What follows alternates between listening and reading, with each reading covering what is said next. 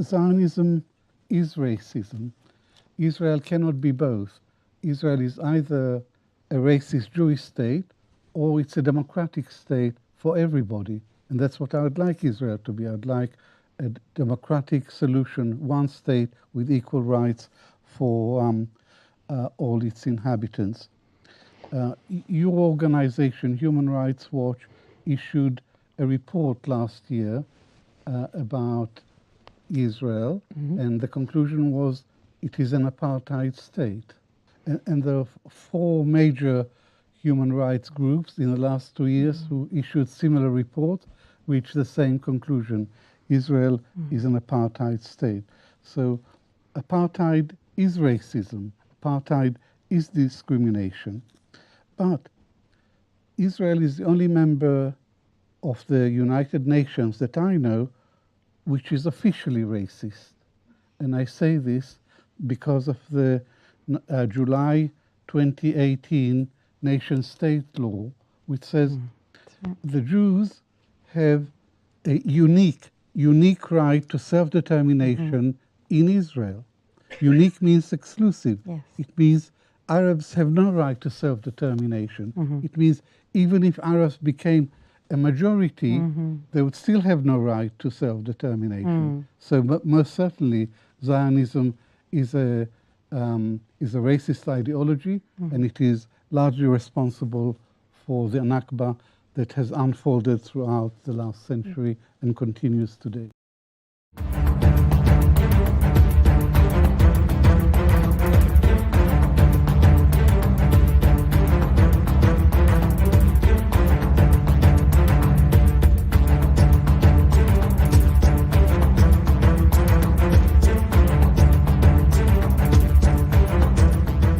Welcome to the Daily Wrap-Up, a concise show dedicated to bringing you the most relevant, independent news as we see it from the last 24 hours. Thursday, January 25th, 2024. Thank you for joining me today. I've got a big show, a lot to get into, and it's going to be a long one. So get buckled in because we have a whole bunch to cover today. Definitely going to get into the larger conversation, Gaza, Israel, and an important element of that, which I've touched on, discussed more than once, but specifically going over the UN resolution that, democratic process voted, and the vast majority of the entire body voted that Zionism is racism 20 plus years ago. Of course, that was voted later down the line and changed. And it's a, flowing process. But the point is that on the record, this was established and upheld for a very long time. And, it's just incredible that we can still have these kind of debates. And now the world is becoming acutely aware of the lies that have been told. We're going to talk about that early on in the show today, but we're going to start with an important conversation about informed consent, something that Josh Walco's put out that we've been discussing and kind of going over the illusions around the way they play with informed consent.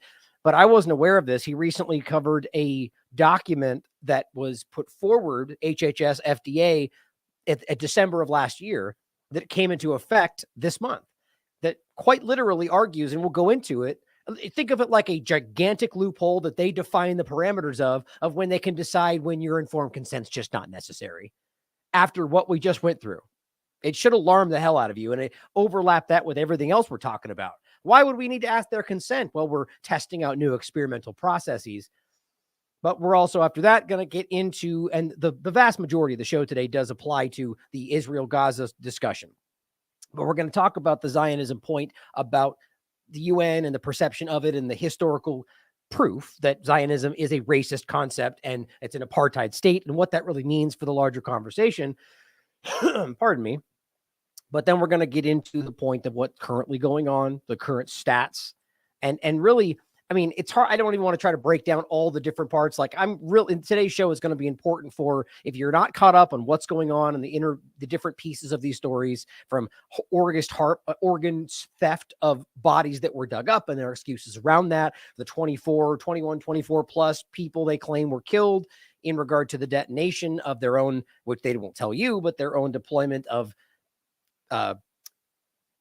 controlled demolition devices in order to bring down civilian infrastructure, documents and articles in Israeli media that have come out that have exposed that that is what they were doing. And in many cases took down entire blocks without any justification. I mean, it's coming out left and right, which was one of the ways I framed all of this latter part of the show.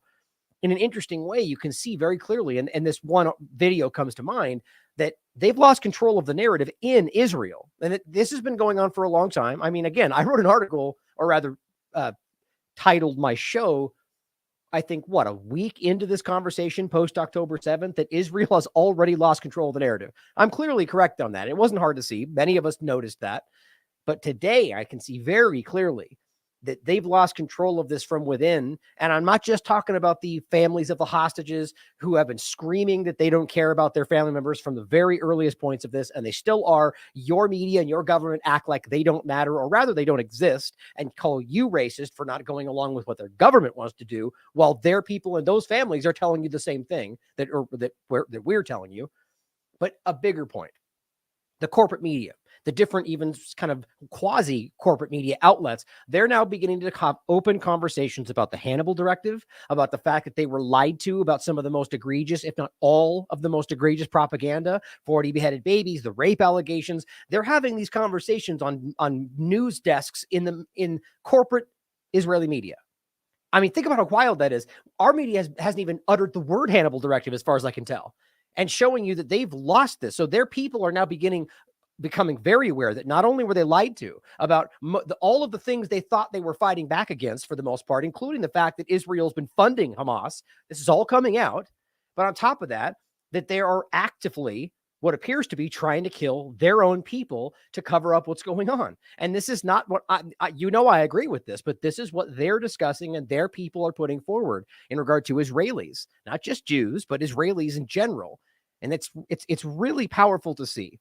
Now, we're also going to talk about the U.S. perspective of this and how embarrassing it is that they're trying to act like we're not at war with anybody. And we're going to get into the basic definition of war and how insulting it is that they play these games, and how that overlaps with the larger conversation of foreign policy in Yemen and China as well. But the hostage situation will focus on toward the end in regard to Qatar and Egypt, and how that's shifting dynamic is exposing everything. The humanitarian aid continuing to be shown to be held up by Israel, and even Egypt is now standing up and saying, how dare you claim we're doing any of this? And you can show all the lines up, you can show them cheering, and even Mossad put a tweet out praising the Israelis that blocked the aid. So it's very clear that they are speaking out of multiple sides of their mouth here, and it's being caught by everybody.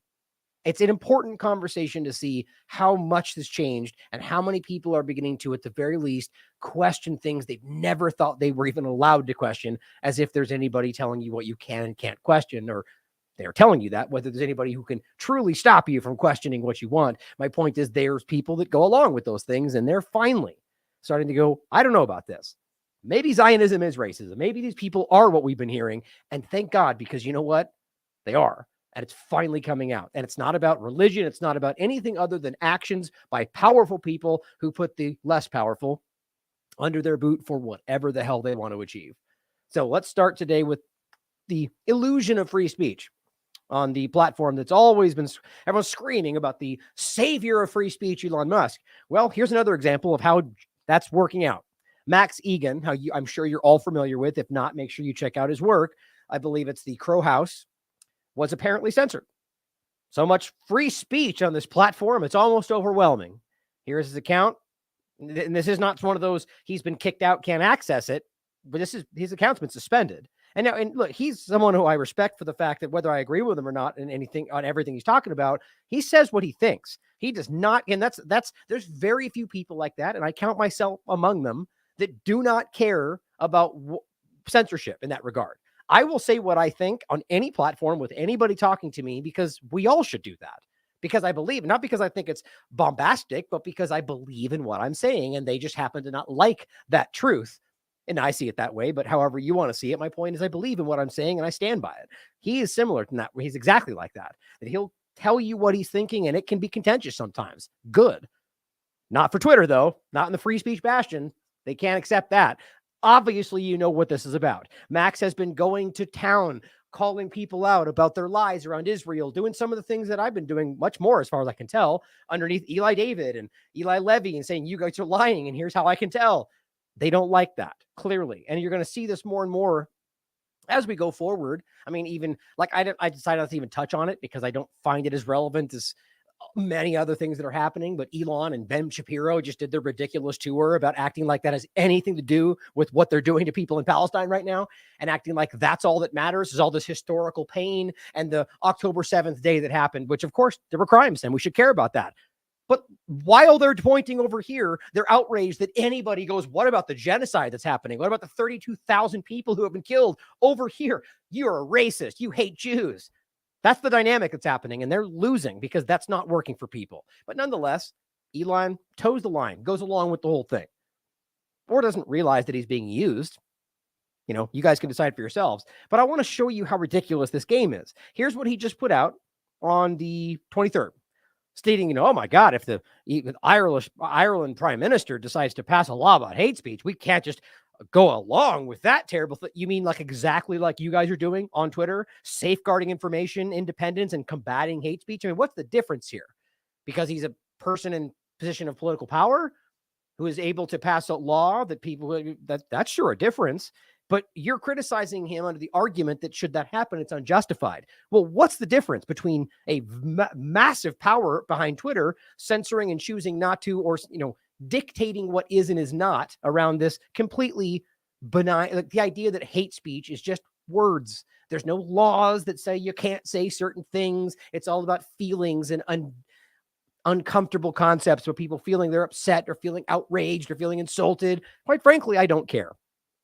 You guys should, if you guys are at the point in your lives where people's mean words mean enough to you to try to censor everybody's speech, you're a maniac.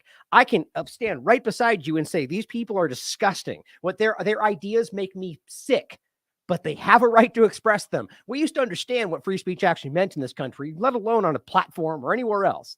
Now, look, yes, Twitter, of course, could, as a private company, can do whatever it wants, but then don't stand up and pretend that you fight for something that you can prove you're not fighting for, a la Max or any other example you could put forward. Now, here's another one. This just happened on Twitter.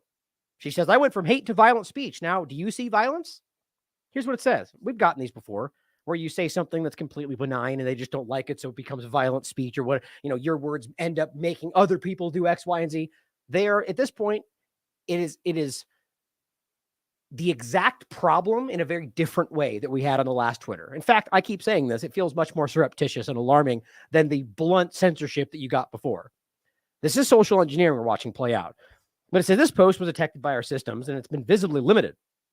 We've determined that your post violates our rules against violent speech. Again, before they just said it was hate speech, which proves to you yet again, which we should need to prove, that they're absolutely censoring what they deem to be hate speech.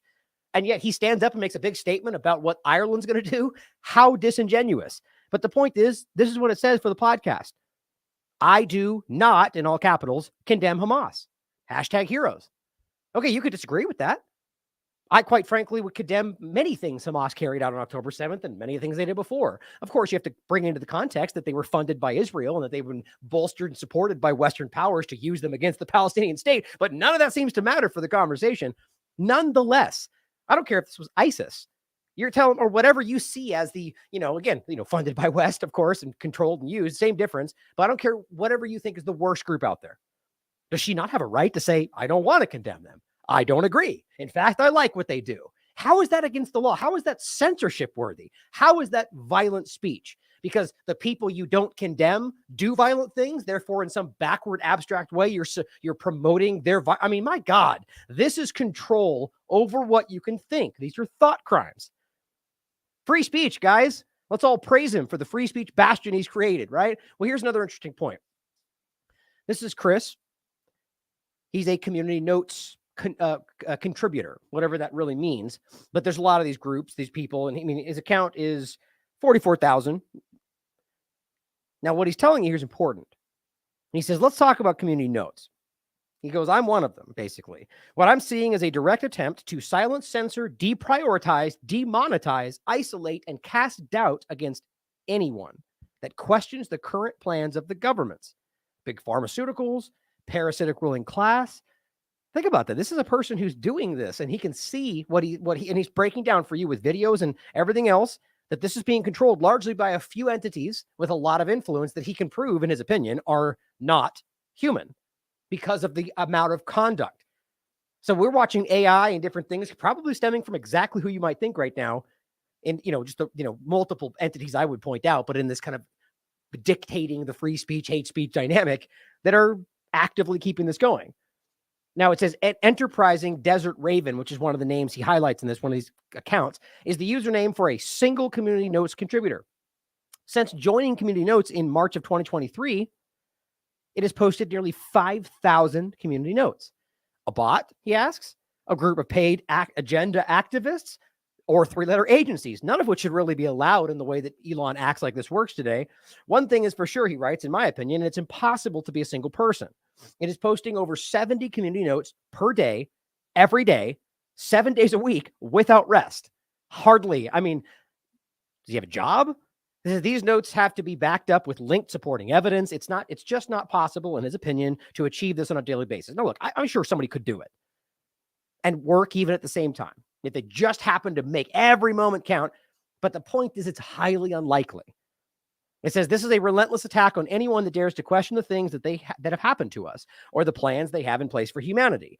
Community Notes works on a basis that when a contributor sees a post and wishes to correct that post, they create a note that provides them information and links to data which support their note. Now, that doesn't just go live, right? It says when enough, or so we're told anyway, when enough. One more thing, I would be willing to bet you that there's obviously a way that if Elon or somebody in power wanted to make it happen, they could. But it says when enough contributors approve the note that this individual have put up with their supporting evidence, it then goes live. If contributors don't agree with the note, they state why and can add counter information. This all happens behind the scenes. It's then not published, but left pending unless other contributors then agree with the original note and so on. I find that important to understand how at least they claim that it works. Attached is a video of all the community notes that Desert Raven has added, both published and pending in just the last 10 days. It'll blow your mind. This is from within the community notes section, so you'll not normally get to see this. The vast majority of these notes are in pending, waiting to go live. The video goes on forever, and it's only the last 10 days worth. Impossible for a single user to create, he argues. There's no doubt that you will know someone in these videos, and you will.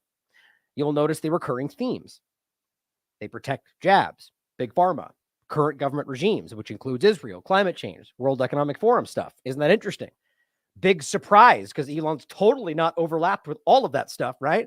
Anyone that questions what's going on that has a large follower base appears to be targeted, especially blue ticks. The community notes that have been approved all appear to be supported by the same group of contributors. This is really bad, extremely concerning. Yeah. He says, I will individually contact every single person that has had an attempt to depopularize their post in this video. Of course, he tags Elon. Like, I think it's kind of shocking that we can't wrap our minds around that he's aware of this, guys. He has to be. You urgently need to do a complete audit of community notes. Or, I mean, you could argue that it's just a benign, like, lack of concern. Just let it happen the way it happened and doesn't care. Either way, he's still responsible for this, or Yacarino, however you want to look at it. They are either bots, groups, bad actors, and so on. Now, here's what's interesting. He says IP and MAC addresses access would easily identify this. Well, what do you know? So you could look at this one of two ways. This is either a real attempt by an individual to go, hey, there's a problem here, and it's not as real as you think it is. Or it's a lie manufactured to justify getting more personal information from you to pretend to fight a problem that's not there. Or it is a real problem, and they're trying to use that real problem to get your personal information, and that problem will probably never go away because they're probably making that happen. Problem, reaction, solution. All these are certainly possible. Either way, it seems the solution becomes no more anonymity, and it all goes away. I just feel that does not. I'm not trying to say this person knowingly is doing that, but it feels very suspicious to me. Now, you can watch this video. It's crazy. It's 30 minutes long. I mean, it just goes on forever. And every single one of these things, of course, Twitter Freeze is a terrible platform right now. It is unreal. And you can look at all this stuff. You should take a minute to look through it. My point is that we cannot trust this stuff, guys. We are not being told the truth. So let's go. Well, actually, before we get into the informed consent, I've been putting some effort into getting some more posts out on the Substack. I recently put up one of our recent. Here, this is the one from Taylor's recent interview. We keep putting out clips. We have a bunch more to come out, which is called Dissection of the Aorta, a rare heart condition observed in COVID-19 injected patients. another one coming out in a couple of days in regard to the sperm aspect of the spike protein and so on. I just put up one of the clips that we did around regard to the brain virus, the GM nanoparticles. We put out the clip about the appeal discussion and so on. So more coming your way. Make sure you check that out. If you'd like to support us on Substack, obviously this is a good way to support the platform.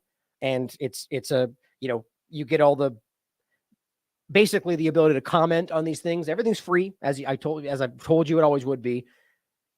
But we do get the monthly chats and so on. Like you get the Zoom meetings with just me every month, essentially. And I'm thinking I'm trying to find some more ways to find this to be, to give you benefits and so on. But really the point is always, everything's out there. You know that we put it out for free. If you want to support us through this platform, it's just a way for you to support this TLAV in general. Like on Subscribestar, for example, where you can sign up, even though that content is free elsewhere. It's behind paywall, so you can choose to support us through that if you'd like Rockfin and so on.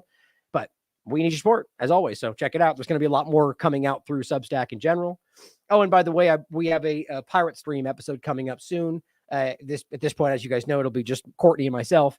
And it looks like Catherine Austin Fitz might be joining as our third mic. We have a lot of guests lined up for the third chair in general. I think we're kind of going to leave it that way for now, but keep an eye out for that. Now, this is something I was recently sent, and this is just, we actually just talked about this, but I wanted to make sure you saw just how real this stuff is and how concerning what they're stating in this is based on the fact that this is a failed concept. The whole damn thing. And I should have just grabbed this to begin with, but this is the one that Dr. Fauci put out that literally says that this has failed, right? Rethinking the next generation. And if you read the whole thing, it's very clear that, we have to stand back and reevaluate because it didn't work. We have to find a way to get the mucosal immunity, blah, blah, blah. But we're talking platform style mRNA injections. This is what it's about. So I'll include that so you can see that they are openly saying didn't work. And we damn well know that by now, as people are wildly suffering around the world because these shots are still being given. But this is the next step. Or really what I argue was already there. In fact, was the original Pfizer shot was labeled as self-amplifying, but now they're coming out with this as the next step. Safety and immunogenicity of specifically the title for it at the moment is VLP-CoV-02, a SARS-CoV-2 self-amplifying RNA vaccine with, guess what? Not N1-methylpseudouridine modified RNA, but a modified base of 5-methylcytosine, as opposed to the methylpseudouridine. And you know why? It says it right in the article, because we have too many adverse events. You mean you're completely telling us outwardly anywhere else that everything's safe and effective, but then you try to make a whole new one. Why? Because we have too many adverse events. But if you ask elsewhere, but no, we're all fine, safe and effective. But your whole justification is that it's not working. Just realize how intertwined with this system is inherent dishonesty. They know that they're hurting people with what they're giving. They're still doing it anyway. Let's say it more specifically. The people involved with these shots and doing this scientific research seem to be acutely aware that these things are hurting people. No one seems to want to stop that. And they state why they're making this new one is to alleviate those adverse events. And we're trying something different to do so. This is from the 22nd of this month.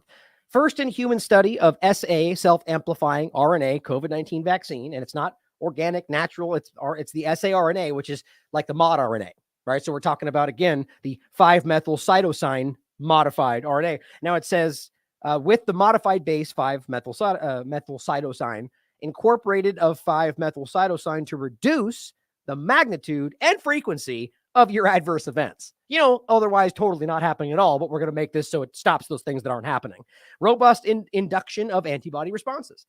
So again, just like I showed you in the recent shot they're pushing, there's no correlation of protection. We have no clue if this massive response you're seeing has anything to do with what you're currently trying to protect yourself from, or that we tell you this is to protect you from. We just go, well, it's got a hell of an antibody response. Are the right ones? Well, we'll find out, won't we? Clearly they're not, especially when you realize that they're aiming, what was the one we talked about, the malaria or the Ebola shot? They're aiming it at very specific strains. So I guess you just got to hope that that's the thing that comes along if you think those are there anyway. It says continuing emergence of variants of concern. Are you concerned? They seem to keep pointing at these things that are drifting into the background of being totally, benign, essentially, with more transmissibility. If that's even what's actually happening, that's their narrative even, and yet they still argue more of these things are happening, which, what are they doing? Reducing vaccine efficacy. Oh, so the new things that are coming out today are reducing the efficacy of a shot you got 4 weeks ago or a year ago? Explain that for me. No, what's happening is your body's destroyed, and these new shots are being tailored to try to fix that, I guess, in some new way or get a new response. You can't pretend that the new variant that just came out is in any way affecting the efficacy of something you took already a while ago. You can argue that that doesn't meet, it doesn't effectively stop that, but it didn't effectively stop what you gave them first. It's just this game of just like constantly pushing this forward. And now it says the VLP-CoV-1. So there's two of them, as always. And let's not forget how they always seem to swap one out for the other when you're not paying attention. But guess what? It's a lipid nanoparticle encapsulated self-amplifying RNA COVID-19 vaccine with a comparable immune response to BNT162b2. The one, by the way, that was labeled as self-amplifying when it first came out. Comparable immune response.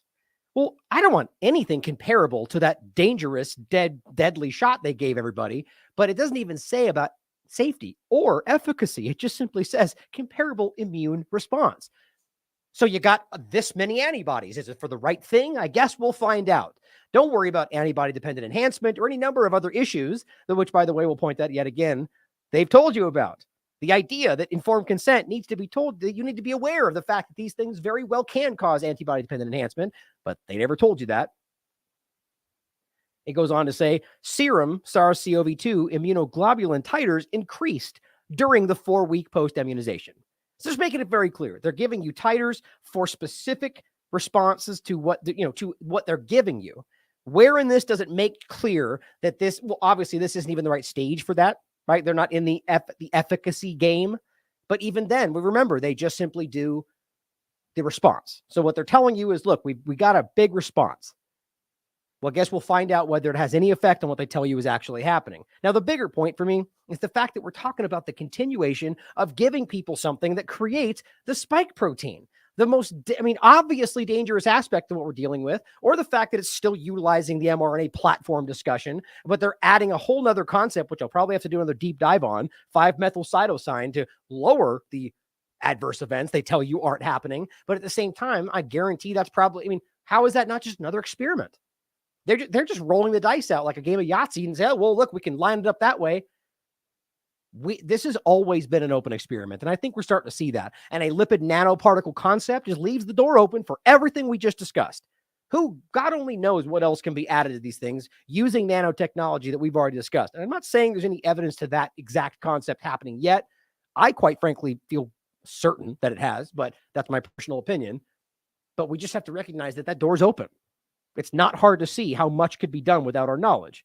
And that gets into this exact next point about informed consent, as they actively dissolve, break down, and, disjoint the entire concept. And I'll show you why I use those words in particular. First, to the idea that these are failing, and they are indeed failing, if that's even the appropriate word for it. Ozzy17 shares the fact that the Italian police unions have been sounding the alarm specifically over a surge in, sudden deaths of officers after COVID-19 injection. Like, this is being, just like the Israel conversation, this is being publicly pointed out. Not just that we're baffled about deaths, but that we're baffled, or rather we're concerned about post-COVID-19 shot sudden deaths of our officers. What I would argue, this is just what all of them are seeing. They just have the courage to point it out. Airline pilots, all the stuff we keep seeing. Or just how about the point we should really focus on, almost like a global breakdown of how many people are randomly suddenly dying at perfect health. It's overwhelming. I broke it down in 2021 through 2022 with just athletes. As you remember, people are still only beginning to discover how big that was, and used their studies, both the FIFA study and an NIH study, to prove to you that it was astronomically more than they'd ever seen in a given year. In a perfect world, that would have been a worldwide story, but of course, not when TLAV talks about it. But the point is, this is very clear. Here's the actual video from their account where they're telling you: alarm of sudden deaths and illness with the Italian police. The number of vaccinated police officers who died suddenly is continually increasing. How do you run from something like this? It is coming out. This is the old shot, and they're pumping out the new ones. I just find that unreal. But thank you, Champagne Joshy or Josh Walkos here, for noticing this. And I really, truly believe it's because of things like we just saw and the ongoing experimentation that's not just about testing this shot. In my opinion, it goes much, much larger than that. And I'll actually include, that's weird, the title will pop up. I'll include some of my recent shows for you to look at. But here's what he wrote. This is the Federal Registrar, and we'll go over it in a second. This is, the basically where this stuff gets posted. Oop. What was that? You see that pop up just now? Oh, yeah, it's that right there. Never mind. I thought there was something changing. But this, they post these things about government processes and so on. But I'll include these for you guys to check out. Here we go. This is the one I was looking for. I'll just grab these last three that I think are important.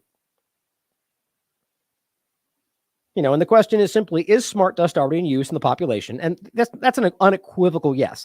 The real question is whether it is a large deployment and whether it's, ubiquitous in the world. This stuff, as you watch the show, which I hope you will, goes back, 2000. I mean, this stuff's been around for decades at this point, and it's not talked about right now. And my next step question was COVID-19, whatever that was, an attempted experimental next step? And this gets dark. This gets into stuff like internal biosurveillance, actual control over your thoughts. I mean, these are real things that are discussed in peer-reviewed science and military documents, and yet the average people will laugh it off because it's just conspiracy theory, which has just got to be one of the most ignorant phrases I've ever heard today. But he says, just so you know, the FDA and the HHS made it so that informed consent could be waived by what the IRBs, which are the, where was it again? The Institutional Review Board. And it says the new rule went into effect 2 days ago. He posted this on the yesterday. Now, he included the link. Thank you for that. He says you should really take the time to read the convoluted reasoning they employ in response to the critical comments submitted. Basically, they say that in certain situations, informed consent could F up our plans, and we have to be able to waive it.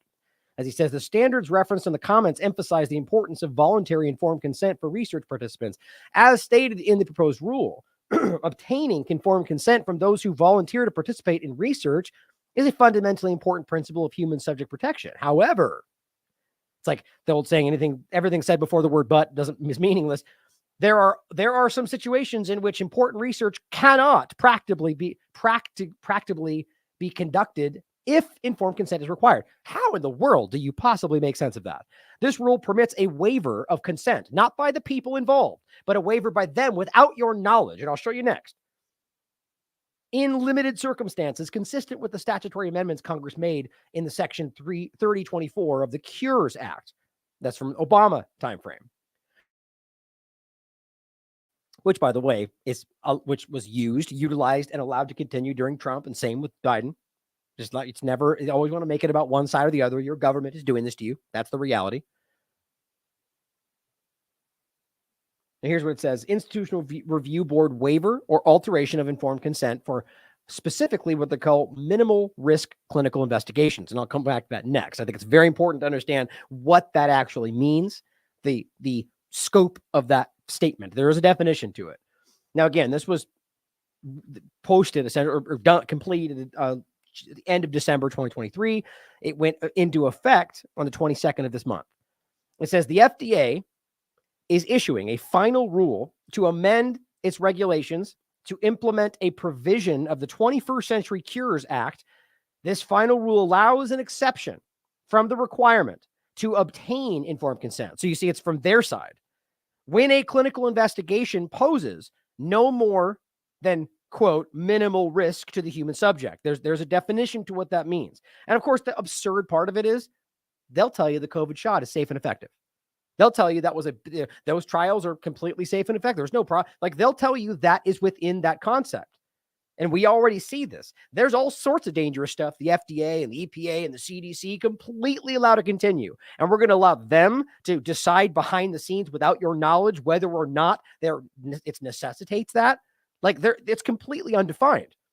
Despite the fact that it's defined, this concept has a definition. My point is, we know that they don't just go along with these things. There's going to be some political abstract concept about what and of course, then they can use other policies and other legislation to kind of bend those parameters, right? We see how this game, mission creep of medical freedom.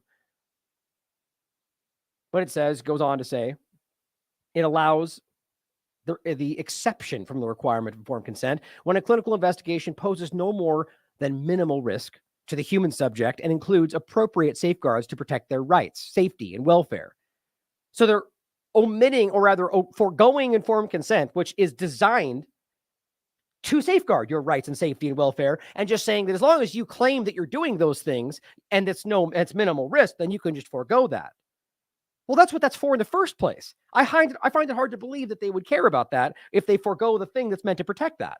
It says the final rule permits an institutional review board, an IRB, to waive or alter, whatever alter would mean, certain informed consent elements, or to waive the requirement to obtain informed consent entirely under limited conditions, whatever that ultimately means to them. Again, that's how this is played, for certain FDA-regulated minimal risk clinical investigations. Now, down here it says, for an IRB, the review board, to approve a waiver or alteration of informed consent requirements for minimal risk in clinical investigations, the rule requires that review board find and document 5 criteria that are consistent with the revised rule entitled Federal Policy for the Protection of Human Subjects. So all this is about experimental work, or which I guess, just testing on human subjects. And the fact that there's ever a situation where you're not given informed consent while they're testing on you. And the point is always, do you think the average people involved in these things that trust their government are even aware this exists? Because they posted it on this abstract federal registrar that nobody looks at, that somehow they're going to know about this? They're not going to tell you they're not giving you informed consent. That's the whole point of not having to do it.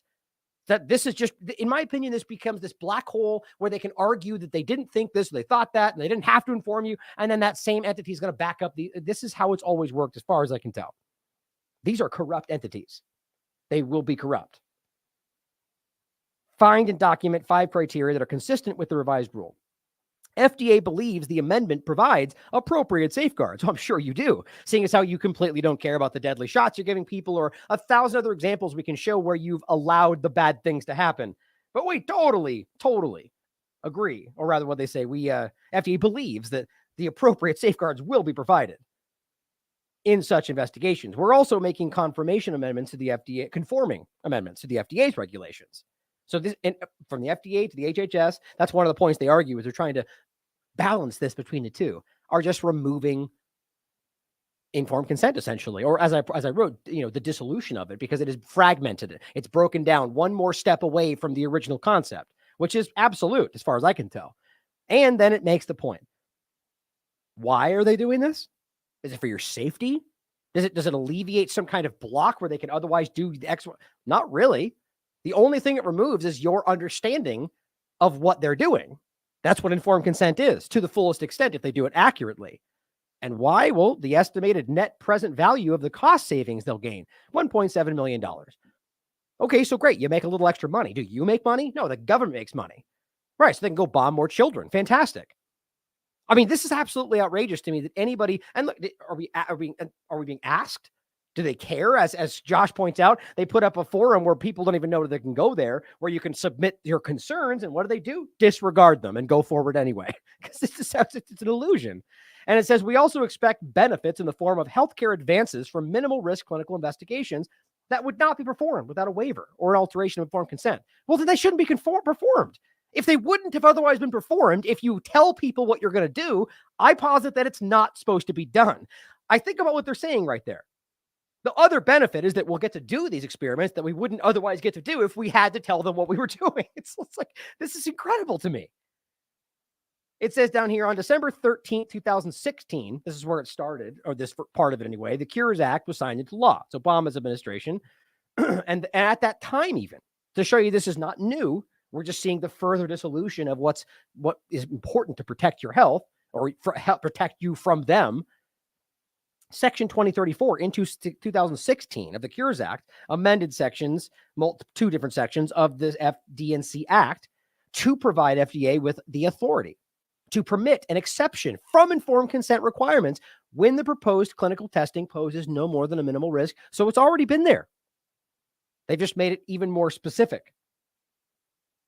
It says the rule implements the statutory change. This rule we're looking at, the statutory change, by allowing an additional exception from the general requirements of informed consent. Great. So all they did, I mean, I wasn't even aware that that was even on the table. What Josh is showing you here is them adding yet another exception, another watering down the possibility in the first place, or secondarily, I guess. So does that play into why we weren't told the truth about any other shot before this, including the COVID-19 shot? Most likely. I think that was all I had in here. So here is what this is going to make it all the more interesting. This is what a minimal risk clinical investigation is. He says, often investigators refer to a clinical study as minimal risk, in quotes, while pointing to the side effects as being minor or acceptable for the given condition, and or that the procedures in the study are common in medicine and rarely have severe complications. Isn't that how they describe everything under COVID-19, even though we know that's not true? My point exactly. Now it says, while this may be valid in common terminology for clinical patient management, for regulatory purposes, assuming they even care about maintaining that kind of level of scrutiny, this would not satisfy the very specific definition, which there is a specific definition of minimal risk as provided by the very FDA. Despite common parlance, minimal risk has a definition in the regulations. It says the FDA defines minimal risk broadly for us in 21 CFR 30.3K, quote, minimal risk means that the probability and magnitude of harm or discomfort anticipated in the research are not greater in and of themselves than those ordinarily encountered in daily life. So walking, getting a sunburn, right? Like things that you would encounter by being around, like minimal stuff during the performance of routine physical or psychological examination or tests. Like they give an example, like a blood test, right? Very, very, very extremely rare that something negative will happen unless, in something like that. Now it says this means that the risk of the research are those that a healthy person could expect to encounter at routine clinical visits. So we're not even talking about benefits outweigh the risks here, that game they play. We're talking about like a very specific level threshold of, what if you go in there and you have the risk of anaphylaxis, nope, doesn't count, right? That's what they're trying to say. Examples of procedures that are generally considered to meet what they call minimal risk: blood sampling, as I said, MRI, right? Even though there's clear things that could go wrong with that, it's largely we understand to be, you're not going to walk out of there and have a blood clot or a stroke. Now it says placement of a peripheral venous line for less than 24 hours. Okay, so these are generally things that you can see as mostly benign. Now, examples of procedures that are not considered to be minimal risk. You're going to love this. Administration of virtually any investigative drug or biologic, even if the product is approved for the indication being studied or for the indications and is known to have a generally mild safety profile and adverse events are rare. Just so we're clear, this isn't at this moment applied to any specific experiment or test or research. But let's remember, this goes back to 2016, so it's already been happening. My question is what had been omitted then to now, but as we go forward, do you really believe they're not going to apply this to investigative drugs or gene therapy processes or the next COVID shot? I'm willing to bet you my life that they're going to point at this and say totally safe and effective because we're using the same platform and the same test from before, even though we know that's not applicable, or that even if it is, that it's still very dangerous. Mark my words. I believe that they're going to include things just like this and argue they don't need to truly inform you. But it says as well, a clinical investigation of a device that involves invasive sampling, a la smart dust, nanotechnology, implantables, Neuralink, blah, blah, blah. An MRI with contrast or sedation. So they're even using one of the examples from up here. And if you simply just apply sedation, too much, because there is possible risk that comes from being sedated. So think about how important that is when they argue that there's no informed consent necessary to whatever they categorize, and how much you want to bet quietly in a year they'll alter this definition too, right? I know I'm a skeptic. I know that I am jaded against these entities, but my God, that this is historically the way these things have gone. Either way, informed consent is not something that should just be chipped away at. It's incredible to me that this can even be allowed. It just shows you the runaway train that is our government. Now, this is something that we've talked about since 2020, when this actually came out. It was peer-reviewed on March 2021. You've seen me mention this so many times. Informed consent disclosure to vaccine trial subjects of risk of COVID-19 vaccines worsening clinical disease. Remember this? They never did this, but the finding was very, very clear.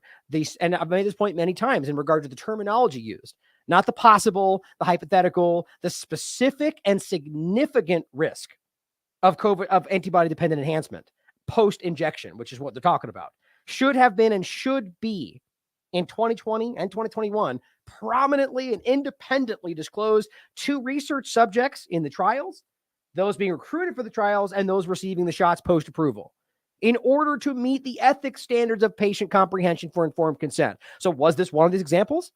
Did they apply this broken logic to the COVID-19 discussion? Nobody was given informed consent. They weren't even told about the blank sheets. The people giving these shots didn't even know about the blank inserts. And people are still not being told about this before giving these shots. So I quite frankly think this is in effect for pretty much whatever they want it to be right now. And this is the clip version of this. The full show is right here. But as it says, the study finds, just like I told you, specific and significant risk, and it was hidden from you. They knowingly hid this, even though it's on a public peer-reviewed study on the National Library of Medicine. Now, lastly on this, it's rare that you could see these.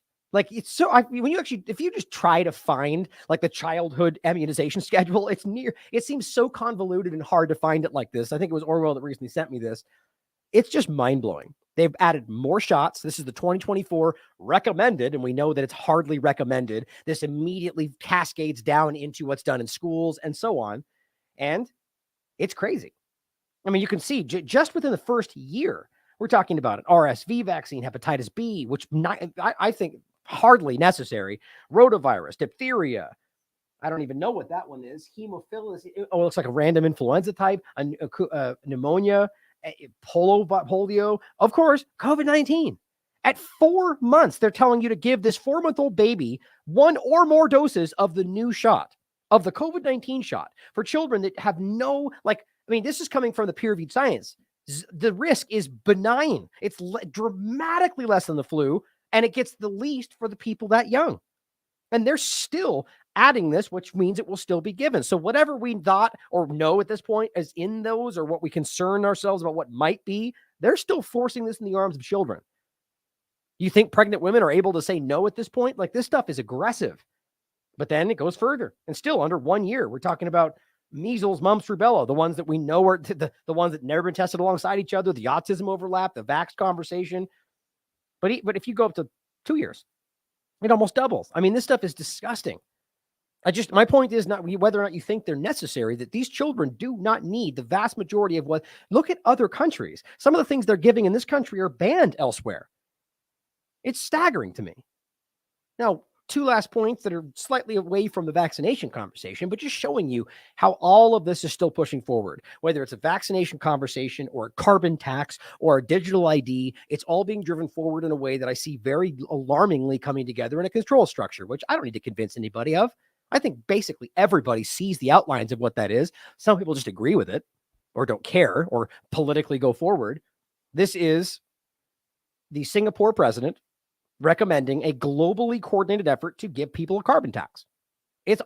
This is still going forward, despite the fact that there's aggressive pushback from even at country levels all around the world. It seems that most peoples of the world don't want most of this, and yet they know better, don't they? There's no realistic solution to the climate transition that does not involve a globally coordinated system of carbon taxes. There's no realistic or fair solution that does not involve a globally coordinated system of carbon taxes. And Ngozi at the WTO is coordinating this with several other international organizations. It's still early days. There's a perception that it's unjust, it's unfair, it'll lead to inflation. In fact, quite the contrary. If we don't do this, the countries that will suffer most ultimately are the developing countries. They're going to be the worst affected by climate change. If we don't do this, it's ordinary vulnerable communities that will suffer the most. What we need is a system of carbon taxes coupled with subsidies for vulnerable households and a stream of funding for the developing world to allow them to engage in investments in mitigation and adaptation that allows them to keep growing. And that's a real opportunity. It's a fair solution, and it's the only realistic solution. And we can't keep ducking it. Right. So you just decide for everybody what is the solution, right? We disagree, man. And these countries don't want you to force your digital ID on them to justify your carbon tax social credit concept. Like, it's very clear. And that's obviously getting into the point about whether carbon tax or carbon itself is even the real thing to be concerned about. As the idea that they're just going to pay their tax and continue to pollute. As the largest polluters of the world, all that'll happen is you'll pay more for gas and drive less when you need to. Right? I mean, that's the argument, that they're going to do anything different other than just have to pay this tax, but they'll add into their, it's part of doing business. They'll continue doing the same things they're doing. It's about control and the digital infrastructure around your life. But he also said the subsidization of people that need. So you're becoming more of a debt slave in this aspect. Look, I don't care if you believe this is accurate or not. Don't you think people should have a choice? I don't care whether you think that the world's going to end tomorrow. If we go to a point to where suddenly, based on your justification, that people no longer have choices, well, that's exactly what we've always been warning about, right? Compulsory moral bioenhancement or any of the things we've discussed, it always comes back to that moral argument, which usually is the opposite. Now, on artificial intelligence, which is obviously a part of all of this, I just wanted to point this out. I'm sure you saw that Twitter has added this Grok thing, which you can only use if you're on Premium Plus. No, thank you. But it's just so gross and alarming how much this is being, from my perspective, I know some people don't think this is a problem, but that this is being pushed in your face, and it's being used in a way that it's just like the DNA concept when that was happening, when people didn't realize that it wasn't just as simple as you getting some fun information. They were utilizing your personal genetic code and information, which we still don't even fully grasp what that means at this point. Well, it's the same thing here. This is machine learning. They're actively using you to learn from you what you think, as well as using that to train their models. Again, I don't think that's okay. But I just want to point out that on Getter, Trump's platform, it says start writing and modify your content with AI. Just wanted you to see, guys, that the people on the right who are aggressively kind of like, WEF is a problem and this is a problem, and yet Trump's thing is, it's okay because Trump did it. Not everybody. I don't even think the majority, but I just want you to see the two-party illusion. The people stuck at the core of it are always largely being dishonest about these things. Now, let's talk about the Zionism aspect. The concept of whether Zionism is racism and so on. This is an important discussion of the UN documents and the history around this that's very clear. Torah Judaism, which we've pointed out many times, is a group that's all over the world. It's in Israel, it's in the United States, it's in the UK, and this is a group of Orthodox Jews that just scream at the top of their lungs in every possible way that Zionism is not Judaism, and that Zionism has hijacked the religion to cover what they're doing. It's exactly what I argue is happening. And it's pretty damn easy to prove, quite frankly, if you just look up the real history that doesn't come from Zionism, manipulated concepts. And I'm talking about people that were there. People like Avi Shalom, who remembers the history, who's told about his, as I've played before, maybe I'll play it in a second, the idea that Zionists were bombing Jews in Iraq to drive them into Israel to create state of Israel, or the fact that Zionists were, through terrorism, attacking the British to force them to do this. And there's all these different manipulations to talk about. In this case, this is a tweet from them saying Israel sent giant bulldozers to destroy houses, farms belonging to Palestinian citizens, and the Zionists now claim the land as their own. This is now, by the way, this has been going on as law, not just post October 7th. Zionists are deliberately pushing Palestinians away from their lands and homes and replacing them with Zionist settlers. Why? Because it's a Zionist colonial settler project. That's what they called it themselves, to look back far enough. It is inherently unconstitutional, or rather, violation of international law and racist at its core. And on top of that, if you speak up in any way about this, whether Jew or not, you get attacked by the Zionists, which show you that this is about control of a narrative. Sort of like when Ben Shapiro called the Jewish Voices for Peace a bunch of trash and said that they weren't Jewish simply because they were saying something he doesn't agree with. Think about how gross that makes you. And hypocritical, double standard across the board. But anti-Zionist Jews protesting in Jerusalem to demand the release of Jews detained by Zionists in their prisons. Why? Because they speak out against what's going on in Gaza or speak out against the Zionist concept. So these are Orthodox Jews that are being dragged through the street and arrested. How does that line up with anybody to understand this? Just because they have a different political perspective. Hundreds of anti-Zionist Jews are detained under harsh conditions in Israeli prisons.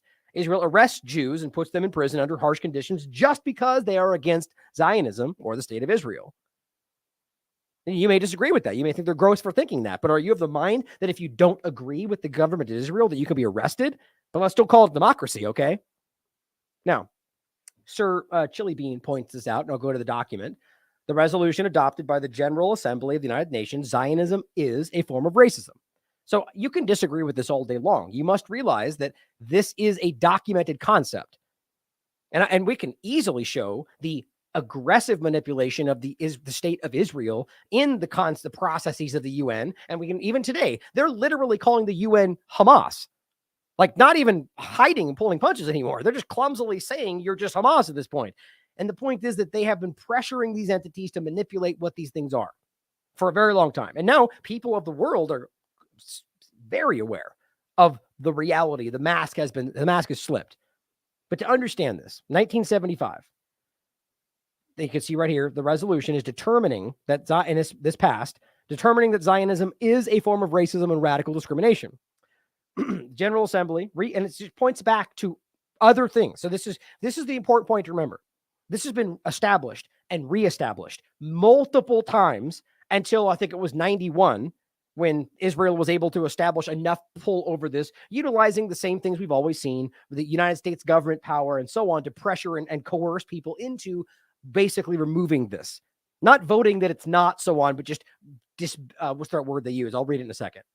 But it says, recalling its resolution of 1904, proclaiming the United Nations Declaration of Elimination of all forms of radical discrimination, and in particular, its affirmation that any doctrine of racial differentiation or superiority is scientifically false, morally condemnable, socially unjust, and dangerous. Now, nobody can argue that what they're doing is something other than racial differentiation.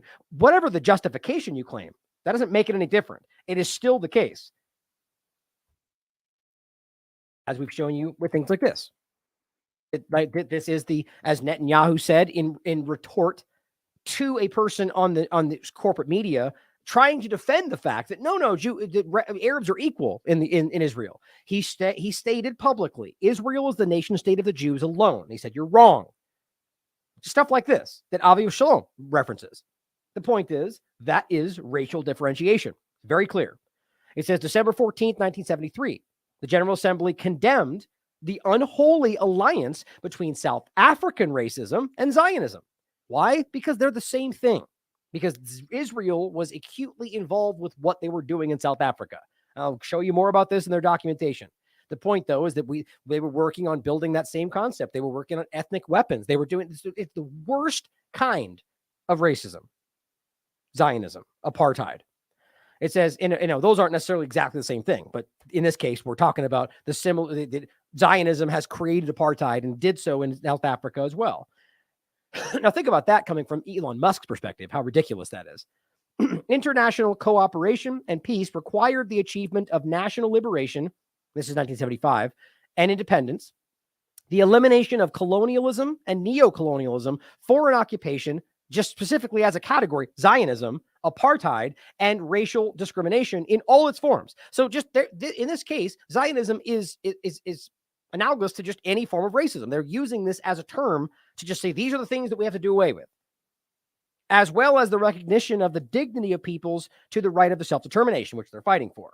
It says, taking note also of Resolution 77, adopted by the Assembly of Heads of State and Government of the Organization of African Unity at its 12th Ordinary Session, held at Kampala from 28th of July to the 1st of August, 1975, which considered, quote, that the racist regime in occupied Palestine and the racist regimes in Zimbabwe and South Africa have a common imperialist origin.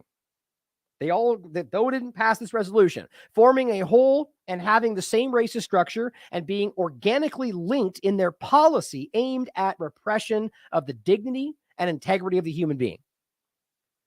So obviously you can't argue this is just about Arabs if you're over here in South Africa in creating the same dynamic. So there's something inherently evil about this. And this is what we're trying to show people. And so at this point in time, they overwhelmingly passed this. And what they're discussing is not only that this is racist, not only that this is an apartheid state, Zionism is part of this problem or is the problem, but that they did the same thing in South Africa. Now, we can't pretend like these are not in this. These things held for a very, very long time. And by the way, are still largely accepted by the vast majority of people, just not the manipulated UN body. But it says adopted at the Conference of Ministers of Foreign Affairs of non-aligned countries held at Lima from the 25th to the 30th of August, 1975, which most severely condemned Zionism as a threat to world peace and security and called upon all countries to oppose this racist and imperialist ideology. They determined that Zionism is a form of racism and radical discrimination. They voted this and passed it resoundingly. I just don't know how we can't recognize what that shows you. That what changed is the influence of Zionism enough to get this to roll it back. But this was a reality at the point at the time, and still is. Now here was just a letter that I find interesting from Yemen, of all time, of all people, all countries, nations. The point is, this was following this this is 1987. And it says elimination of all forms of racial discrimination. That's a letter from Yemen. It's basically highlighting what we're discussing. The implementation of the program of action for the second decade to combat racial and racism and racial discrimination, and grant, a speedy granting of independence to colonial countries in regard to the, like Palestinians fighting for their self-determination. Now it says, I should like in my capacity as chairman of the group of Arab states for the month of February 1987 to draw attention to the letter from the letter we just read, right? The idea, or rather, no, this one says the permanent, make sure it's the right one. Resolution in Congress dated 15 August 1985. Annex thereto contained the document. Well, in any case, they're referencing the same concepts. It might have just been in a later version of it, but you can see as I go forward, this is what they're discussing. The group of Arab states is amazed that resort should be had to an attack, and this is what we're talking about on Resolution 3379. So what you're seeing here in 89 is Yemen standing up and saying, look, Israel is going after this, trying to call out, like, we've all agreed this is a problem. We've allowed this to get worse. And what we're highlighting here is that they're attacking this resolution.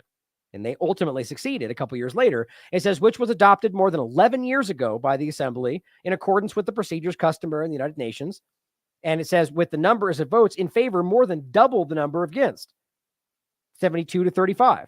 The group of Arab states is amazed that such an attack should be made regarding a subject that was decided once and for all in a purely democratic manner more than a decade ago, without the participation of Israel, which is basically the party concerned with Zionism as a loathsome racist ideology, in a clear and ignominious attempt to exploit the difficult circumstances currently besetting the United Nations. So that's the point. At a time when there was turmoil in the body, they were exploiting this, and with the aim of pressuring embarrassing the organization.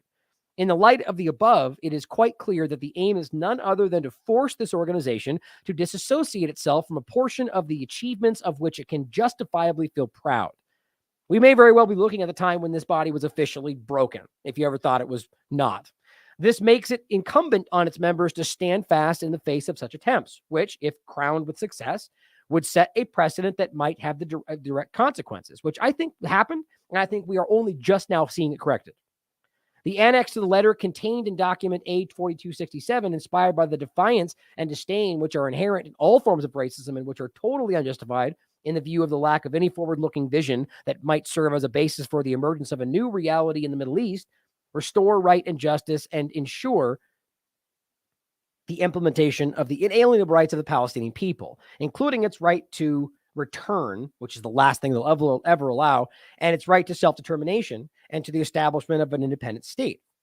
Adopts the threatening tone of vilification as an instrument of pressure wielded by Zionist circles inside and outside of Israel. That's important, for the purpose of breaking out of the isolation resulting from its aggressive practices in the region and other regions. It's most amazing that this attempt should come at this time, when the aggression of Zionism against the Palestinian people and against Lebanon and other neighboring Arab states has reached its culmination. Like, this is been going on so long. It's amazing that most people don't know that. This underscores beyond any doubt the fact that Israel persists in its same philosophy. So the point is, despite the resolution 11 years ago, they've only gotten worse, which, by the way, was allowed because of groups like the United States government, and continues to use the same methods that led to that General Assembly 11 years ago. It says those who set themselves up as defenders of Zionism should refer to the debates that have taken place on the subject, right? The point is, this stuff has already been laid out, whether in the Third Committee or in the General Assembly at the Assembly's 13th session, in order to ascertain that the opponents of Zionism as an odious type of racism are as far removed as they could possibly be from anti-Semitism and opposition to Judaism. Like, it's just so crazy how long this has been made, and they just keep forcing the narrative. The Arabs, as states and as a nation, respect and revere Judaism as a revealed religion and do not see in its ancient heritage any connection as regards belief or as regards teachings and concepts with the Zionist movement. They're telling you exactly what we've been saying, which bases its philosophy on loathsome racial separatism as reflected in its shameful practices and ignominious measures. So what they're telling you at this time was that this was not, it's not about your racist allegations. It's about the fact that you're a racist entity. And so what they've done over the years is both, lie about that and force you to, as we're even seeing today, the conflation of Zionism and Judaism, but more so that they almost created the animosity towards Judaism, which, by the way, is exactly how this dynamic is meant to work. So you don't focus on Zionist actions. If you're blinded by their narrative, you get redirected to anger against Jews because that's what they want you to do, so they can call you racist. But the point ultimately is that it is using the people and the religion to hide what they're doing.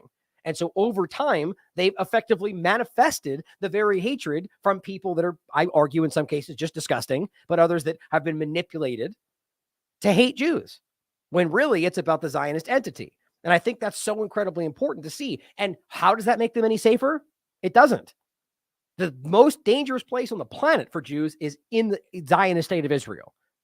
It says the Arabs who are Semites by blood descendant cannot be anti-Semitic unless a man can be his own enemy. That's the point about pretending that the only thing that's anti-Semitic is somehow a Jew in Israel, despite the fact that they come from all over the world and Israel is a state that was made on top of another. The Arabs are Semites here in this case. Palestinians are Semites, rather. So it's stupid to make this game where it's all a manipulation. It says, we therefore hope, because of our concern for the credibility and prestige of the United Nations as a major international organization, that the door will not be open to such dangerous attempts. They lost, of course, for otherwise member states will find themselves abrogating on the morrow that they decide today that it is a very grave matter. Right? What they're saying is they've established it, they voted, it's behind you. So what they're allowing is Israel to come back and just go, well, we don't want that anymore. And just over the process of a decade, apply enough pressure to get them to finally roll it back, which they succeeded in doing. The resolution 337, adopted on November 10th, 1975, quote, determines that Zionism is a form of racism and racial discrimination. 72 votes in favor, 35 against, 32 abstention. Of course, it was revoked, which is highly unusual, by Resolution 4686, adopted on 16 December 1991. 111 votes in favor, 25 against, 13 abstention. There you are. Now, here, to kind of wrap this little segment up in general, I think it's a really important point. We just showed you this yesterday, or 2 days ago, with Robert. At the time, that's why I took this picture, it literally said the post may violate X's rules on hateful conduct. Do you know what he was doing? I'll play it for you right now. Actually, let me just play it for you and we'll talk about it. This is Netanyahu talking about what he defines as terrorism. Explain for me how this is hateful conduct unless you... Well, I'll just play it first. Do is target the innocent deliberately. And therefore, my definition of terrorism is the systematic and deliberate attack, the murder, maiming, and menacing of innocents, civilians, for political goals. You can tell a lot about terrorists, but what happens when they come to power? Those who fight for freedom and come to power do not impose terrorism. Those who do, who fight in terroristic means, end up as being masters of terrorist states. Right. I mean, it's literally what they've done. Right? It all becomes semantics, but ultimately what you're discussing is the fact that they have continued to do the very things that put them in the position of creating a state of Israel, terrorism. And let's not forget, the term, the definition, the actual definition of terrorism is using violence to commit political ends or to achieve political ends. It's simple, right? So it's incredible. So right as he's saying that, as Robert discussed, they were continuing to do so. So he wasn't even being honest then. But again, how is that hateful conduct? Or this is getting so abstract that, I mean, my personal opinion is because that's uncomfortable. for the Israeli government. So dutifully, Twitter acts like it violates something and removes it, while they're showing all sorts of hate speech against Palestinians, all sorts of graphic images about Palestinians being killed. No one cares about those things, apparently. But guess what? They've now removed it. Right? It was posted and now it's gone. I'm sure you can find other people posting it, but how is that? How is this being removed from Twitter? He literally just he said it. It is Netanyahu, and he's simply saying something that should be taken as pretty obvious and benign. That, well, terrorists do terroristic things, and they continue to do so even after they have their state. Yeah, exactly. They delete this because it's uncomfortable and inconvenient, in my opinion. Either way, it does not apply to hate speech unless you're somehow using this to say that's what they are, but that's not what the post was doing. So it's almost like this is what I was saying earlier today. I think it was Elon Levy, who I think it was Corbyn said something like, they always have money, people have, or it was very abstract. It didn't specify anybody. It says money for bombs, but not enough for X, Y, and Z. Right? Elon responded. This is the representative for October 7th. He responded by saying, but it's because of Hamas, and Hamas does this, and it's not our fault, or whatever. He's super reactive, and then comments underneath going, oh, well, maybe I misunderstood. And I'm like, dude, you're so transparent. You're a guilty person. Your guilt is on the surface. People make statements directed at everybody, and you act like you're being attacked when you're not. And the point is that shows a guilty conscience. You know that you're the one that is doing that. So when he makes the statement, you feel like it's directed at you. It's hilarious. But my point is that's what I think is partly happening here. Here's what Caitlin Johnstone wrote. I think this is important. Israel isn't relentlessly murderous and abusive because it's run by Jews. It's relentlessly murderous and abusive because that's the only way to maintain an ethno-state that was abruptly dropped on top of an already existing civilization. This would be true if it was a Mormon state or a Romani state. Take any already existing country with its own ethnic and religious makeup and its own relationships with surrounding countries and drop a brand new artificial ethno-state on top of it with a deluge of immigrants who are designated special above the people that were already in that region. And you're going to get a ton of violence. It's kind of easy to understand. You're also going to see the dominant group espouse supremacist ideological beliefs, especially when you seed them with that as a Zionist, supremacist mindset.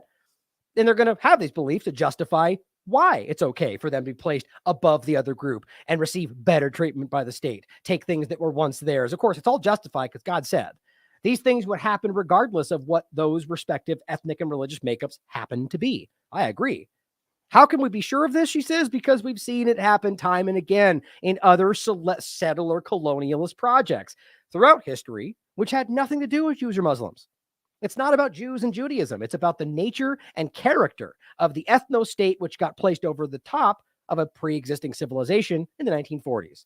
The religions and ethnicities are interchangeable with pretty much any other terms, pretty much any other in terms of how much violence would be necessary to institute and maintain such a state. How can you disagree with that? But some people will because they have a political agenda, in my opinion. Now, here's another group different than Torah Judaism. This one's just called Torah Jews, who have a very, this is I'll just read what it says. Listen to an esteemed Holocaust survivor. And he's discussing one of these Holocaust survivors basically crying, falling to the ground and crying about how Zionists were hurting the Jewish people.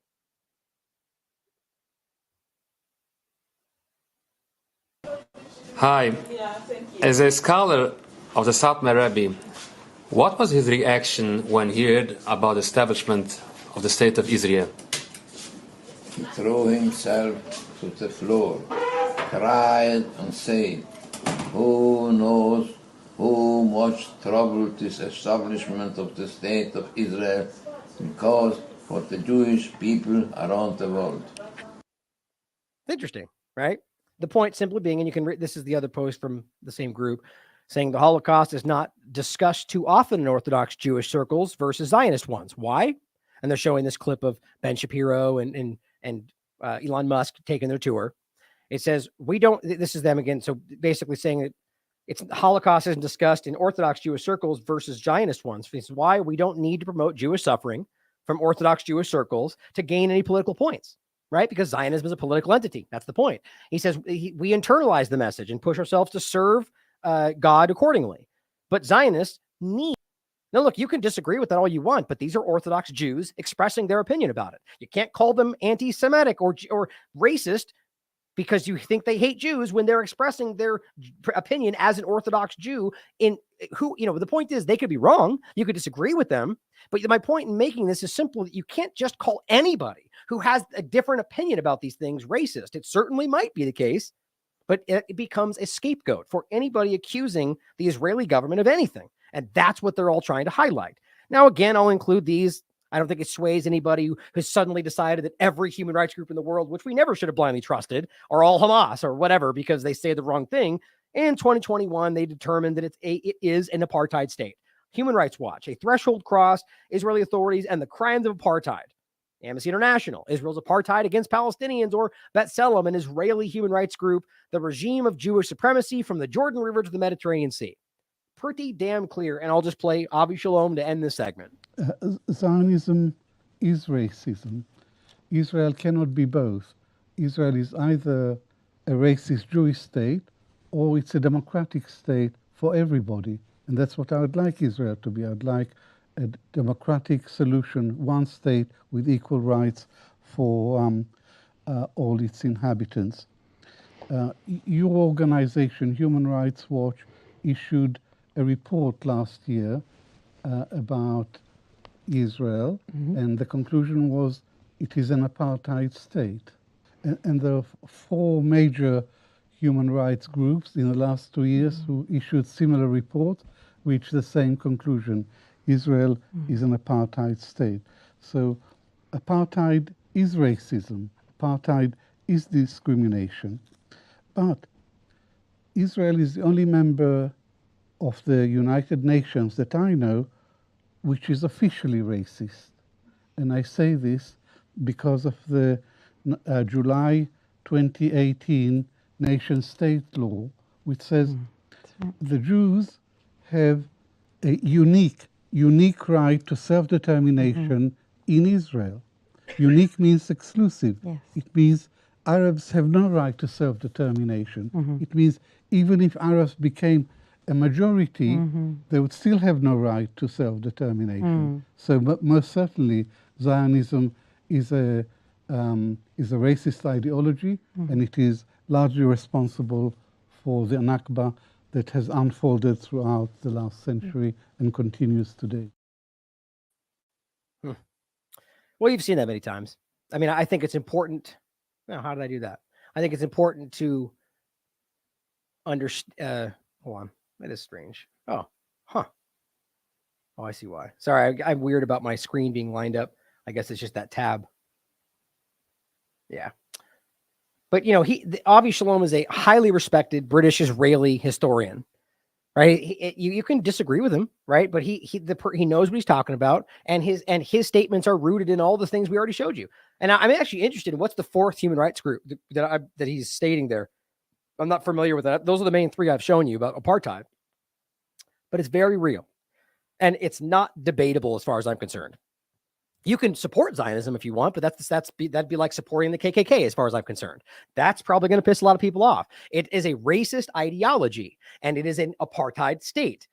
Just politics are not enough to push back on that. It has been found very clearly. And again, people are waking up rapidly to that point. If you support it, that's up to you, but you can't pretend it's not obviously what it is and what they were founded on, aligning themselves or trying to with the Nazi Party itself twice, as even Dan Cohen has covered, discussing how this was after the final solution. These are people that are trying to align themselves with a fascist entity, the Lehi Party, or rather the Irgun Party and the offshoot of the Lehi Party. This is the foundational aspects of Zionism. So here is what's currently happening, and that is being justified or rather ignored by people in power because of what we're discussing, because of the influence of the racist Zionist entity. This is as of the January 19th. So there's been 6 days since then. 32,246 have been killed. 12,660 of them have been children. We're still at a point of like 70-something, 80-something% are children and women. 115 journalists killed. Healthcare professionals, guys, look at this. 301 of them have been killed. 300 doctors, nurses, ambulance drivers. 208 healthcare facilities, 24 hospitals. I mean, it's just so staggering. And we'll get into the controlled demolition and how obvious it is that this is, and it's now been stated by Israeli media. This is a deliberate effort to clear out an area for these settlements. And then you get your government that just lies about this. And it's pretty clumsy. All the State Department representatives who are just spinning around the drain at this point, like they have nothing they can say. We all see right through them. It shows you how feckless these people are. It does nothing to do with what's right, what's moral, what's legal, rules-based international order. Hardly. They are actively doing what's best for their interest at the expense of literally everything, including you. So here, this is going to continue, apparently, according to your government, because they just don't care. Now, just today, and this was earlier today, the latest death toll from just today, 20 people have been killed, and this is just from the Times of Gaza, so I guarantee it's more than this, in the Kuwaiti Square in northern Gaza while seeking aid. And we'll get into that. People that were literally trying to take the aid that they've barely let through, a fraction of a fraction of a fraction of what's needed, and we'll get into that too, deliberately holding it back. And then when they went to try and get it, they shot people. I mean, there's just no way around this. This is because the dam is broken. It seems that now they don't even care what's being seen because I think that they know that the people who already see it, they already see it. The vast majority of governments and people and authority, and they know that the ones that are doubled, tripled, quadrupled down are going to do so to the end. So might as well just go all out. That's what it feels like to me. 13 people killed in Al-Maghazi refugee camp. At least 50 people killed in Khan Yunis, the very place where they keep screaming everyone's supposed to go and be safe. And they keep bombing that area. We'll go over all of that. Mohammed Safa points out that Israel's now dropped almost 30,000 bombs and shells on Gaza in 100 days plus. 8 times. Get this, 8 times more than the U.S. aimed at Iraq in 6 years of war. But it's totally justified and rational and balanced, they would tell you, right? Israel destroyed nearly twice the number of buildings in northern Gaza in just 7 weeks than it destroyed in Aleppo in 3 years. These stuff, you just can't deny this stuff. This is overwhelming. They know they've lost the narrative. So they have to factor in their decision-making process now that if they know that we see through it, and they know that the moment this stops, that somebody's going to go after them, they're going to try to shift this, pull you into the multi-front war, make this the most, now they're once again floating the idea of nuclear weapons. The guy got censored for it. Netanyahu slapped him on the wrist. He came out yet again and said, let's nuke him. So clearly this is being pushed to get, if you push this thing over, if you knock it all down and it gets out of control, do you think people are going to be remembering or talking about the fact that they should be held accountable for what they did over here when you're broken out some world war scenario? I hope to God that doesn't happen, but they are desperate. Understand that. And while they're doing this, Hamas, and this is actually really important to understand. We briefly talked about some of this with Robert. This is from the Wall Street Journal. Hamas toll thus far falls short of Israel's war aims. So we're talking about 32,000 people, 12,000 plus children alone. Children being amputated with no anesthesia. It's just the most horrifying reality on the ground. And they have barely even achieved what they pretend they've achieved. Israel forces have killed 20 to 30%, they say, of Hamas fighters. Why? Well, because they're guessing or because they're selling you a narrative that they want you to think. And we can prove that because alternatively, we'll show you after this, guess what? That they secretly, without telling you, have already confirmed and have used for their own reports the death tolls being cited by the Ministry of Gaza. That's the Israeli intelligence are basically confirming that they are reliable and what they're using are now filtering through their own reports. And and why it states why, and I'll go over it in 1 second, because they have no way to tell for themselves. This is being admitted. So explain for me how in the world, if you admit over here that you don't know how to discern because you're bombing indiscriminately who you're getting and how many and what, that you can then somehow go, I don't know, 30%. It's a completely BS made up number. Quite frankly, I don't even believe they're going after Hamas at this point. Now, I say that kind of facetiously, but I really think that. It's just my opinion.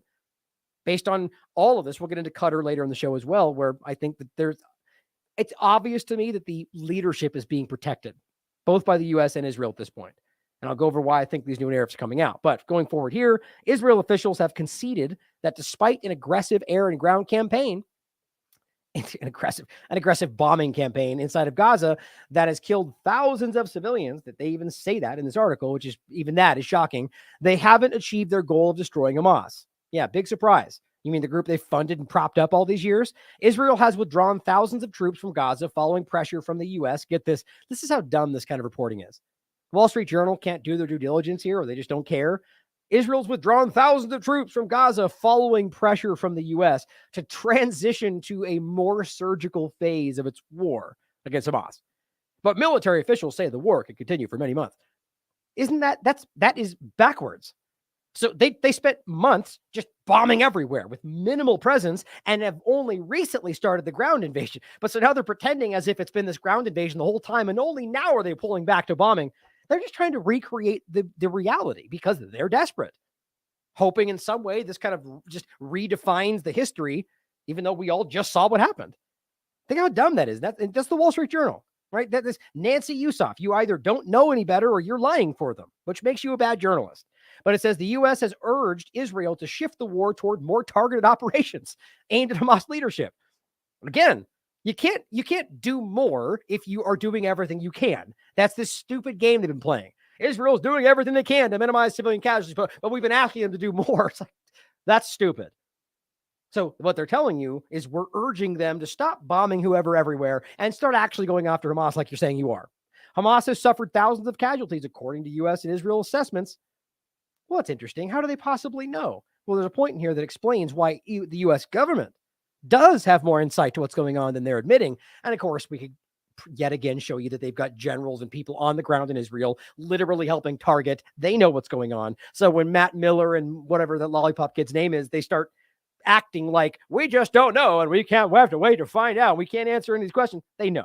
They have, I don't know if they know, but the U.S. government is well aware of the true toll and what they're doing. They're a part of it. Now, down here, it says Hamas has denied that its forces have suffered heavy losses. Now, they would say that even if they have, but consider the fact that they haven't, and that's a big lie.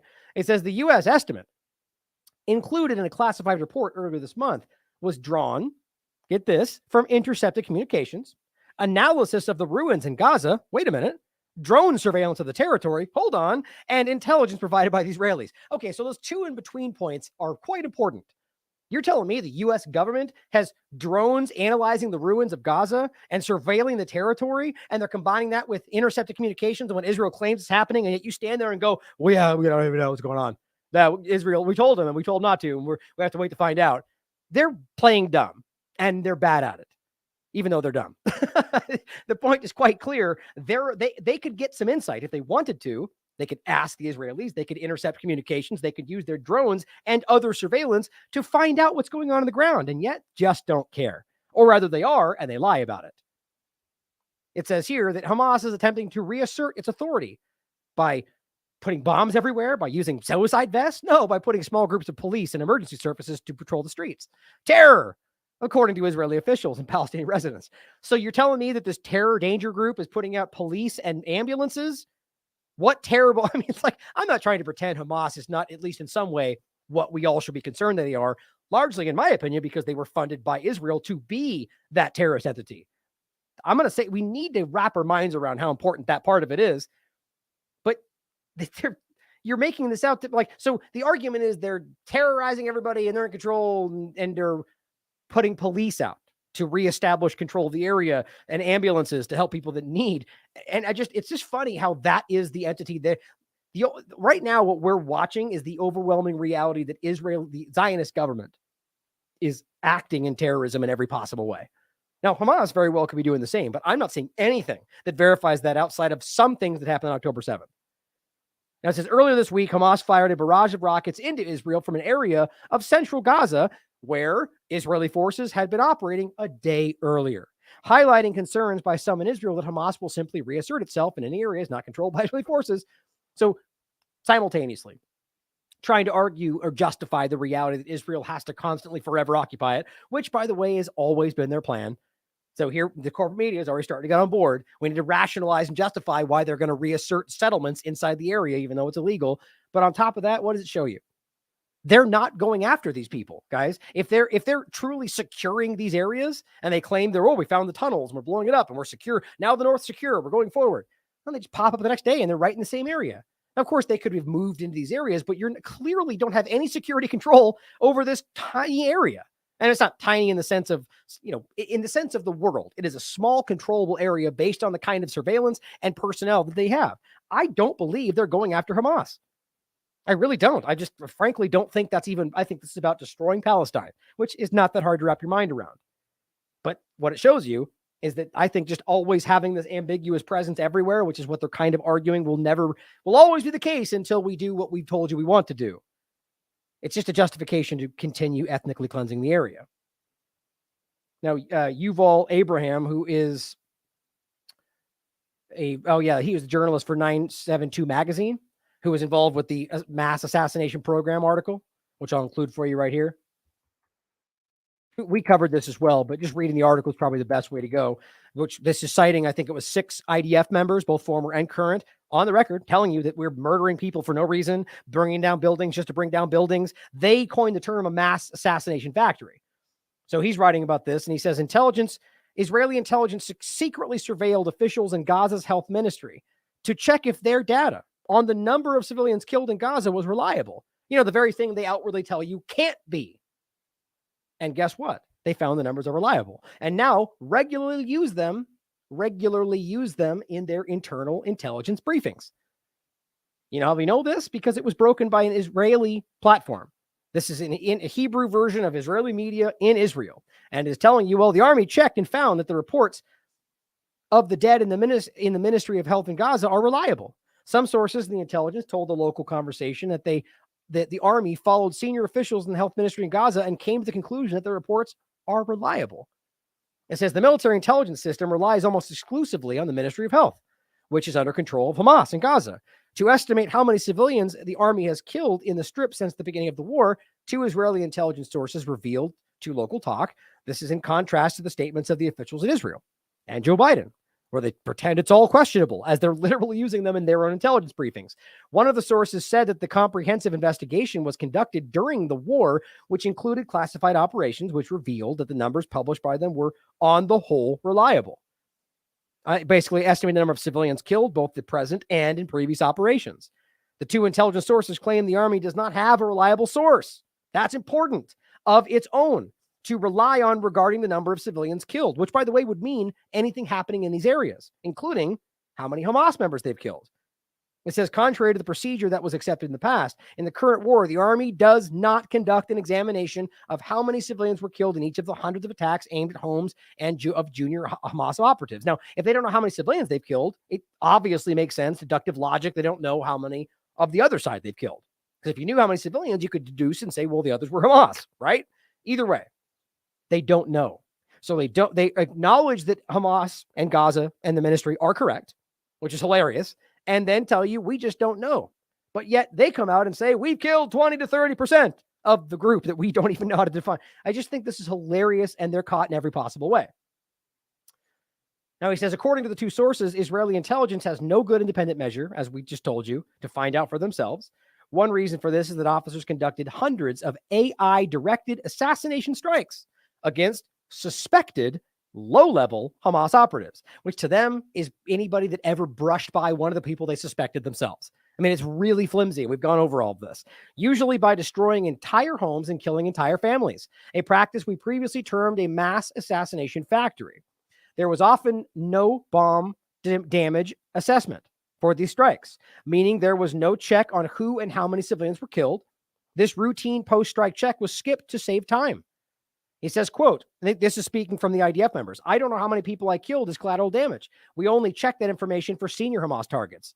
In other cases, I don't care. I didn't care, he says. I immediately moved on to the next target. The focus was on creating as many targets as quickly as possible. That's directly from this article. They're telling you they're not checking this stuff. They're pretending that the AI knows. That's why he says, I trust Health Ministry of Gaza more than the IDF for these statistics. That's a direct quote from an internal source. I think on this one, yeah, that's good enough right there. Now, I just want you to see this.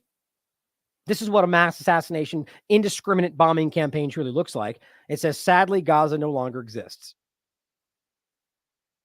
It's just crazy to see how much damage. I mean, look out into the distance here. I mean, it's across the board. These are residential areas, Their buildings are destroyed. The infrastructure is destroyed.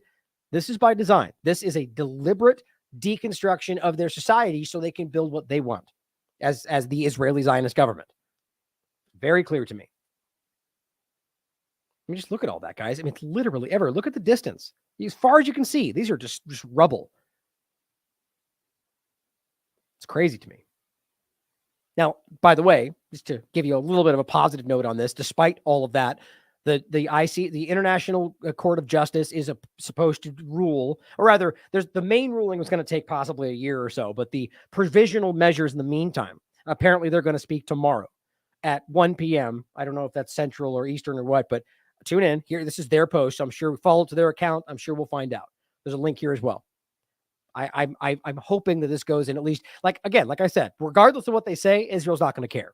But at the very least, we get the standing out there where they're saying you need to do this so we can show you that they're not engaging with the process that they force others to do. Now, this is what's so insulting about the whole thing, right? As whether it's the U.S. actions in Yemen or anywhere else, that we can literally see that they are at war.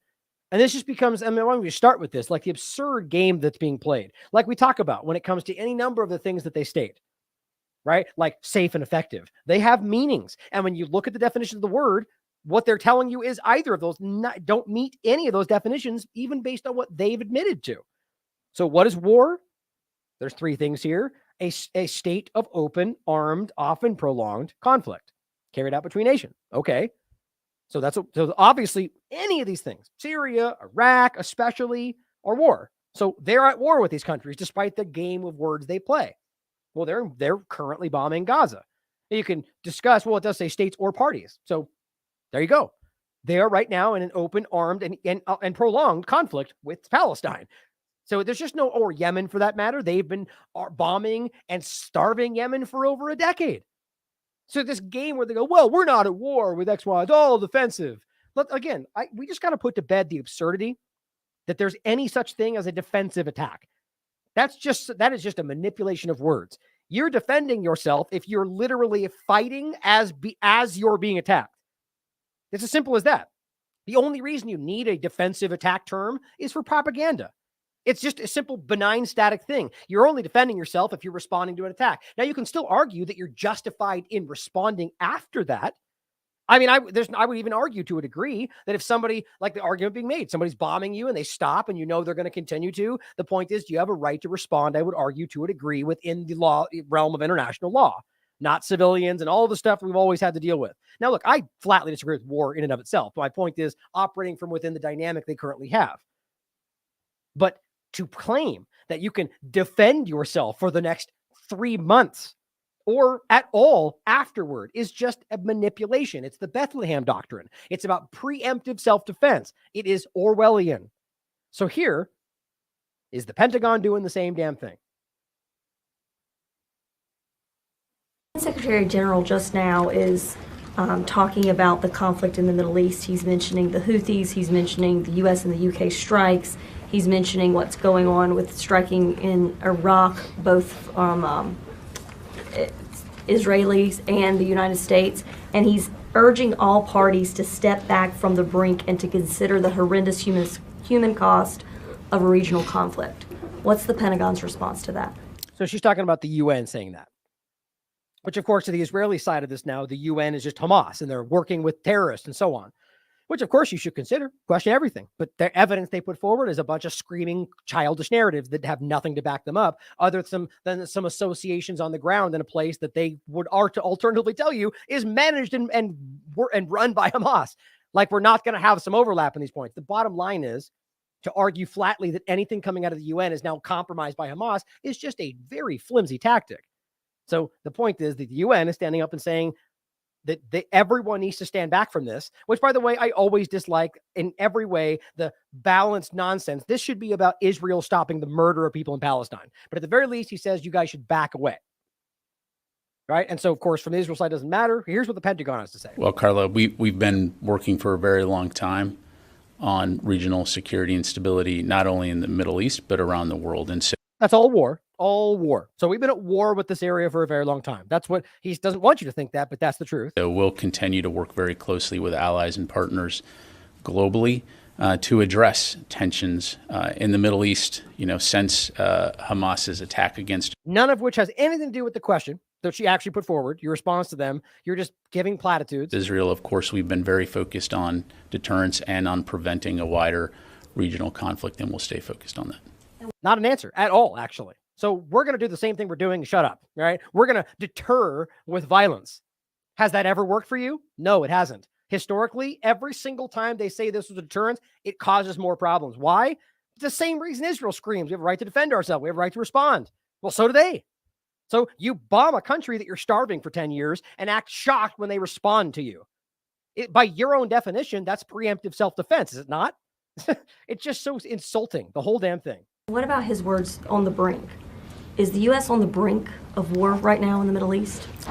We are not at war in the Middle East. Clearly, there are significant tensions in the Middle East. And again, we're working closely with allies and partners to de-escalate and reduce those tensions where we can, recognizing the fact that,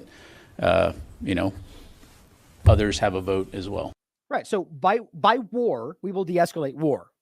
Does that make sense? Right. So if we're going to fight and I walk up and punch you in the face, I'm like, whoa, I'm just de-escalating. I'm just trying to calm it down by punching you in the face. Does that make sense? Obviously not. It doesn't make sense unless you try to contort this into some political gymnastics where you act like when they do it, it's okay. But when we do it, when we do it, it's okay. When they do it, it's terrorism. It's just pathetic. We as a society need to stop being cowed along by the childish two-party illusion politics. That's the only reason this continues, because if we were all independent of the party politics, we would be like, well, that's dumb. Obviously you're attacking. Now there'd be jingoism for sure, which still exists. People that are just blindly pro-America to the point where whatever they do is right, whatever they do is bad. But it would be far less if we weren't caught up in the two-party paradigm of it all. How in the world are you going to pretend you're not at war while you're bombing multiple countries? It's just pathetic. And same thing this one said here, who's just a talking head. It's now fair to say that we're at war with Yemen, and you guys, no, we don't think we're at war. But you are, though, based on the definition of the word. But, who cares about that? Now, let's talk about the other larger point about the complete dissolving destruction. I like the right word I'm looking for. The narrative in Israel. Now, I've told you that this has been breaking down across the world. But there's been a very large support, and there still is. I'm very frank. I mean, it's very clear to me that the majority of Israelis want to continue what's going on in Gaza. But more and more, you're getting people that are beginning to realize how much they've been lied to. And especially more so than that whether or not they want to continue the war on Gaza, that they want it all to stop until their families come home, because they know the war on Gaza is going to kill their families, regardless of whether they state that it's meant to save them. You can't bomb them into freedom. It's ridiculous. But here is an Israeli journalist from Channel 13 News who is publicly discussing that they've been lied to, and even show you clips of them lying about the atrocity propaganda. The same stuff, by the way, they keep citing in UN discussions, in all the ICJ. They mentioned the 40 beheaded babies. They just keep lying. They can't stop lying about this stuff. Here's even the Israeli media breaking it down. Wait, I don't think that's the right one. Hold on. Now, I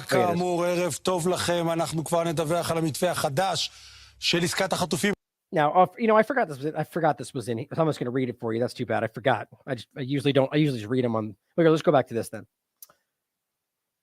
It's bigger. I like the way you can hear it though, because I guess for the podcast it makes it more real. But the links are always included. So he says, "Good evening." He said, "We'll be talking about the new hostage deal outline. Will it be able to end the negotiations, the deadlock?" Now it says, but before that, let's watch the following footage of the Kafir Brigade commander from Channel 14. Well, you've seen this. Oh, you know what? That's why I should do it this way, so you guys can hear it when I do play that. Hold on. We arrive in the kibbutz Be'eri, and there I encountered two main images of the battle. One is a nursery school with innocent children that were butchered, killed. As you see the children inside the house, he says 8 babies. 8 babies died. Another image, an elderly woman from kibbutz Be'eri, and he says he saw the number engraved on her arm. And you say that's what they went through the Holocaust. No, what a convenient overlap. Auschwitz in the end and died in kibbutz Be'eri. That's not something that we can't even understand. Now, now that I think about it, I'm not sure if he's implying that that was a person that was in the Holocaust, but why would you have an engraved number on your arm? I thought it was, in any case, I took that as them saying that was Hamas that did that. But in any case, this is what he says. Well, 8 babies were killed, no 8 babies were killed in Be'eri. You can prove this now because of the numbers after the fact. So that's a lie. According to the kibbutz spokesperson. And there's no woman named Jenya in Be'eri. So he just wholesale made that up. Not new. There's a countless number of these. So who do you think put them to that? Do you think that random IDF member just goes, I'm going to lie about this, and that happened 45 times? No, this is, in my opinion, which I have to say because I can't prove it, but I think it's very obvious. This is the government manipulating people, women. What's her name? Levy out there lying about images from 2022, saying it's a woman raped. It's incredibly obvious. They've come out and said they were hung on clotheslines, but I think they show in this one the beheaded babies. I mean, over and over and over. And Haaretz has continued to show you that they were lied about this stuff. And we can't stand back and see that. But again, that's why the average people, because of the independent media, they all see this, which let's stand back and recognize that's why they're so desperately trying to shut down this kind of control. They've lost control of the flow of information. That's why they're desperately trying to censor. That's quite frankly why I think I'm being sued now twice, apparently. Get into that as we go forward, as I feel it's necessary to show you. I was talking with James Corbett about it last night. I'm being attacked, guys, legitimately. But I think it's because everybody sees through it. And the people like us are having an effect. We're reaching people, and they can stand up and be like, you're racist. You hate X, Y, and Z. And they go, well, that's dumb. He's showing documents. Here's what you said 2 years ago. It's just not working for him anymore. He says, watch some more footage. A soldier. Remember this one? There were children here, babies, who were hung on clotheslines, he says. Laundry line. That journalist almost immediately found out he was lying and pulled back the whole story. Doesn't stop them from continuing to say it.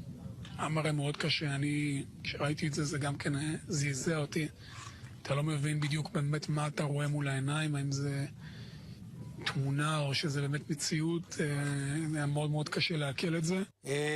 He says, but what he's talking about, supposedly event in Kfir Aza,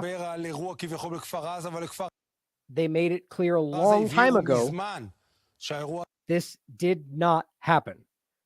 That this event simply didn't happen. Think about that. Think how powerful that is to have that on Israeli media. And it says, and by the way, he said these things, that he was told that it didn't happen in a tour of foreign news journalists who came there. And pay attention to what the police say, the foreign media, not long ago. And pregnant women cut open. Guys, the things that happen are so sick. Just look, by the way, you already know all these are lies, right? Look at the way, he screams disingenuous. He's acting. We know he is now. They're lying, right? But watch this through that lens, knowing that he's lying. It's so clear that this is about, and you get these kind of same feelings every time you see these things. When they reference the same overlaps. I just can't believe what I'm seeing. It's like the same kind of thing. Now watch it with that lens. נאמר לו שזה לא קרה, ואז הוא אמר אותם שוב בסיור של עיתונאים זרים שהגיעו למקום, ושימו לב מה אומר דובר המשטרה לתקשורת הזרה לא מזמן, שימו לב. And pregnant women cut open. Guys, the things that happen are so sick. This is not a Netflix show, and it's not a cable news show. None of that. No, this is real. Right? It's real. It's totally real. It's not fake at all. It's not fake. It's not a lie. It's totally real. That usually is an indication that someone's lying. Real life. Son of a gun, sorry. Women cut open. Guys, the things that happen are so sick. This is not a Netflix show, and it's not a cable news show. None of that. No, this is real life. What do you mean it's not a cable news show? Aren't we supposed to believe that cable news is accurate? I think he just stumbled, said the wrong thing. Point is, he lied. also didn't happen. So many terrible, cruel things happen. Some of the most cruel things that can be done to a human on October 7th. Point is, why were these things that didn't happen said? It's called atrocity propaganda. Now, look, the whole point is here, they bat this back and forth, and he goes, I assume in order to increase the magnitude of the hatred for Hamas, as if it's necessary to say, what people, he says, but what are people inventing? Serious people are inventing these events. He goes, the answer is that maybe they heard as a rumor. Like, they just try their best to kind of walk this back and say, well, they were upset and maybe they thought they were seeing it. Come on, guys. Nobody believes that. You don't make up some specific, detailed, abstract, or rather detailed concept that is, what's the word I was looking for? Well, anyway, the point is that has very specific concepts to it. The babies on the clotheslines, the pregnant woman, her stomach cut open, these are flat lies, 40 beheaded babies. You don't just accidentally make these arguments. You don't relay rumors. The point is they lied to you at a massive scale to justify, as Sam Husseini said many times, the killing of babies afterward, which continues to happen right now in Gaza. Let me know if you can hear me. Looks like the stream's dropping out. No surprise there. Yeah, and this woman's the spread in the past, fictional story about a baby put in an oven. He says, but they right here that it wasn't this person. It was Zaka, right? Zaka's that group that has been clearly jockeying for position in the atrocity propaganda realm. And this same guy has still maintained the story, despite Haaretz proving that it was false, despite people in the area proving that it didn't happen there. But yet they just keep saying it. That's how this works.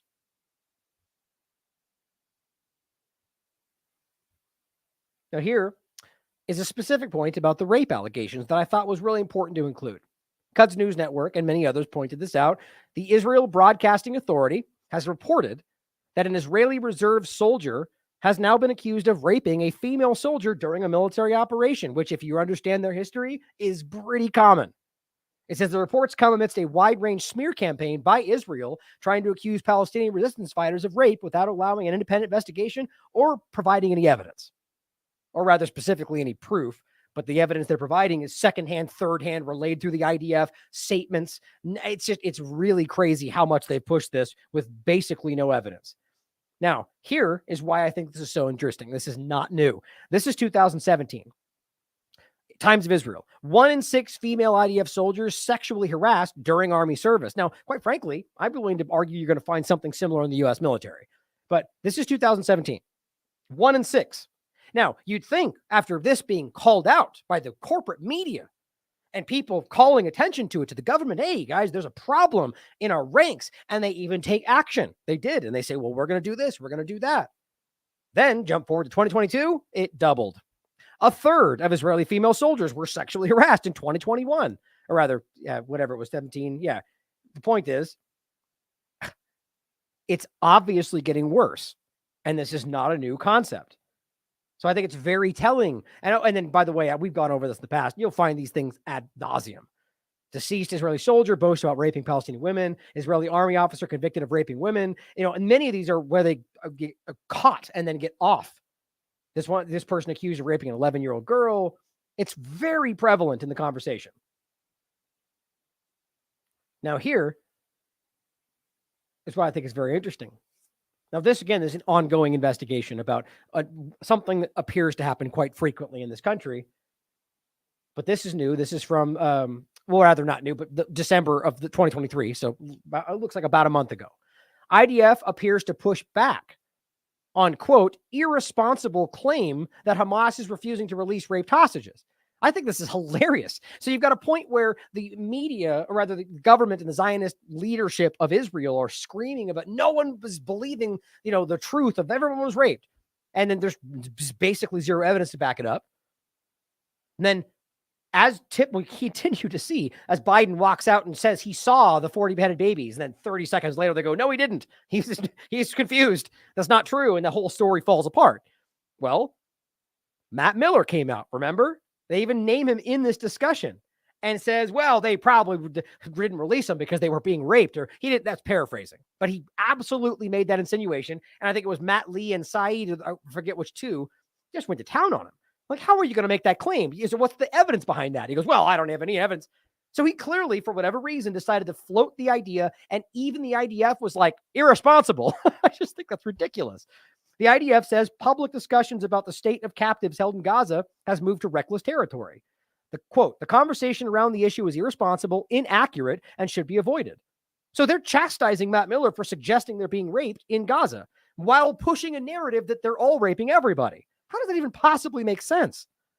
So the point is, bottom line, in every way, even from the IDF, they're telling you, we don't have evidence of that. It's right there.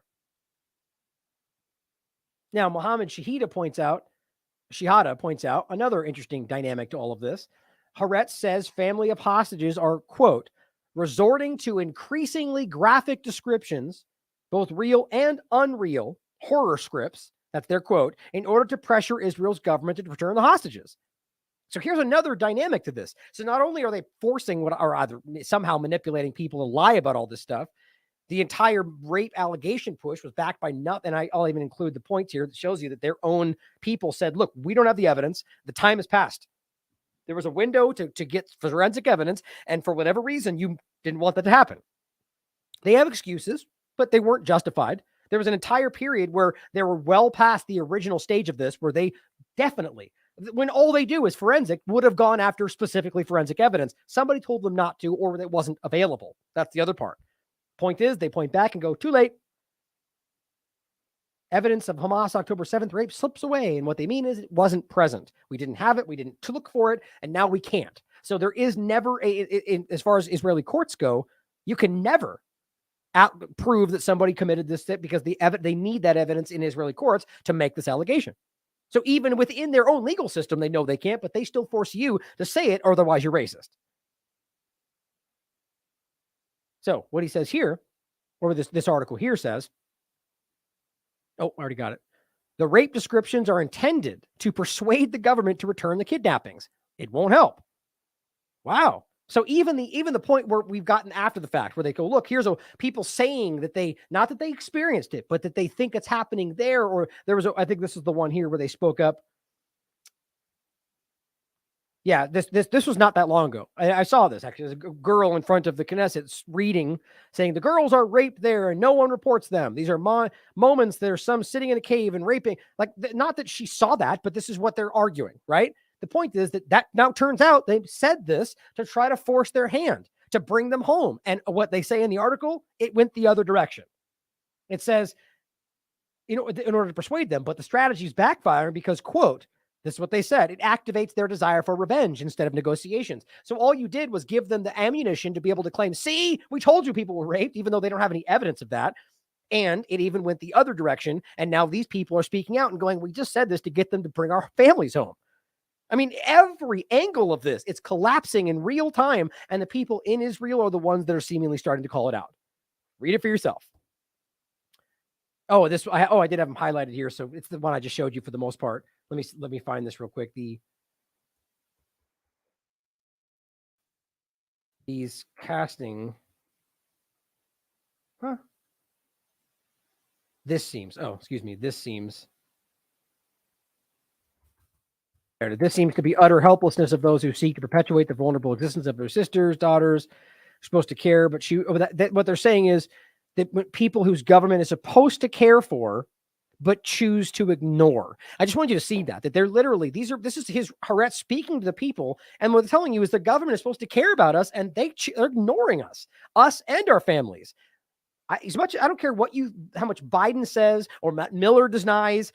The people of Israel are acutely aware that they, at the very least, don't care about their family members, even though that's a central argument for why all of this makes sense. It's crazy to me. Now, in this, it just says they're taking to more graphic descriptions, both real and non-real, in order to get them to do what they want. It's very clear. Now, I'll include the ones we've discussed before. Robert did a great breakdown on this. Did Hamas mass rape Israeli women? Here's what the evidence actually says. And not much has developed since then, really at all. Read it for yourself. It's a great breakdown. I've covered this twice. I think actually more than that, but specifically, Haaretz exposes atrocity propaganda and were rapes committed on October 7th. Let's review the evidence. And this one, which we've shown you, they were caught using the old image, which I don't have on the top of my, let me see if it pops up. Look like it. Oh, well, I don't like, this is just the mass rape breakdown. I can't do one more thing. Hold on, actually. So I think this is an important one to include for people because, there we go. Oh, shoot. I think I just ended a stream somewhere. Apologies. I'm all over the place. I just wanted this one link that it was included in a bunch of other stuff I had. So this, as you've seen before, is the image that's used, graphic, so heads up, that has been used by multiple, both by Levy and the whole rape investigation, as well as other websites claiming this proves, is an image that I have archived to, at the very least, 2022. And they keep using this image. So I just think it's important to understand that they were caught using the old image on that website, then they quietly removed it. It's just so obvious. And again, after that, I think it was Max Blumenthal caught Levy using that in her presentation. It's incredible. All right. So moving on to the next segment. Let me see. I hope I didn't close something I needed here. Looks like, yeah, I think we're good. So let's go on to Qatar and the hostages. Since we're talking about they ultimately, the lack of concern for their own people, or as well as the Palestinians, obviously. But this is the important segment to show you that they literally don't care about the people they're claiming are the central reason they're doing this. Now, this is Netanyahu's office is now under fire over leaked tape of criticism of Qatar. Now, this gets really important. It's interesting that I've been really calling out the fact that I think they're allowing that. And by the way, it's not that I think. They said on the record. They said on the record that they were allowing, that we're not going to go after Qatar, not go after Hamas. That was Netanyahu in the beginning of this. How does that possibly make sense if your goal is to eliminate Hamas, but you're going to allow them to stay over there? And the point is, they're only these wealthy entities because the leadership have been siphoning off money from what Netanyahu's been giving them, or ever taking directly what they're, and that money is coming from things that are supposed to go to help the Palestinians. So they're not inaccurate when they say that Hamas is taking this, but the point is that it's Hamas because of Israel funding them to do that. And I've got this right here, as just in case you wanted to see it again. This is Haaretz, 2 days after October 7th, quoting Netanyahu and what he said in 2019. Anyone who wants to thwart the establishment of a Palestinian state has to support bolstering Hamas and transferring money to Hamas. Quote, this is part of our strategy. It's just so disingenuous that people don't include this when you're criticizing what Hamas did. Well, you can say that, but then you have to include that Netanyahu funded them to do it, or that they did it after he funded them. So the point here is that we have to recognize that they've allowed these people to become these wealthy manipulators because they've used them. So now it looks like Netanyahu deliberately leaks this in order to break down what was building towards another hostage exchange. It says families of Israeli hostages held in Gaza have accused Prime Minister Netanyahu of personally leaking a tape in which he criticized Qatar's role in the swap negotiations.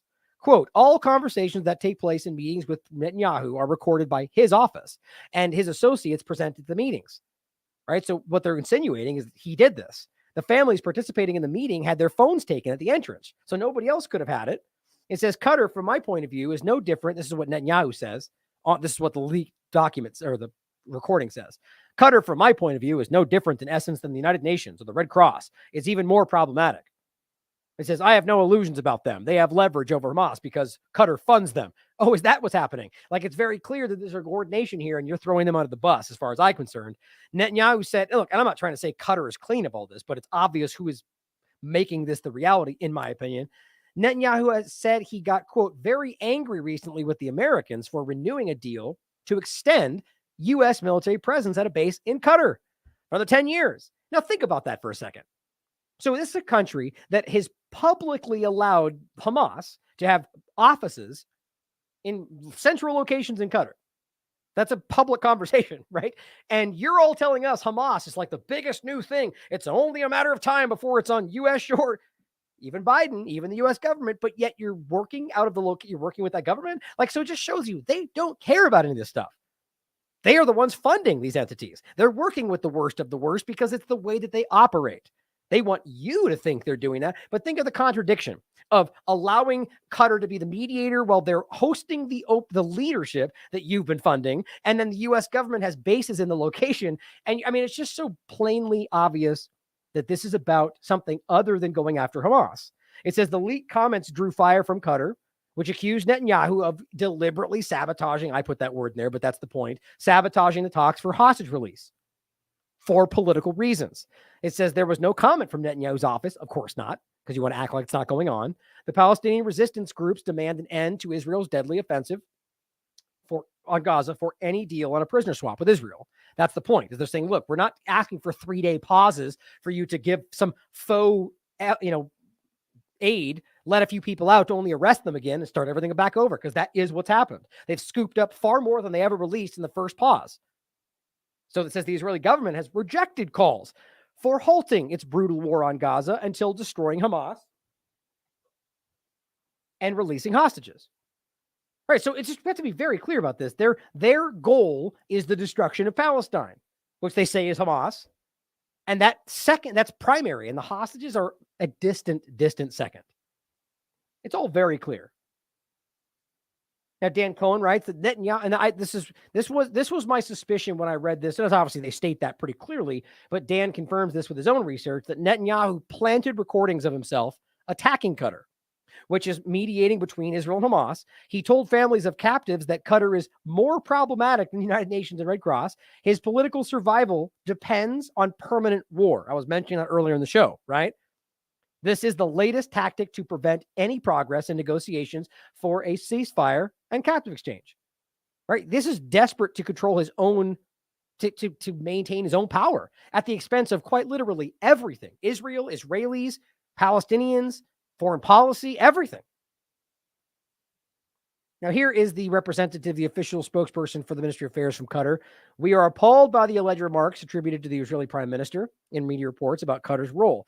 These remarks, if validated, are irresponsible and destructive to the efforts to save innocent lives, which is the point. They don't want to do that, Israel. For months, and following a successful mediation last year that led to the release of more than 100 hostages, and again, remember, Israel scooped up quite twice as many since then, probably more than that. Qatar has been engaged in regular dialogue with the negotiating parties, including Israeli institutions, attempting to establish the framework for a new hostage agreement, which they don't want, and the immediate entry of humanitarian aid into Gaza, which Israel is actively stopping. If the reported remarks are found to be true, the Israeli prime minister would only be obstructing and undermining the mediation process. That's the point. For reasons that appear to serve his political career, instead of prioritizing saving innocent lives, including Israeli hostages. They are all very aware of this in Israel. Instead of concerning himself with Qatar's strategic relations with the United States, we hope Netanyahu decides to operate in good faith, hardly, and concentrate on releasing the hostages. It's the last thing that's going to happen, in my opinion. Here's the Cradle reporting Egypt and Qatar are turning a cold shoulder to Netanyahu. This was today. It says, doubling down on Netanyahu's comments on Thursday, Jewish supremacist finance minister Smotrich accuses Qatar of, quote, financing terrorism. See how this works?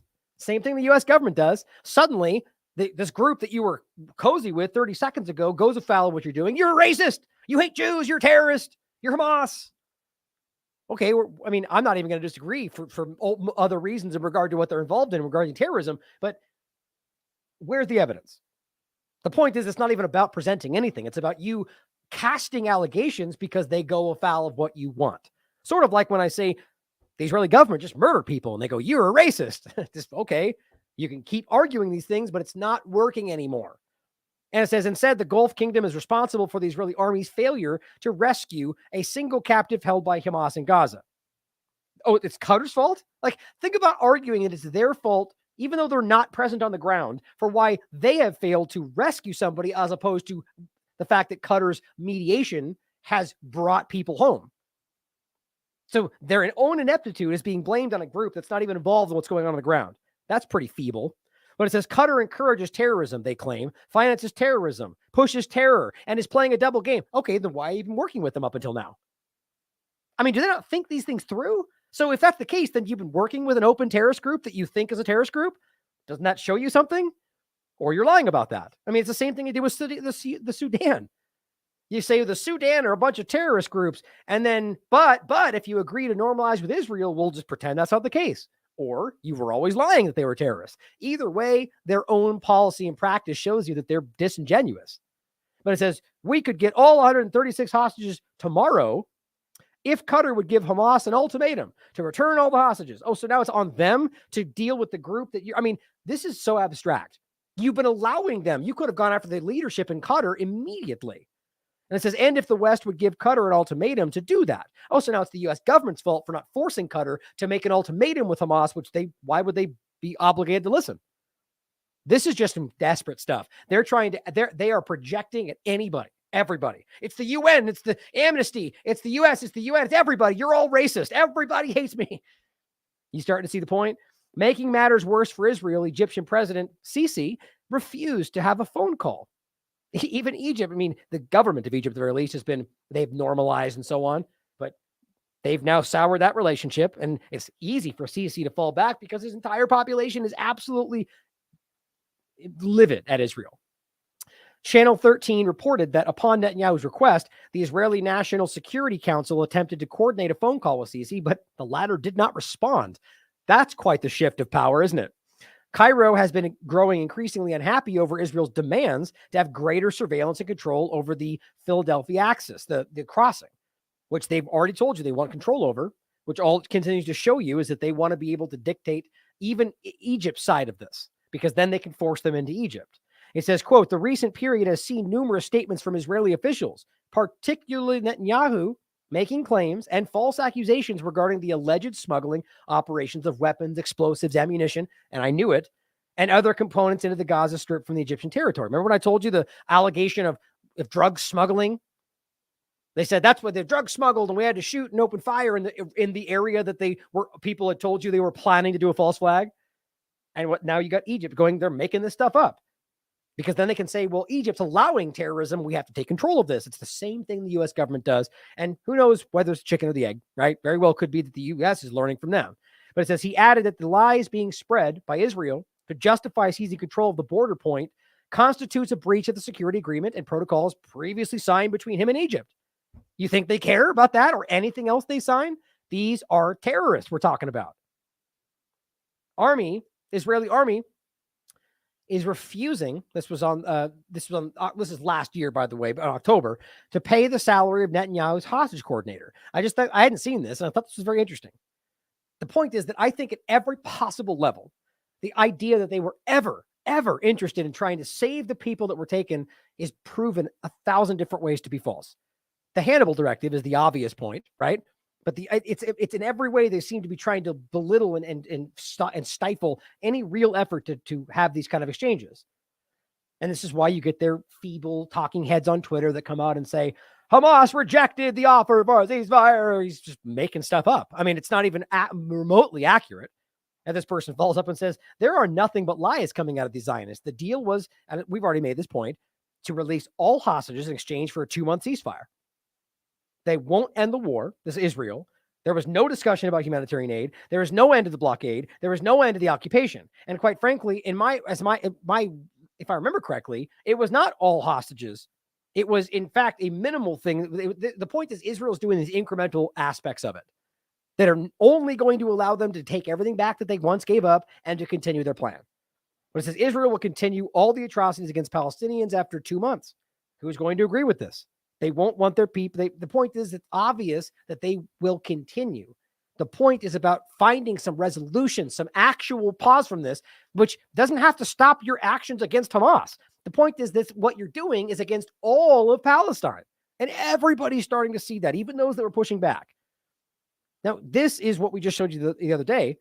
These are the families. I'll just play it real quick so you can hear it.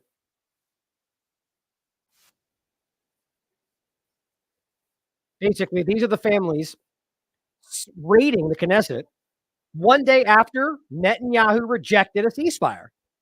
So here's Eli David just ignorantly lying all over Twitter about this. Here are the families reaching in saying, what the heck? Look at how mad they are.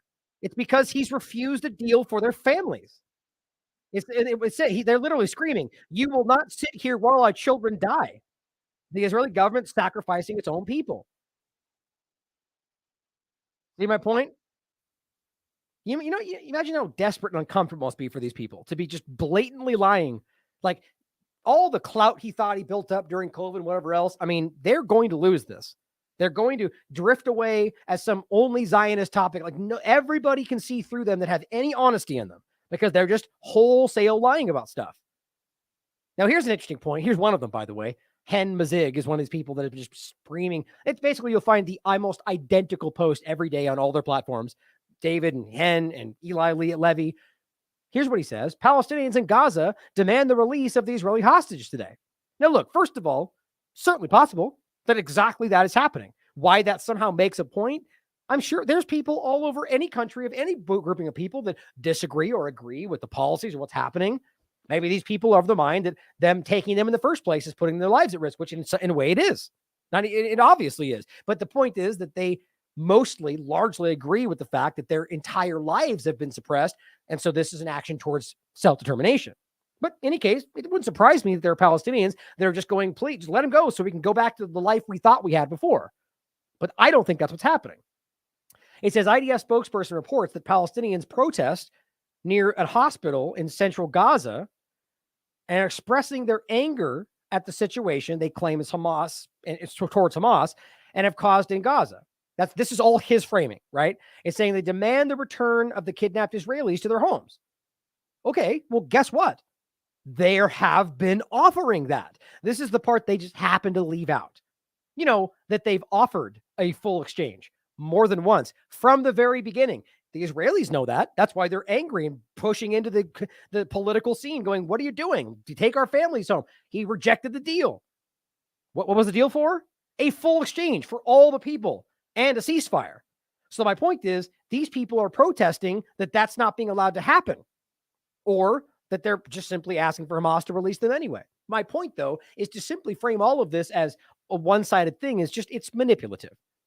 It says, so that the war will stop and they can return home. Okay, well, you could read that both ways, couldn't you? What entity is stopping that from happening? Hamas is going, here, we're offering. They don't want that. They want a limited, here, we want 3-day ceasefire for 100 people. No, here's all of them for all of ours and a ceasefire. And they say no. So you can agree that might not be in the best interest of the Israeli state. But the point is, if your argument is it's all about the people and the hostages and taking our people back, they would take that. Why couldn't you just go back to war with Hamas afterward? You break everything else. So these people want that to end. I think that they're making this into something it's not. Israelis want this to end. You're right. So take the ceasefire deal. Palestinians want this to end. You're right. So take the ceasefire deal. They don't want that. They want war. They want absolute destruction. The only ones who want it to continue are Hamas. Well, then why are they offering a deal for full ceasefire? Like, it's pathetic how obvious these lies are. And let's realize, at least that's as they're claiming, but we can prove at least, 15 of them? Hamas says 60 hostages have been killed in Israeli airstrikes on Gaza since the 7th. Well, their own people have made that claim. Their own Hannibal directive has been activated. They've shot 3 of them in real time. 3 of them died from gas poisoning. It's obvious that it's easy to see. And let's not forget that Israel also admitted that their numbers are correct. They're killing their own people. I think we need to be honest about that. Dan Cohen writes, the government of Israel, the cabinet of my country, or excuse me, I think it's Noam Dan saying this. The government of Israel, the cabinet of my country, my prime minister, my defense minister, they are enacting on my family, on our citizens, on civilians taken captives from their homes, the Hannibal directive. This is on Israeli corporate media. Mainstream, and Dan writes, mainstream media is covering up the undeniable fact that Israel is sacrificing the captives of Gaza in order to commit genocide. And he writes, neither Jake Tapper, Sean Hannity, or Maddow, or Tucker, or any of them will even admit this. And he writes, they're all in Israel's pocket. I agree with that. But think about that, guys. This is very, very clear. She was there. She watched them kill people. She's speaking out and saying they're doing this. And yet we all just pretend it's not even there. Well, here's an interesting point. Hall of Dreams reporting that Haaretz is saying that General Nitzan Alon reported that there is a possibility that the 3 prisoners who were killed as a result of inhaling toxic gas after secondary chemical reactions, trying to kind of water down the thing they said was false to begin with. Remember? Here is on the 17th. IDF says it's unclear how these hostages have died. Well, the point is the mother has already gotten the report, who spoke out and said that you poisoned my son and lied about it. Dan Cohen covers the whole thing. And then on the 22nd, they follow up. Israel must investigate how these 3 Israelis died in Hamas tunnels. Like, people are wanting to, and the point is, it has come out. They're now admitting that there was that, but it might have been the secondary aspect of it. They're killing their people. I think we really need to be honest about this. Dan's doing great work covering this. Now, in this very point, we talked about that earlier on January 20th. U.S. This one, Israel kills hostage with poison gas. That's based on Dan Cohen's work. Here, yet again, that far ahead of the mainstream narrative as it finally comes to terms with what we could prove all the way back then. Now, here's one interesting point about this. As they're seemingly just killing everybody, I guarantee you there's plenty of people in the IDF that don't like this, don't agree with this, don't think that's what they are. Now, as we've shown you, I think it's easy to prove that a majority, I don't know if it's 70%, 90%, or 51%, but a definite majority of people are on the side of what Israel's doing in Gaza. I think that's clear in many examples. But again, as I always point out, I think that's Zionism manipulation. Sort of like I can prove to you that I think most Americans are blindly supportive of dangerous, aggressive wars based on nothing but seizing, resources and occupation and control, because they've been convinced that that's somehow American or patriotic. Same thing. They're wrong, obviously. Just like a lot of these Israeli Jews, Israelis in general out there believe what they're doing because they've been brought up that way. But my point is, I do believe that not all of them blindly think this is acceptable. And the more they see it, the more that they watch the bad things happen or be forced to do it themselves, this happens. According to the Israeli Broadcasting Corporation, half of the Israeli settlers who evacuated the northern settlements on the border. Now, this is settlers. There's another point about IDF, but my point is just all of the population. These settlers on the border with Lebanon are, quote, suffering from post-traumatic stress disorder and don't want to return to their homes. It just shows you that I don't think everybody fully agrees, but at the end of the day, these are illegal settlers. I don't have any sympathy for you feeling stressed out about your illegal occupation being removed from Lebanese territory, which is what they're talking about. Well, this was the point. This is Tal Miznik, an 18-year-old who has been sentenced to 30 days in prison, with 30 more coming if he doesn't, it's seeming like this indefinite sentence, because he's refusing to enlist in IDF, which is an increasingly growing issue for the Israeli government. People don't, I've said this before, broadly, pretty much everybody has to join the military. So that pretty much makes everybody a military target in the sense that they're all reservists, but ultimately that there are some loopholes, as I used to understand it. Maybe that's changed today about going to college versus this, but he is saying no. A conscientious objector, and he is being sentenced to prison. What a democracy. Now, here is Dan Cohen and Uncaptured News. This is the video I played for you before, but you can watch it. Israel is intentionally killing the captives in Gaza. There's so much evidence, it blows my mind. Now, 2 last points on this segment. Jeffrey Lafredo points out, and I already covered this, this is the teacher that they put in prison for saying that killing innocent Gazan people in Palestine were a problem. That's really what he's talking about, denouncing the slaughter of innocent people in Gaza. So they put him in prison for that. He's a teacher. He's now being attacked by people. I mean, it's just so overwhelmingly obvious. This is nothing that we're told it is. Democracy, if that's even what we want, hardly. This is an authoritarian apartheid state. And the one I played for you earlier. Orthodox Jews being arrested by Zionists and put in prison because they disagree with Zionism. That's the reality. Now let's talk about the 2024. There's different people stating different things, but it looks like the number is 24 IDF soldiers killed while they were illegally demolishing civilian infrastructure. Robert and I talked about this on the 23rd. Very important conversation. There's so much that Robert sees that many people do not. I hope you'll check it out.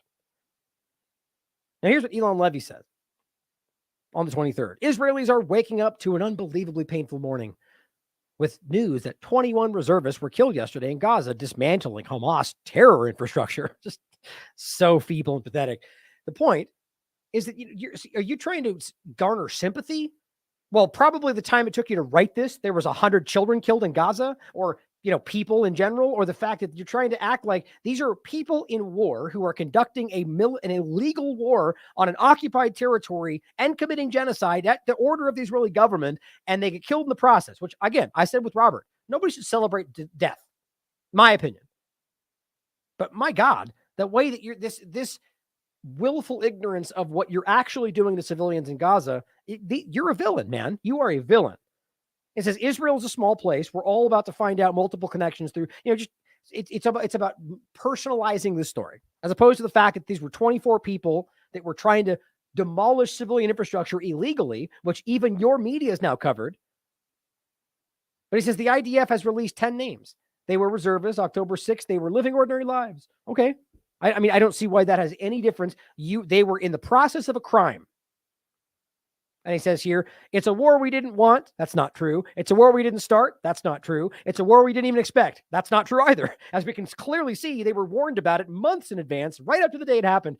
But this guy's nothing but a liar. But a war we must win, and that we will never forgive Hamas for making us fight. The only reason these things, look, this guy's near ratioed on everything he does. Nobody's believing these people. But here's what this person posed. A war we did not want, a war we did not start. Well, here's October 6th. 2023 is the deadliest year for Palestinian children, say human rights groups. Weird how it was the day before you claimed this all started. They're liars, guys. It's very transparent. Now, here's the Intercept showing you that 21 Israeli troops were killed while planting explosives for a controlled demolition in Gaza, right? And it's sound. Read it for yourself. It's not debatable, and I'll show you why. But this is what the IDF said on the 23rd. 21 IDF soldiers were killed in action yesterday which again, I think is brought up to 24, as they continue to operate against Hamas centers of gravity in southern Gaza. Is anybody proving that? It's as the international community has made clear, you have to prove that.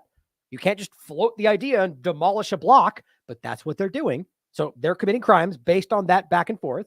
It says, based on the information available at this stage, and to be clear, even if they genuinely thought Hamas was there, the point is what has been stated from the international community is that they have to prove that. As Scott Ritter points out about what I think it was Al-Shifa. It turns out after the fact, by their own actions, they revealed that they didn't know, that they thought, or they were lying about it. So that was a huge war crime on the record. So is all of this. This is based on the information available at this stage. The troops were operating in eastern Gaza near Khan Yunis. Now, this is important because of how much destruction they're now waging and how many people are. There's war crimes being called out across the board right now because of what happened in Khan Yunis. The forces were operating to remove structures and terrorist infrastructure that posed a threat to the security of Israeli communities. These are all just nice words. They're completely devoid of fact. During the activity to remove the threat, it says an RPG missile was fired. So you're at war with this group.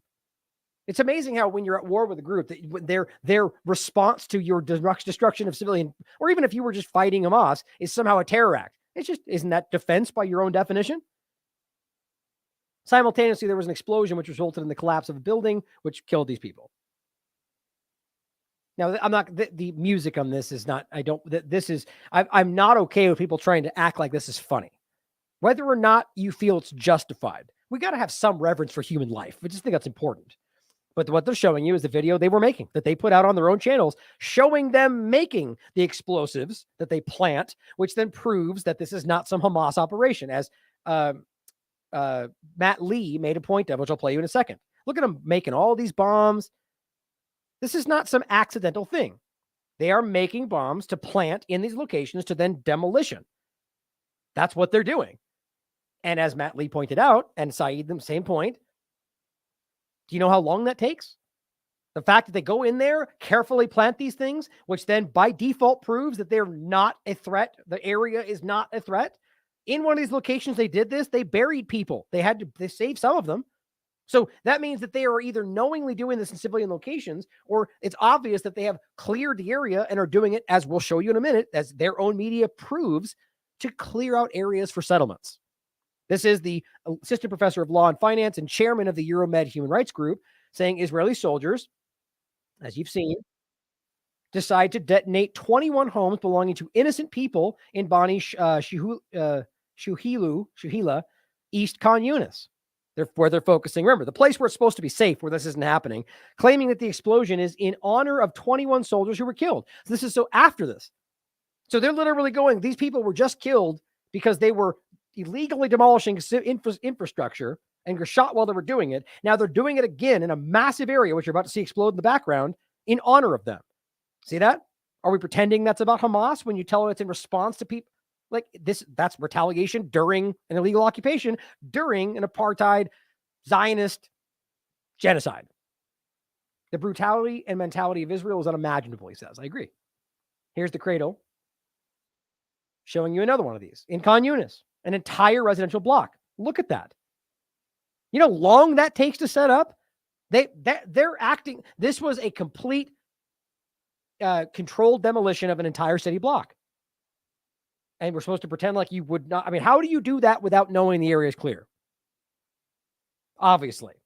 Here's another one. Zionists blow up the houses of civilians in Khan Yunis. These are all different locations.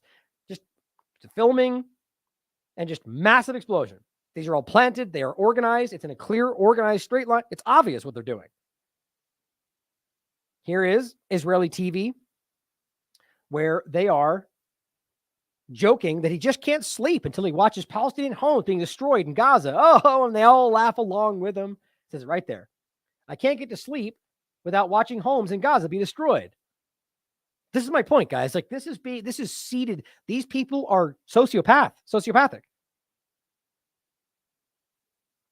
Tali points out, you can read this for yourself, a soldier of Israel's engineering corps went to Facebook to share how he and his brothers in arms in the IDF used 300 mines to blow up an entire neighborhood in Khan Yunis, which we just saw, as a revenge mission for being ambushed by one Palestinian fighter.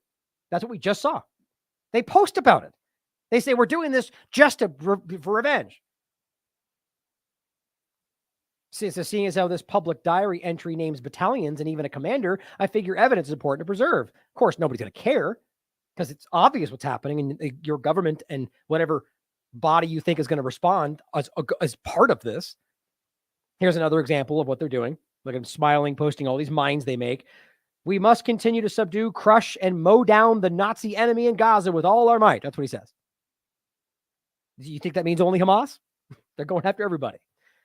Here is one you've already seen, which I think is important to see again, where they're watching this, the explosion of these buildings. And Matt Miller is just meekly, cowardly hiding from it, like this job, of course, demands of him. The Israeli military occupied and destroyed the Isra University in Gaza. I mean, this is probably number 10 of all 10 universities that they have destroyed. And is it the assessment of this department or this government that this was a legitimate target? So I can't speak to this individual action. I don't have independent information to verify that, but but you do though. You've got drone surveillance, and you've got higher up surveillance. You've got communications. You've got Israeli talk. You got people on the ground who are there helping with what's happening. Like this is just a flat lie, especially since it was just admitted in their own media that they were able to use that to be able to discern other things, but somehow can't figure out this most obvious to control demolition. But don't worry, they give him hell for saying something so stupid. Can say that we continue to urge Israel to avoid damage to critical infrastructure.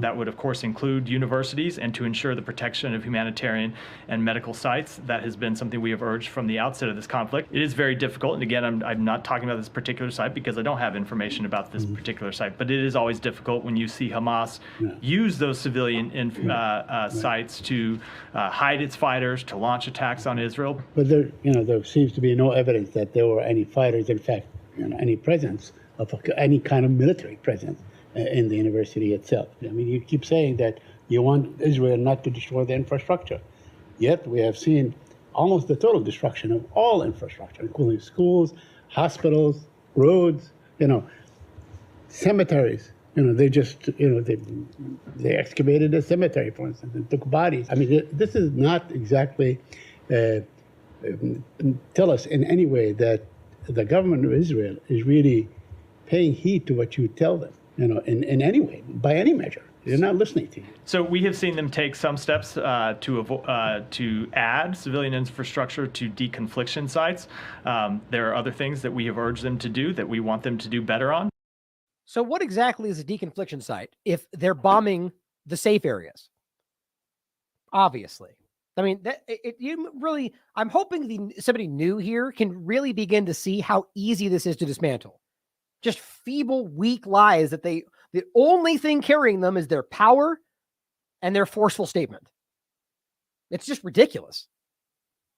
It is an ongoing conversation between our two governments, and something that the secretary spoke directly with the leadership of Israel in his trip last week.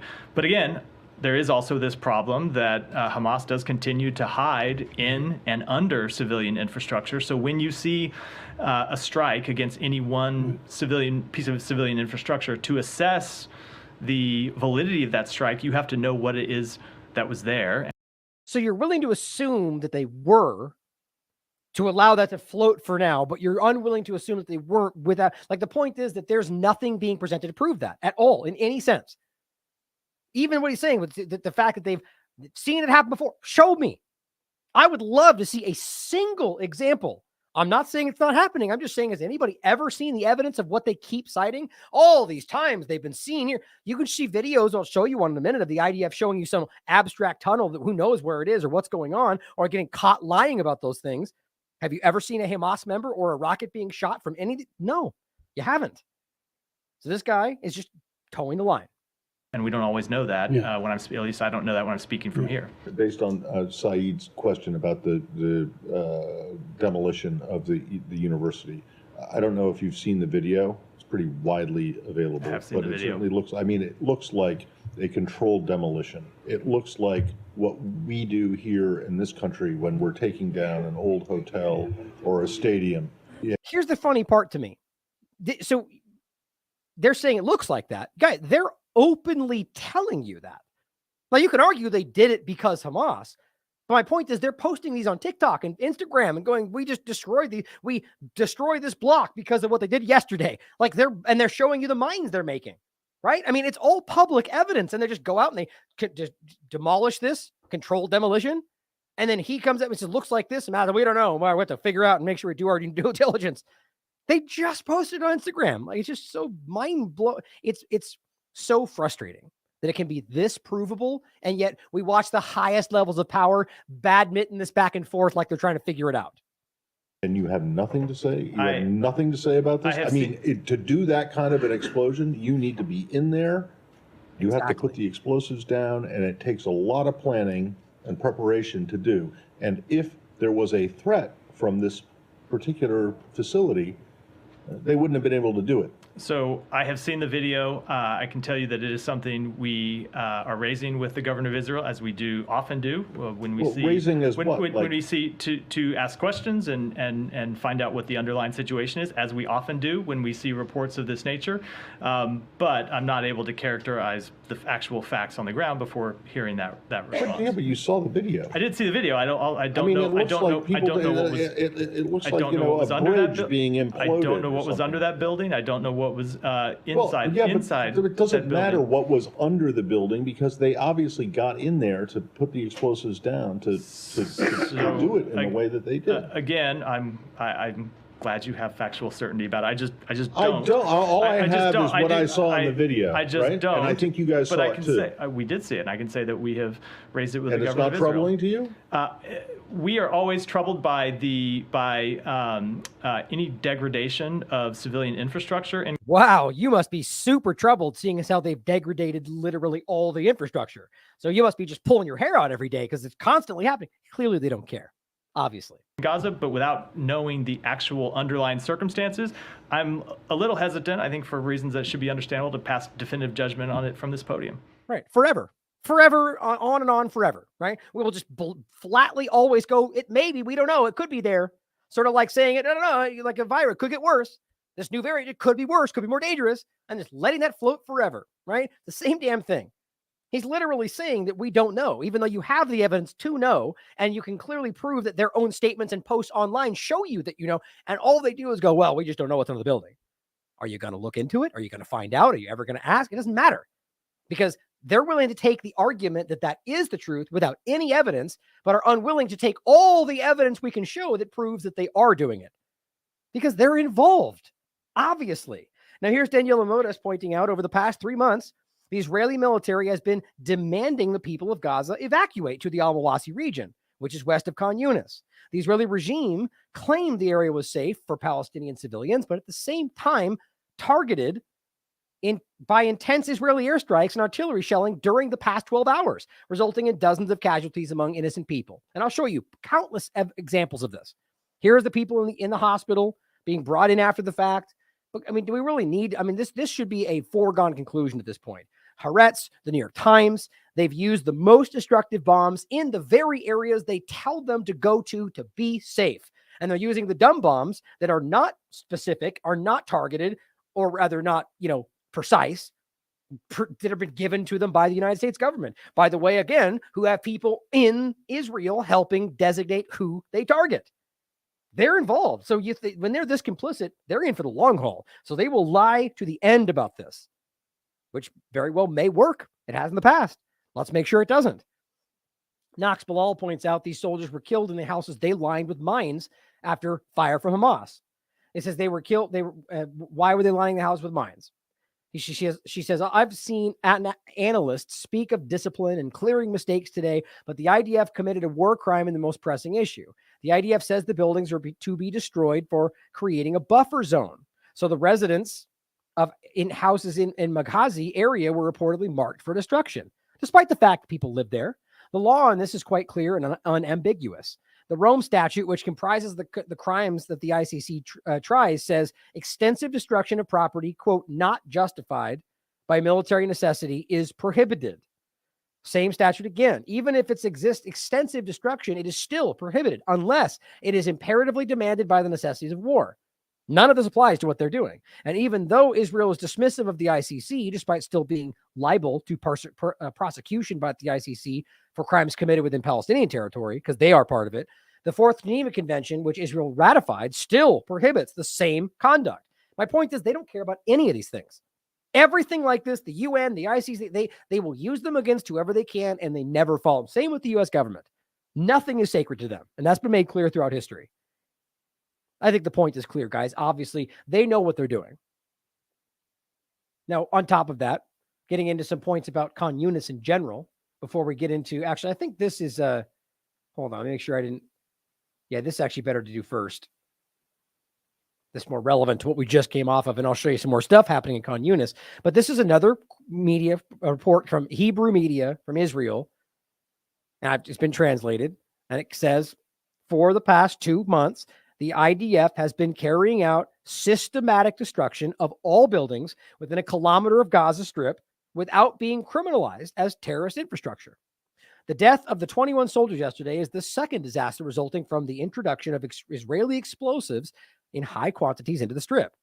Systematic destruction for the purpose of creating a security strip along the border, a kilometer deep into the Strip, while risking the foot forces and without all the buildings being criminalized. Basically saying that they're risking the lives of soldiers for that has nothing to do with fighting Hamas, while most of these buildings haven't even been deemed Hamas or criminalized in any way.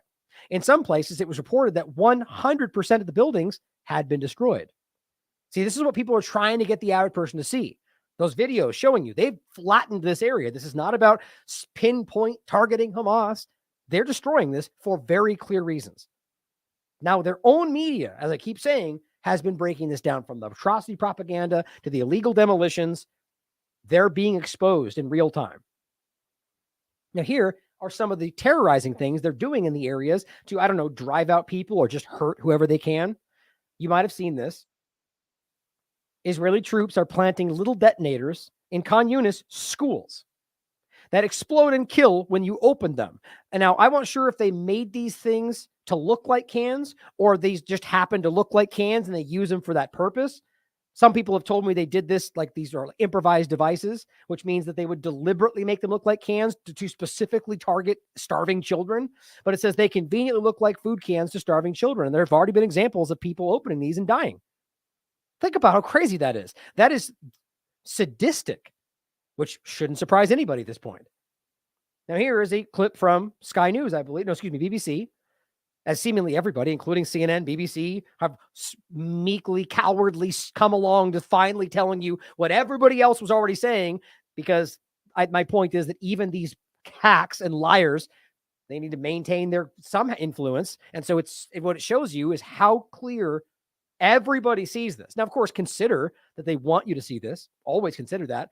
I just think the evidence is overwhelmingly obvious. This is because Israel is being belligerent, and they've forced everybody to see what they've always been covering up for them, that they're a Zionist, racist, apartheid, illegal state, and are willing to kill whoever, including their allies, to get what they want. Here's the BBC is now finally admitting in some way that they're detaining medics. You'll get there, or maybe not because you're cowards, but at least they're showing you that they're breaking the law. Ministry in Gaza, run by Hamas, has said that 50 people were killed in overnight bombing and 100 people injured around Khan Yunis. There is intense bombardment now, aerial and naval, around Khan Yunis, which is where Israel believes the top Hamas commanders are holed up. Don't you love that? So just because they just say that now, it's funny how the top locations for them have constantly shifted to wherever the population is. Now, I guess that could make sense to some people, or you could realize that they're just targeting Palestinians, and the broad excuse that they never have to prove is that there's Hamas there. Maybe, but they should have to prove that, as they've been killing 30,000+ people. It is focusing also around a couple of hospitals in the south, one of which has been stormed with Israeli troops arresting the medics or taking them in for questioning, the medics inside that hospital. See, and another one it has been surrounded, we understand, by Israeli tanks. Or, I don't know, maybe taking them for questioning, whatever. Let's just assume into what makes it not so bad for them. What a coward, right? No, they're detaining people because they're there. And many of them never leave those prison cells again. It's so disgusting how obvious this is. There's reports from people on the ground telling you that they were literally hanging people because they were hurt. It's so crazy. Now, yes, some of these could be made up. The point is that you don't need to make things up to see how grotesque this is. Their own actions are on full display right now. It's overwhelming. Here's the IDF. Now, let me ask you something. Everything we've shown you so far, all the demolition, all the killing, 30,000+ people, and actually, just not take the full number, just what I've shown you in Khan Yunis, right? Actually, before we do that, how about we realize, and I'll come back to this, what we're seeing here. Khan Yunis Vocational Training Center, one of the largest United Nations schools in the area that has 30,000 people. They're now bombing it. 43,000 people that's being hit by their operations. And they'll tell you this is the second time in 2 days they're bombing this. Why? Because Hamas, they say. That's what they're telling you. Before we get past that, here's what they're telling you justifies that. All the demolitions of entire areas, even though their own media is reporting to you that it has nothing to do with Hamas, they want you to believe this is why. Does this prove anything to you? Now, who knows where this is? Old video or not. Looks like that same one we saw before. Who knows if this was built by Israel? Who knows? Maybe this is anywhere else. It's saying, all they're telling you is this is a stronghold, specifically in Khan Yunis. Okay, well, why would you make that the focal point? Why would you say go here to be safe if you hadn't checked to make sure if it was clear? Are you telling me that you didn't even look to see if there were tunnels under the area that Hamas might have been in before you told them to go to the area to be safe?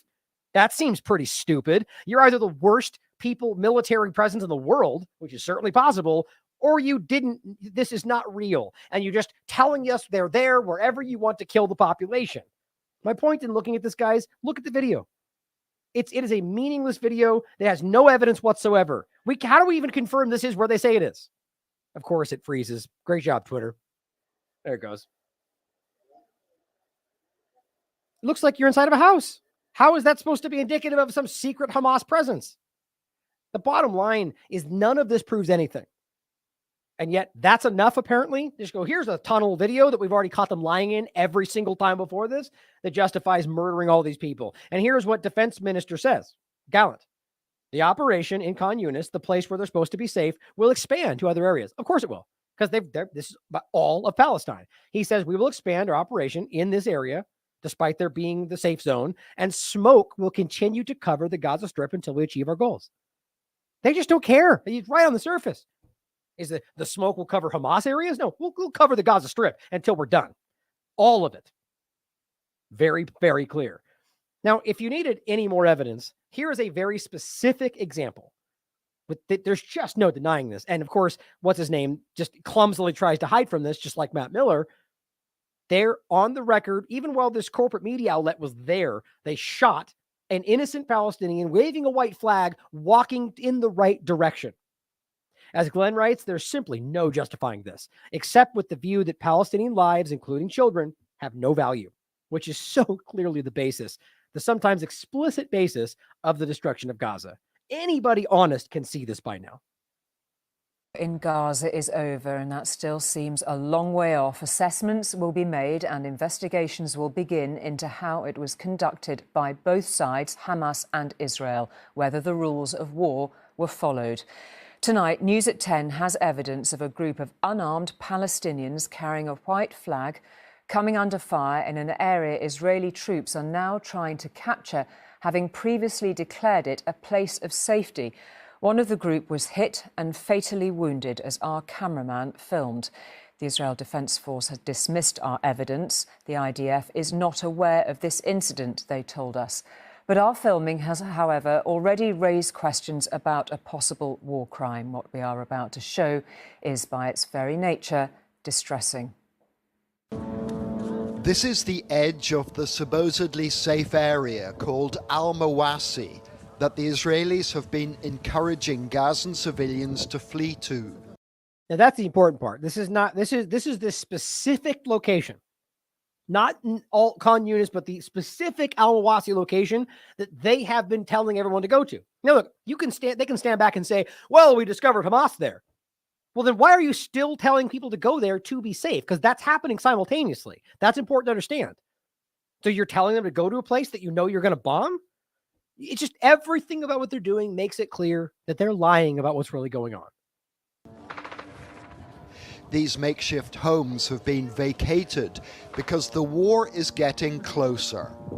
The billowing smoke was evidence of the new Israeli offensive in Khan Yunis that has been forcing more families to evacuate and seek safety elsewhere. No place safety in Gaza. Everywhere you are going, you will find the Israeli army. They are shoot us at home, any building, in the street, everywhere you are. They will give you a chance, sometimes just for 5 minutes, sometimes do not give you any chance to take your clothes, to take your children, to take your family, and to get out of the building. I mean, how does anybody pretend that this is justified?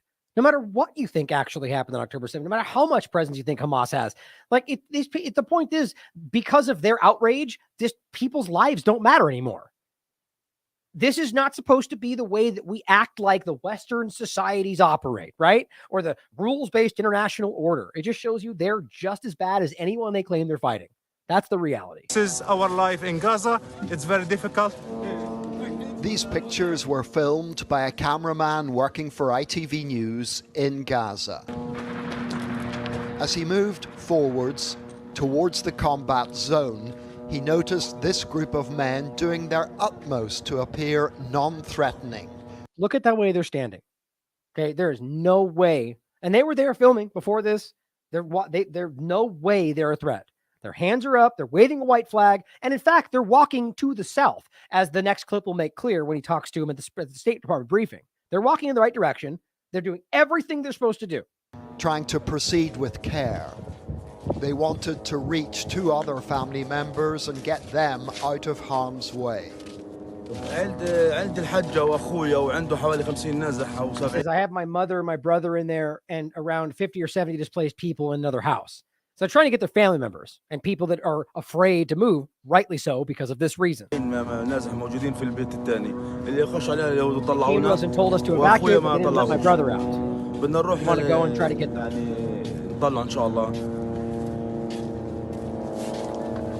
The interview complete, our cameraman walked away.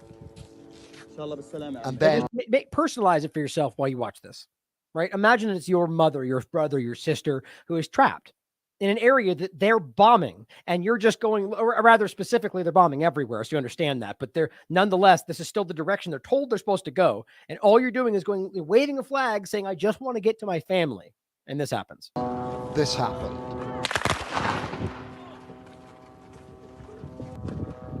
The interviewee had been shot and fatally wounded.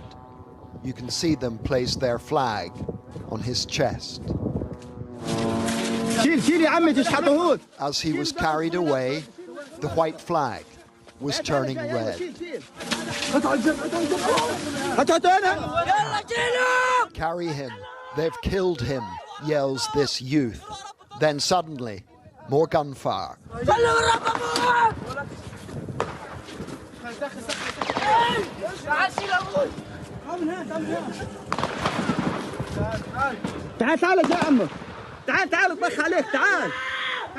They scream at a child, telling him to find cover.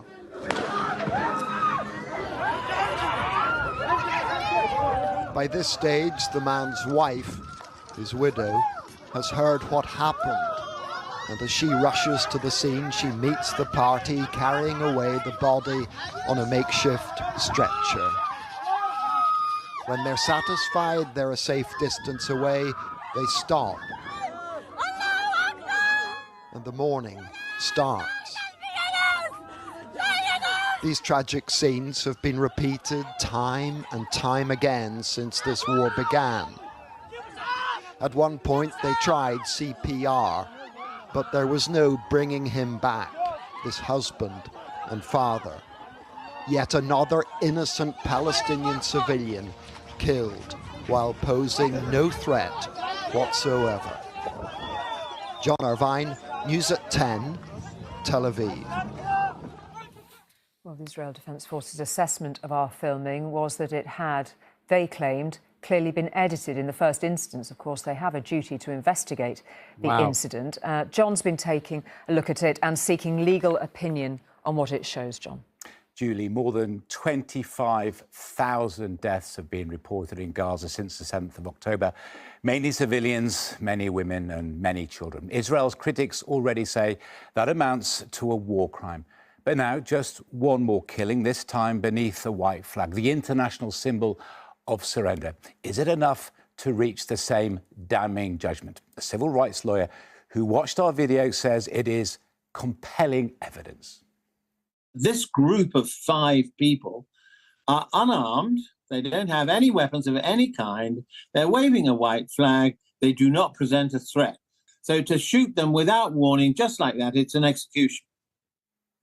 Now, this is not the first time nor the first war in which the Israeli army has been accused of firing on innocents carrying a white flag. After an Israeli incursion into Gaza at the end of 2008, human rights groups documented 11 such deaths. A subsequent UN inquiry blamed both sides for human rights abuses. Of course they did. Back much more influence. But the point is, was this October 7th forward? Clearly not.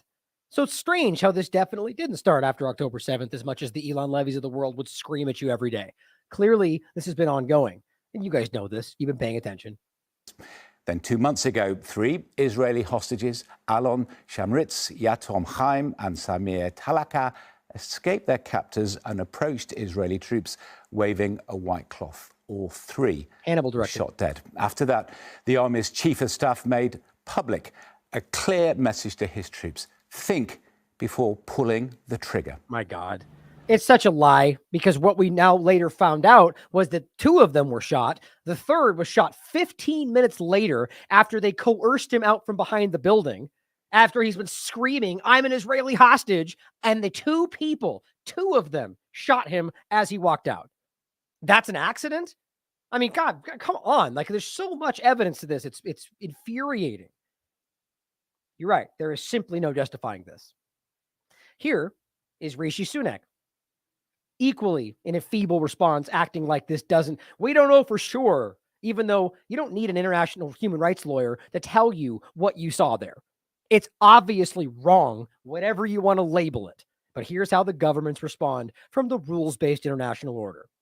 Last night, as Tory MPs were once again fighting amongst themselves, the public were sat at home watching John Irvine of ITV News report on footage from Gaza of an unarmed Palestinian man walking under a white flag, being shot and killed by the IDF.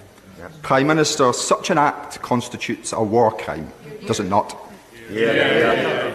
Mr. Speaker, we've been absolutely consistent that international humanitarian law should be respected and civilians should be. What does that mean? I'm so tired of well, we've said repeatedly, that's not even the premise. You could, just because you say, I keep saying things out loud that don't actually back up what I do, it's meaningless. But this is politics for you. This is why it's becoming hopefully more and more clear to the average person that anybody who believes in this process, the inner dynamics of the two-party paradigm, are either that stupid or are part of the illusion. I'm not trying to make it that binary. There's a middle ground, but my God, it's time to recognize how this hamster wheel that we're in if we play this game. Protected. I've made that point expressly to Prime Minister Netanyahu, and the Foreign Secretary is in the region this week making exactly the same point. Mr. Speaker, I don't think it's unreasonable to expect the Prime Minister of the United Kingdom to rise to that dispatch box and tell the people of these Isles and elsewhere that shooting an unarmed man walking under a white flag is a war crime. Now, in recent weeks, this House has acted with urgency and intent following an ITV drama. The question is, will this House now show the same urgency and intent following this ITV news report? And finally, back a ceasefire in Gaza. Mr. Speaker, no one wants to see this conflict go on for a moment longer than necessary, and we do want to see an immediate and sustained humanitarian pause.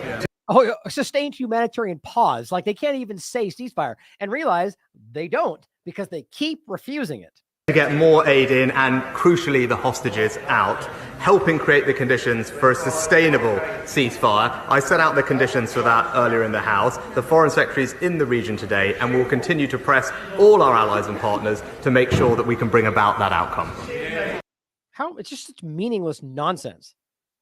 Now that's the UK responding to the same thing. Here is the State Department briefing. Dissenters News put this out where they're asking him about this. About the white flag and how this is how your rules-based international order U.S. government responded. I had the chance to see some of the footage shot by our cameraman in the Gaza Strip, widely shared online, showing a group of men waving a white flag, representing no threat whatsoever, unarmed, and moving south to try and reach some relatives. The IDF opened fire, as you can see on that video, and killed one of them, Abu Salul. I wonder what your response to that is and whether you think from watching that video whether that potentially represents a war crime. I have seen that footage, but I am not going to comment on the specifics around that, given I'm not aware of the full circumstances on the ground. And as we've said before, this is not an American operation. And here's the point to make right there. And it's also important that he continues to try to repeat it's not an American operation, despite you having leadership on the ground helping what they're doing. This is like saying you're not at war. It's just a flat lie.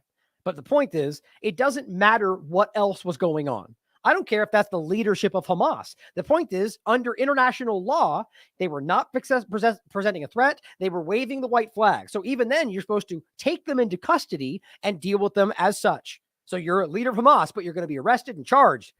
That's not what they're doing, is it? They decided, whether civilian or Hamas, that we're going to execute you because that's what we're doing. So this childish response to pretend like we don't have all the context, it doesn't matter.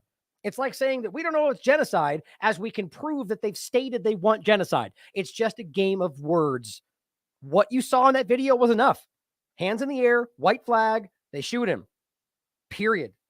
But this is what you get from the supposed leaders of the free world.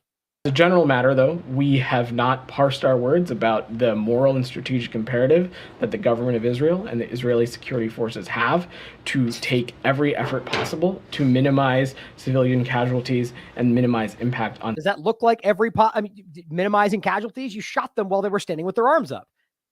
You know, this is why this is such a difficult job for these people, especially if they're not sociopaths, because you stand there speaking, knowing that they know you're lying. Like, it's just like this game that must be impossible if you have any feelings whatsoever. Civilians. As it relates to the footage that your organization has shared, again, I'm just going to refrain from commenting on specific operations as we do not have full circumstances of what on the ground from here. This is except when Russia sneezes and it's a war crime because we said so, right? Because you're ridiculous. An American operation. I'm not on the ground there to speak to the full parameters of the situation. But again, any civilian death is heartbreaking, and any civilian life lost. So same point, right? Geez, your heart broke 32,000 times. My God, you must be heartbroken, or you don't care at all. Is one too many, and we have made that clear with the Israelis, and will continue to do so. Beyond that comment about it being heartbreaking, which is a platitude we often hear, right. Would you urge, given that you broadly support IDF operations in the Gaza Strip, would you support a Israeli investigation of what happened in that video? Given that they're waving a white flag and they represented no threat. That is for the IDF. He can't even say that. What would be the harm of saying, yeah, I would agree to an investigation? Shouldn't you always agree to that? That's like saying flatly you condemn terrorism. Shouldn't you just be like, we should always investigate? No, because they're so worried about the response of Israel.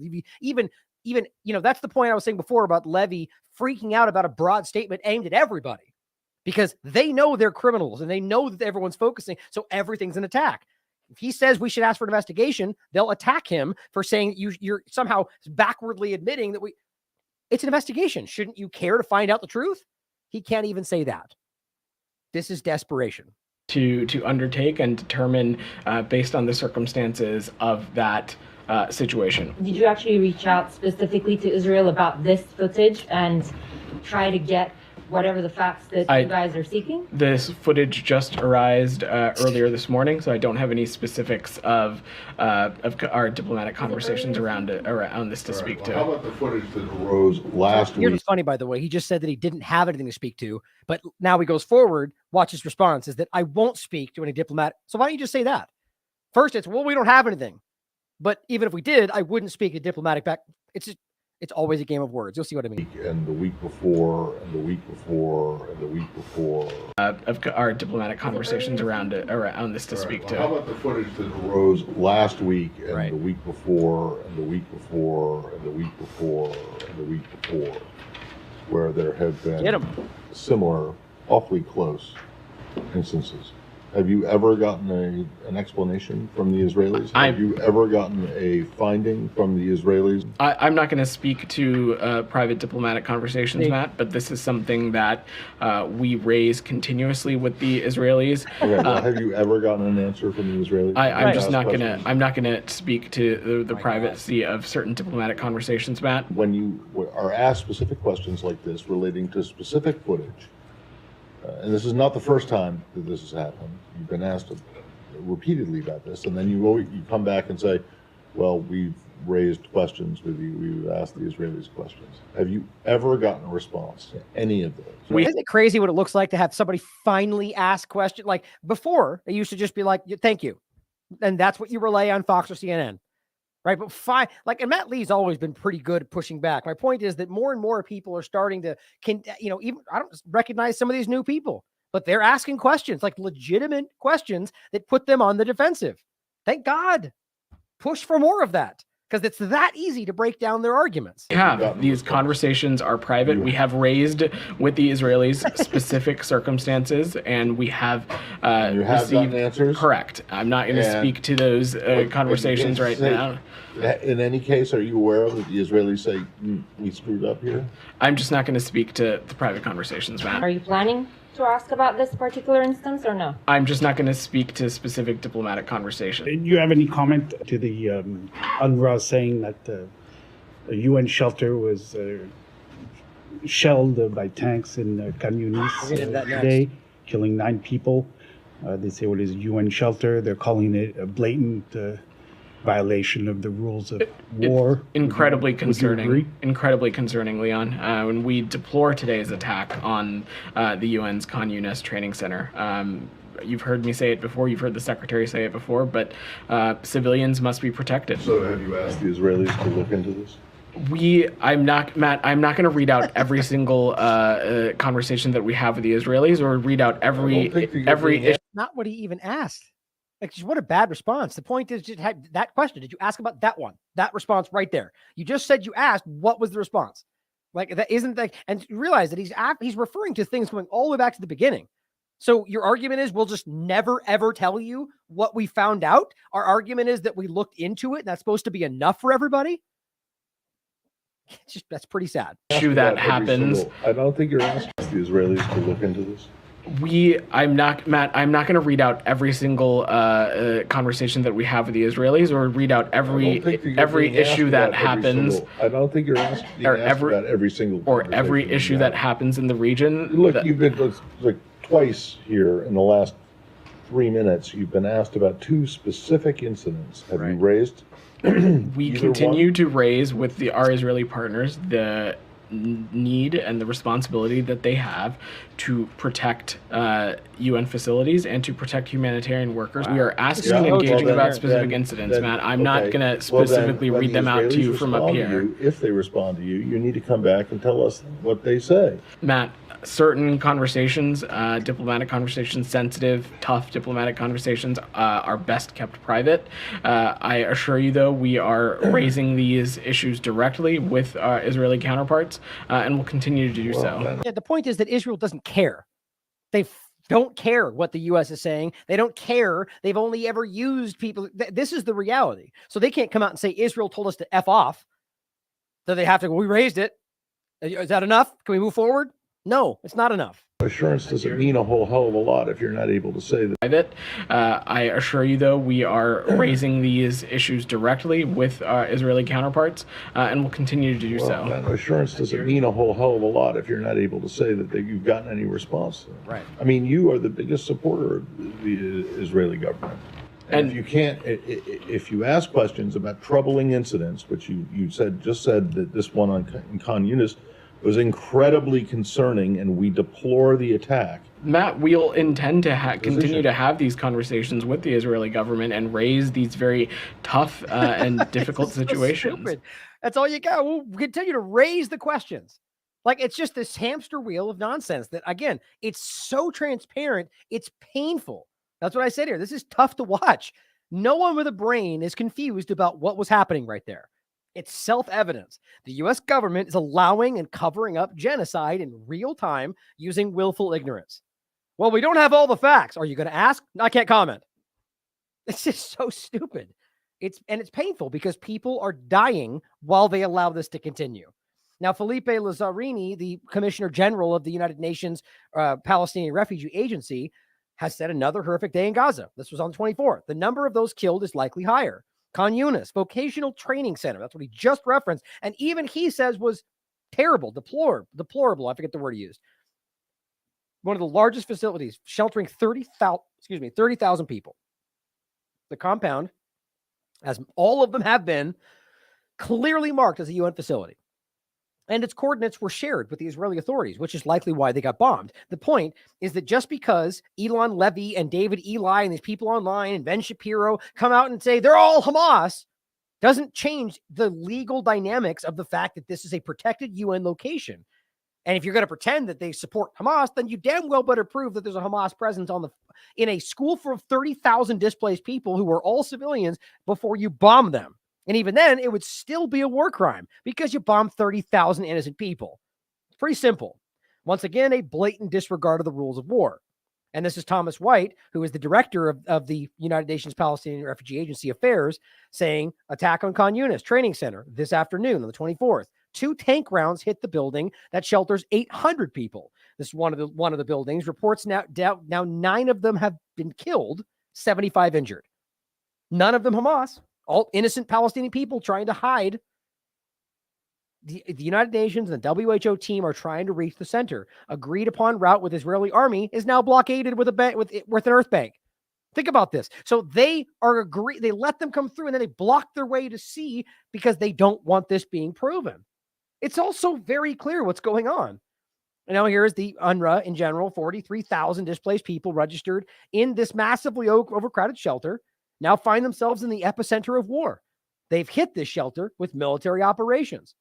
He follows up and says, or rather UNRWA follows up and says, this is the second time in 2 days they fired on this location. You think that's an accident? Sanab agency reports dozens of martyrs and Israeli bombings of this school, which we just reported for you. But the point is that they've killed innocent people. 24, apparently. Alan McLeod points out, same point, UN officials say shells hit crowded shelter. And it's so stupid. There's a massive war crime, and they can't even say who obviously did it. Now, here's the CNN report. Even CNN, which nobody should be trusting. These are lying entities. But it shows you so much that they're now being forced to admit. I mean, it's like trying to pretend it's not raining when you're being rained on outside for some political reason. At some point, they have to be like, okay, screw it. We have to say it because everybody can see it, because we don't want to lose even what little credibility we might still have. Again, that's what I think, but it certainly could be that we're supposed to see this, question both sides of that. I think all the evidence is plainly clear. But it says it's clear the Israeli army are not respecting their obligations under international humanitarian law. Now getting video out of Han Yunis in Gaza, where a UN shelter housing displaced people came under fire today. The UN Agency for Palestinian Refugees says 9 people were killed when tank rounds hit the building. 75 others were wounded. It says the compound's exact location had been shared with Israeli authorities, calling the strike a blatant disregard of the rules of war. Palestinian officials say hospitals in the city are also under attack. A witness says this video shows Nasser Hospital being targeted. The Palestinian Red Crescent says Israeli forces are now surrounding their headquarters at and Al-Amma Hospital as well. The IDF says it's pursuing Hamas military targets, and the operation will continue, it says, for several days.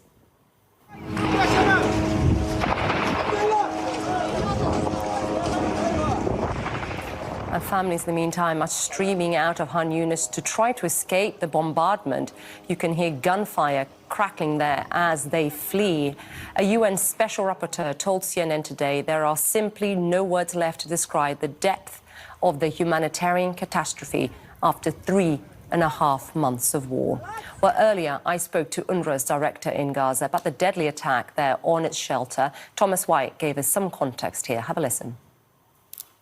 These were, people who had fled from their homes in the north.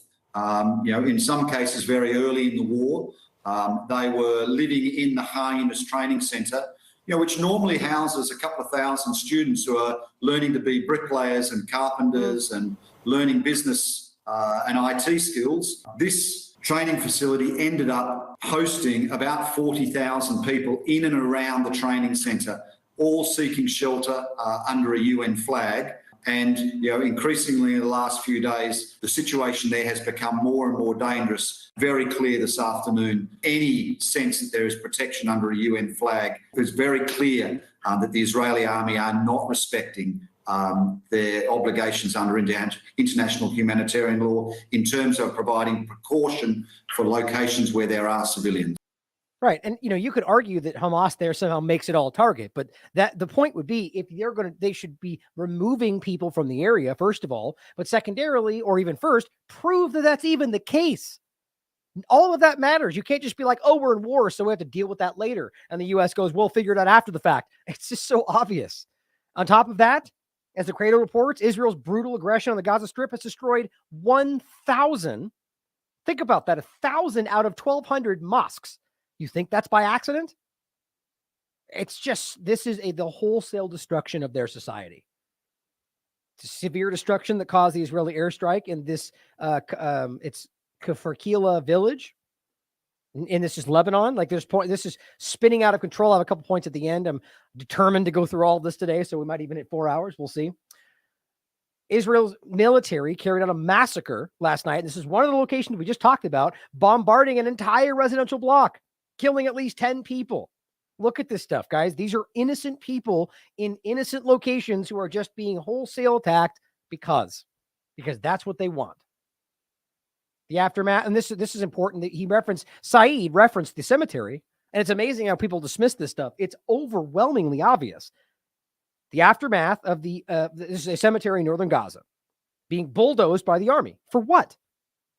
And guess what? Stealing bodies.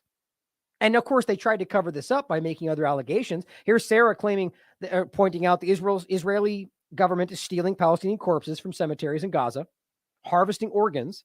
The media refuses to cover it. There's a whole breakdown of a bunch of different clips here. My point is, I've covered this already. This is it's an open secret, just like the human shield concept.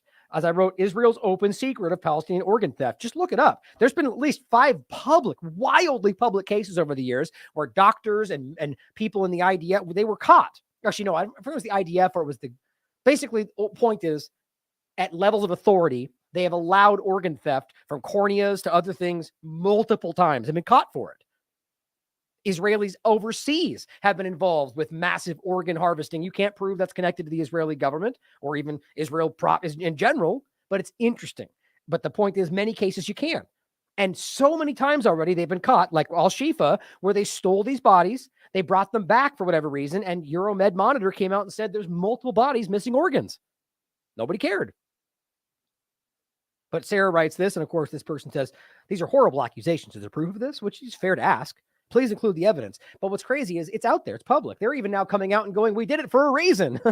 This is from the 19th of January. IDF admits digging up Gaza graves. Do you know why they claim they did it?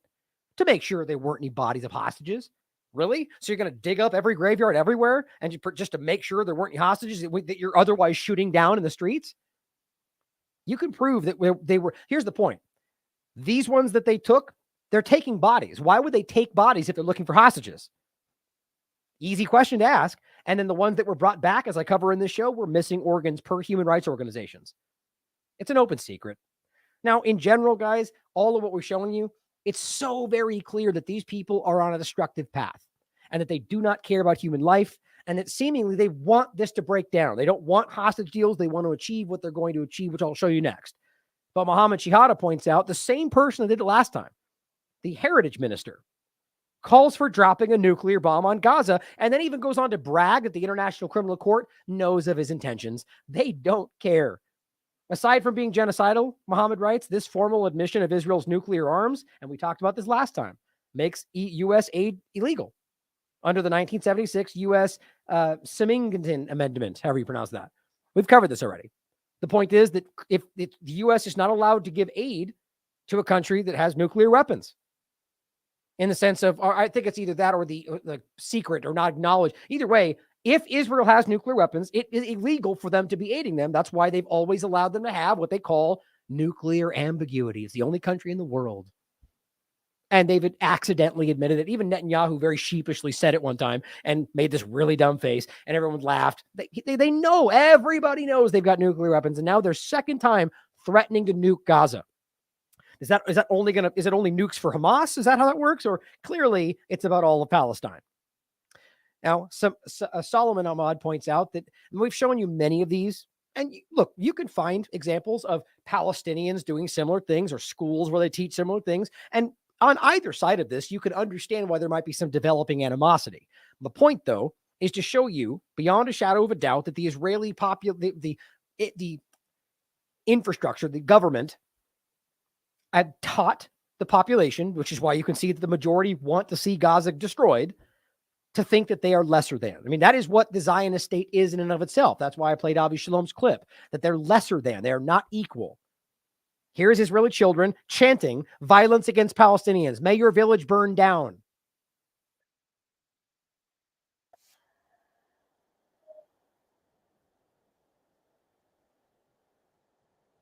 As he writes, who is indoctrinating with the hate from a young age, Elon Musk. Now, look, there's a lot of arguments you can find about Palestinian schools and so on, but most of these examples, I can't really end up finding, like, there's one going around right now where one of these IDF members is sitting down with some puzzle he found. How do we know that's where you found it? And how do we know? And quite frankly, when you look at the puzzle itself, it seems to suggest that everyone's out to attack and Palestinians are throwing rocks. Like, and they point to the guns that are like on the Egypt side. On the other side, it's like, what are you trying to explain here? That they're only throwing rocks? But of course they make it into you're teaching them hatred. Well, you're teaching them the fact that they're occupied and the fact that the Israeli Zionist entity has been completely stealing their existence from this entire, like, how is that not going to drive animosity? In the same, you got the Israeli government teaching these people that these are all a bunch of rabid Arab monsters that will rape your women. It's the same thing back and forth. But what we're seeing is one side with lots of power and the ability to commit genocide.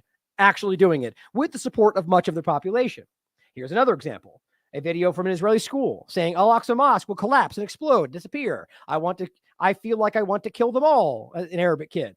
That there will be Arabs, but they will be slaves. There will be massive war and all the Arabs will die. You can listen, it's all subtitled. You can watch it for yourself. Just understand that it's not a one-sided thing. They're actively teaching this hatred. Now, in regard to the aid that's arriving, which showing you the desperate hate for these people, not Hamas, but anybody that might still exist in Gaza. This is Times of Gaza reporting that the occupation forces have opened fire on Gaza City, waiting for the arrival of humanitarian aid. This is not the first time.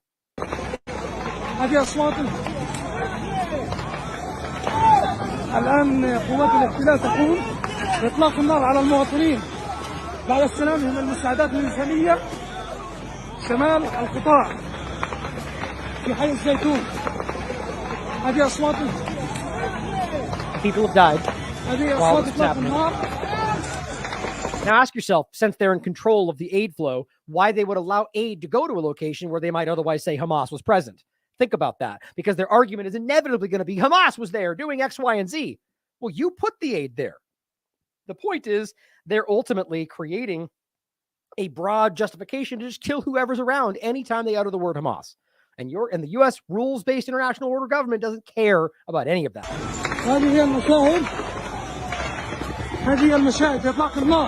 You get the point from that. Here's another example. Khaleesi shared this. Brothers Zaid and Nahid from Gaza were killed by Israeli murderers today, just like you saw before from from where the guy was waving the white flag. Israeli occupation soldiers shot Zaid, who went out to get food from the aid trucks. And then Nahid, his brother, who tried to save his brother's body by carrying him back, was then also shot. This image should be burned into your memory.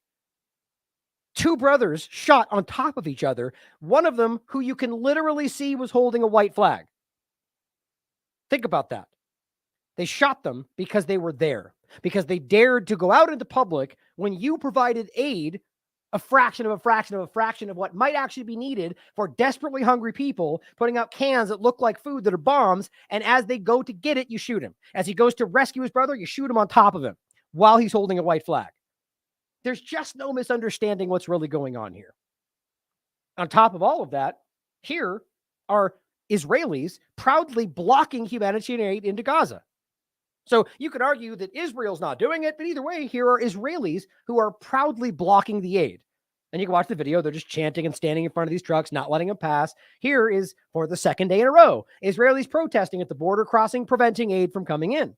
And in case you think for 1 second that the Israeli government might not know about this, here is Mossad commenting publicly, "Thank you to all came out yesterday to prevent the aid to reach Hamas," of course.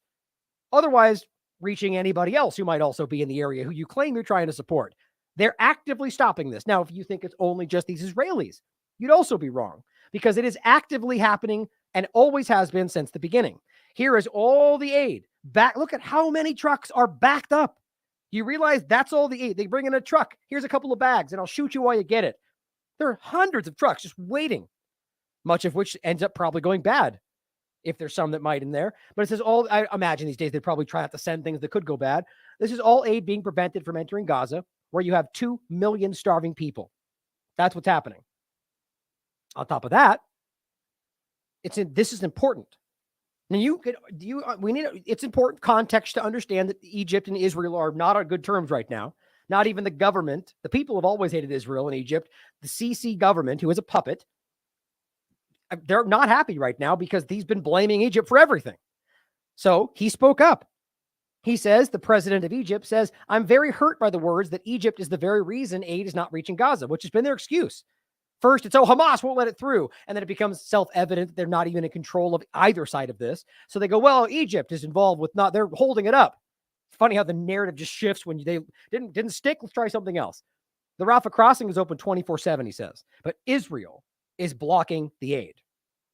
It was in my hands. If it was in my hands and I prevented aid from reaching Gaza, where would I go before God? You could argue he's lying, but guess what? There's an overwhelming body of evidence showing you that they do have control of it and that they're actively trying to stop it in every possible way, even going as far as going, hooray, good for you for doing what we're also doing, blocking the aid. Now, while that's happening, while Israel's knowingly blocking it, pretending it's anybody else's fault, here's a nice little video about an American in Israel parading around all the food they have while they're fighting people who are starving. Here in Gaza, we aren't eating our meals at the local restaurants. We're carrying our food in these boxes, which are good for 4 soldiers for 24 hours. So to start off with So they can clearly get food in there for all sorts of people, but not the starving people they claim they're trying to fight for, right? main source of protein. For breakfast, lunch, and dinner, we have our tuna. And for the side dishes, we have corn, we have chickpeas, and we have olives. Now we're putting all these ingredients in this super healthy white bread.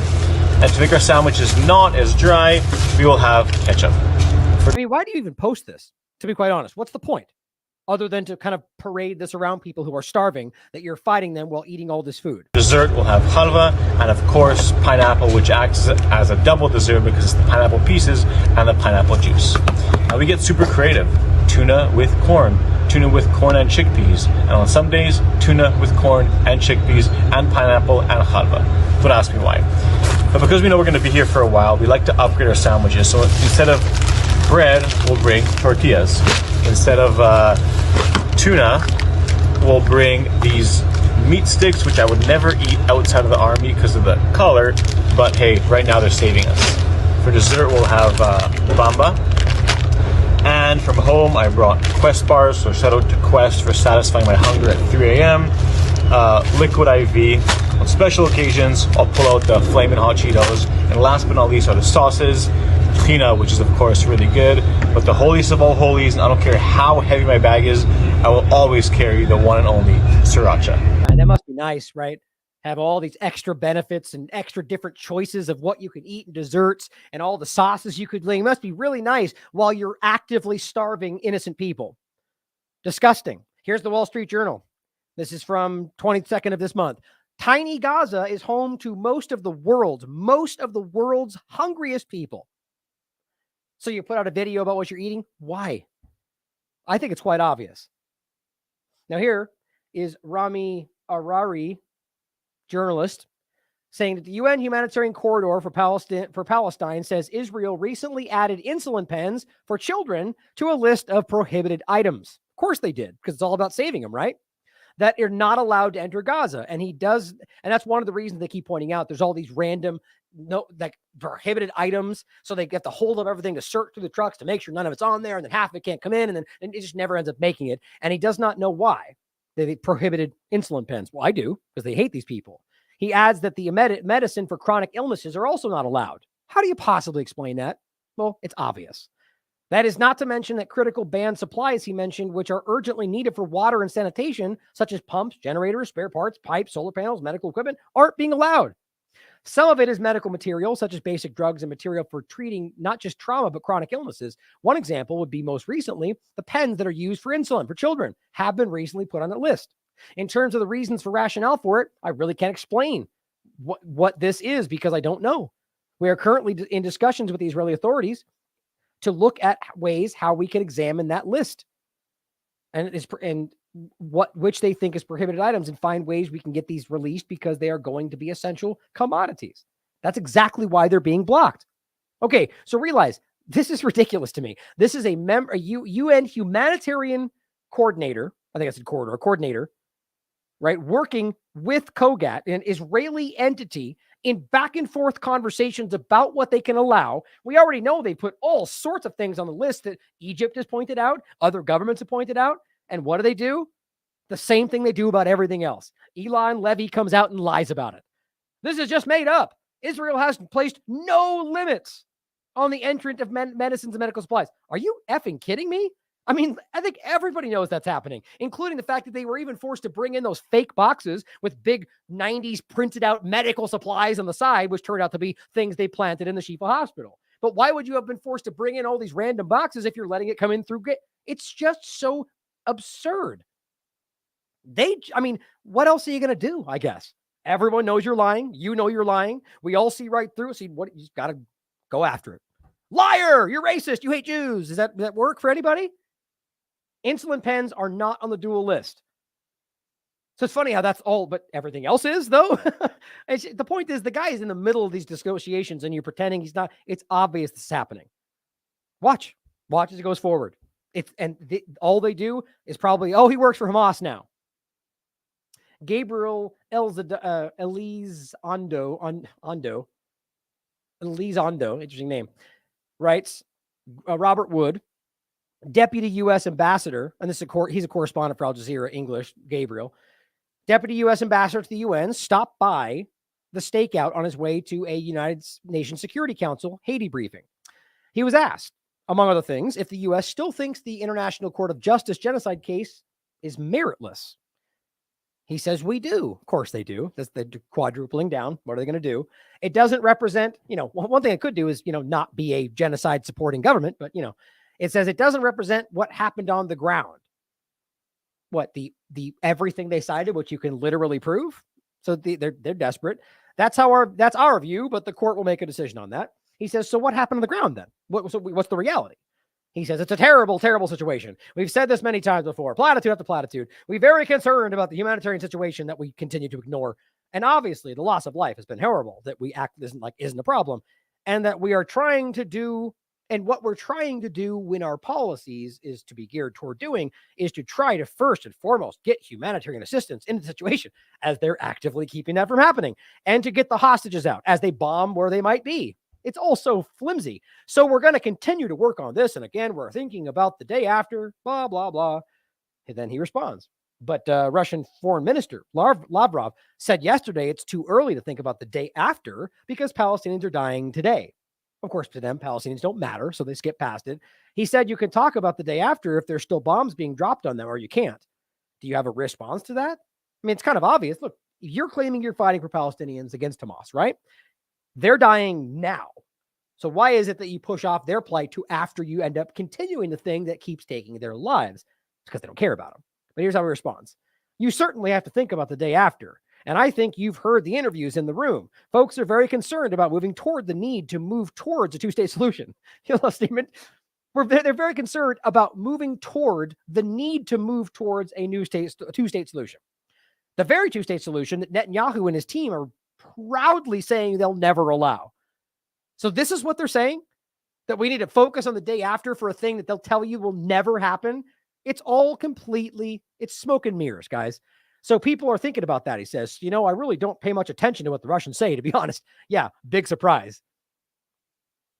Here is Kenneth Roth, former executive director of Human Rights Watch, saying, as if the article says Netanyahu pushes most pro-Israel U.S. Democrats to take previously unimaginable measures and steps, like basically showing that this is actually what I really think is part of this, or almost all of it, that Israel's Zionist belligerence just straight to full genocide immediately after something that they could have marshaled into support more than they've ever seen before, which would have been a shock. The support they've had this whole time is unparalleled.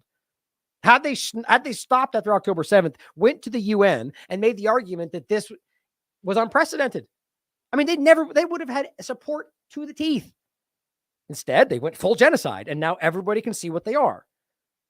But what's crazy about it is these people who are pro-Israel are being pushed into supporting things that are so transparent. And I think that's what I mean is that everything they've done has exposed the bigger picture. And yes, part of this could be organized and planned and allowed to happen. These are questions we should ask. But the true point that I keep coming back to is that the Zionist entity has cashed in too many chips, and people now see what was always going on. Now it says it says as if Netanyahu's attitude hasn't been clear for years, which I agree with. Quote, all signs indicate that Netanyahu's repeated dismissal of the potential two-state solution could serve as one of the final blows to continue democratic support for the Israel's war in Gaza, because they keep pretending that's coming.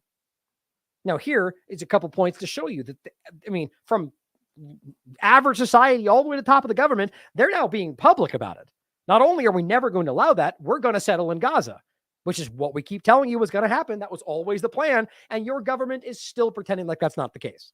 Here's Torah Judaism saying theft and occupation are ingrained in the genes of the Zionists. Israeli Zionist families have prepared their cars and banners and they're waiting to move to Gaza. The text on the banners quite literally read, conquer, settle, win. That's what this says. Oh, you know what? I thought this was in, here, let me actually download this real quick. I thought this was in Hebrew. You can listen to what they're saying here.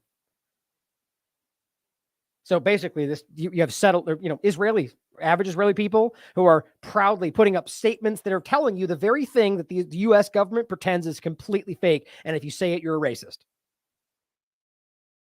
That's how obvious all of this has gotten. So here is the little clip we were just looking at. Israeli families are gathering here because they want to go and live in Gaza, which they sometimes call Gush Katif, even as war continues to bring death and destruction to Palestinians in the Strip. Their signs read, only settlements will bring security, and conquering, settling, winning. You look in the Torah and you see, very simple, the answer there, that Israel belongs to the Jews and Gaza is Israel. Doesn't mean that you're not allowed to live here if you're not Jewish. No. But at the same time, it belongs to the Jews. Right. So you're allowed to live next to us as a secondary person, but everything else is fine. Like, that's a Zionist mentality. There's plenty of Jews that aggressively disagree with that. And so one of the groups in that case, Torah Judaism, goes on to say, the text on the banner, conquer, settle, win, radical Zionists currently living in Israel looking forward to the end of the Gaza war, because when Gazans leave Gaza, which is their plan, and they stated this from the beginning, if you're listening, they will rush into a race to grab land in Gaza. Zionists are lying to the eyes of the world. They use Hamas as an excuse to attack Gaza because their aim is to take over Gaza completely, which is their opinion. Which I agree.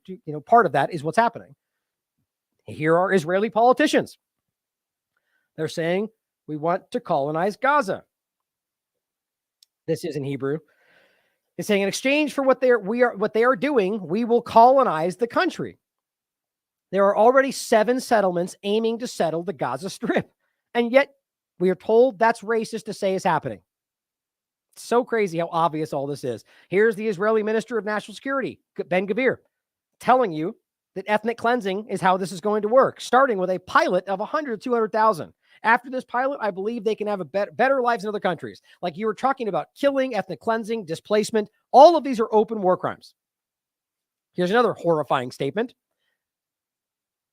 It says, while thousands of bodies of dead Palestinians still lie under the rubble, Israeli illegal settlers are openly on this newscast planning to move to Gaza as soon as possible, they're saying, publicly.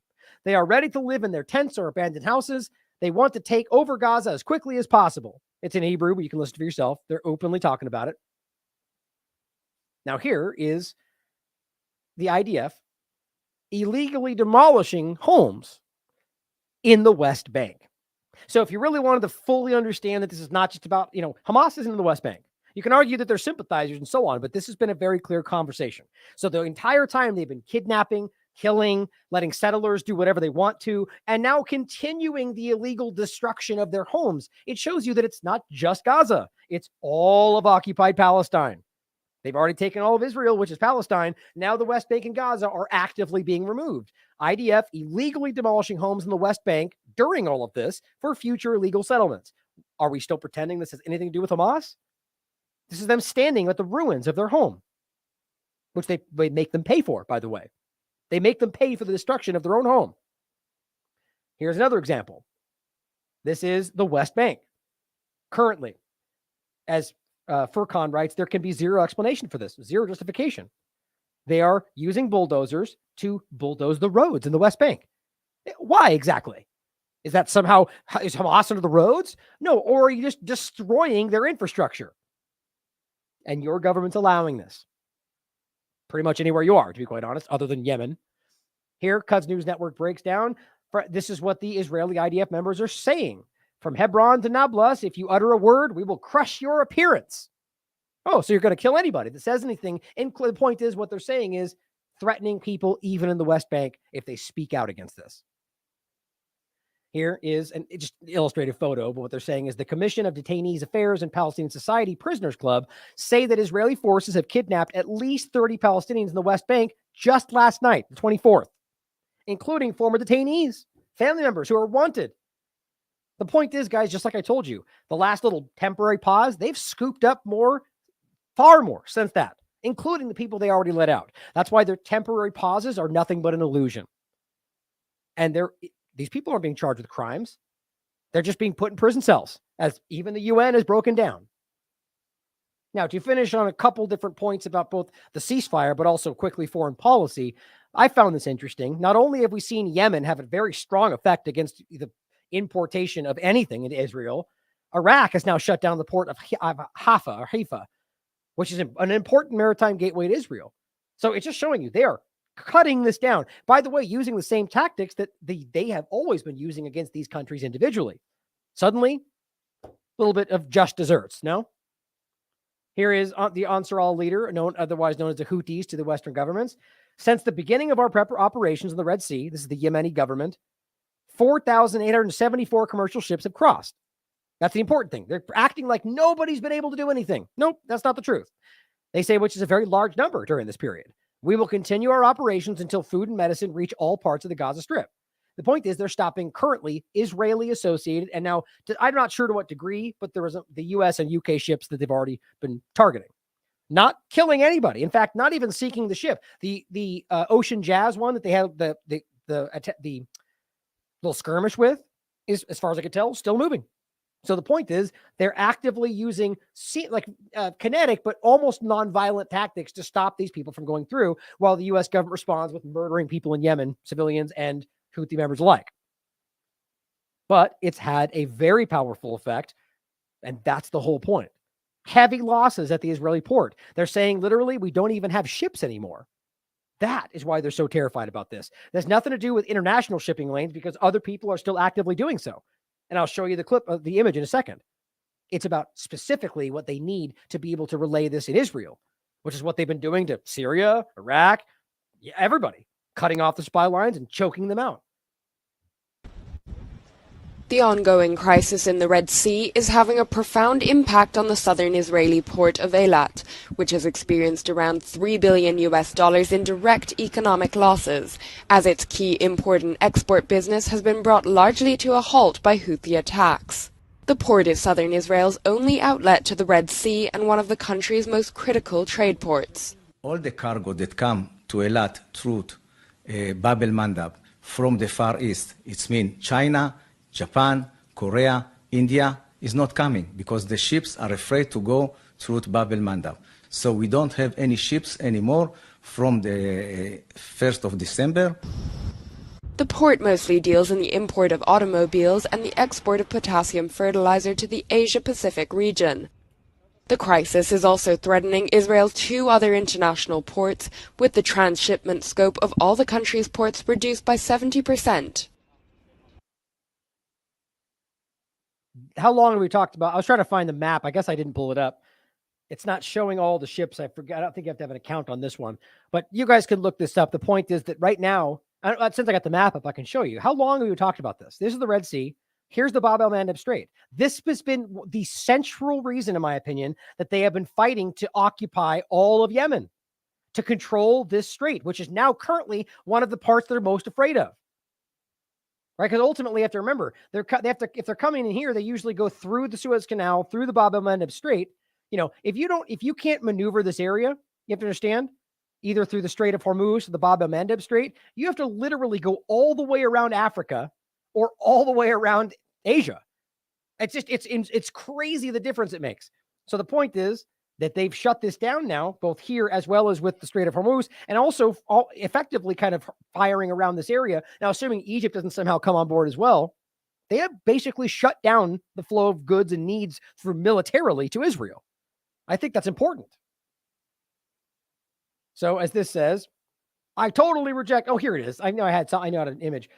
It says, I totally reject the Houthis' claims that attacking ships from around the world is somehow linked to the conflict in Gaza. They're so feeble about this. What do you mean, aside from the fact that they're telling you that's why they're doing it? Why? It's just so funny. It's obvious that they're doing this to stop them. And they told you the moment that you press the ceasefire, we'll stop this. And he just goes, I reject that, because acknowledging that forces you to have to care about the genocide. But the point is, you can plainly see there's a lot of traffic still going through. And that's why you can see ships. And again, this is the Bab el-Mandab Strait. You can see ships that are now putting up on their course, their transponder or whatever, that not associated with Israel, and they're letting them go by. Pretty interesting. Now, Arnaud Bertrand writes, absolutely unreal. The U.S. isn't, we have to have a laugh about this. Just like we talked about with Venezuela, right? Where Guaido is the only legitimate president and anything else is a threat to our democracy until, oops, we need oil. So get out of here, Guaido. We're going to work with Maduro again. Nothing is sacred to these people. So U.S. is now begging China to bail them out of the mess they put themselves in with Yemen. Beijing's response, as per the article, is that, quote, the Red Sea tension is a spillover from the Gaza conflict, which should be ended as soon as possible. Exactly, which is the obvious reality. So what all China said was, end what's going on in Gaza, and there your problem solved, which it would be. The Gaza conflict, which the U.S. could end tomorrow if it finally dared to use its considerable leverage it has with Israel. But no, crazily enough, which shows you something, they'd rather go through the humiliation of begging their main geopolitical rival to bail them out rather than do anything to rein in Israel, which he says beggars belief. I think you realize that the Zionist government has something over the U.S. government, which, by the way, you can see that during the Epstein conversation, as was pretty much proven. Was it Acosta? I'm blanking on his name all of a sudden. And multiple other examples where they admit that he was both Mossad and CIA, or at the very least worked with both of them. So the point is, it's part of that. And who knows what it is? Why you would literally ruin even your own support as Biden for the next election to keep this going. There's something else going on here. That's my opinion. But think about what it would take for the U.S. to stand up and go, China, help. Instead of, it's unreal. You can read it for yourself. U.S. urges China to help curb Red Sea attacks. It's just pathetic. Turkey is now imposing economic sanctions on Israel. Turkey, a NATO ally, has decided to remove Israel from its list of export destinations. They're getting completely boxed out. This is a good thing. Now, finally, I want to end with this. Looks like we're going to get probably right to 4 hours. Haven't done that in a while. There's the call for ceasefire has now expanded in a lot of different ways, including groups like governors of Chicago that previously would have been lockstep into the argument. And I think it's because, as I've always said, in this case with this guy, it seems genuine to me. But most of them, and we should at least consider, that just because they say the thing that's right doesn't always mean that it's because they care. It's just that they recognize a political advantageous moment. Like I've said with Putin in the past, is it that he is the good guy fighting for freedom, or is it he recognizing and that ultimately playing that role is obviously powerful in contrast to the belligerence of the U.S. government? Or you could mean both, or it could mean one or the other. You can decide for yourself. My point is that you're going to see a lot of these people now calling for ceasefire. I think it's because they just go, well, I might get some negative points or some press pushback or loss of X, Y, and Z by making this line, but they'll win a hell of a lot of support from the people that can keep them in power. I think that's largely what's happening. But this one, you'll see what I mean. The Labor Party counselor shaking while announcing he's leaving his own party because he just can't allow the genocide. I think this is important. And my gut tells me that this guy means what he's saying, but you can decide for yourself. Either way, people are standing up and pushing back. I came home yesterday. My 5-year-old daughter, who was watching the news the previous night with me, saw images of what was going on in Gaza. She said to me, Dad, what have you done about the videos you was watching? That absolutely broke me. So today, with a heavy heart, I have been an active member and supporter of the Labour Party all my life.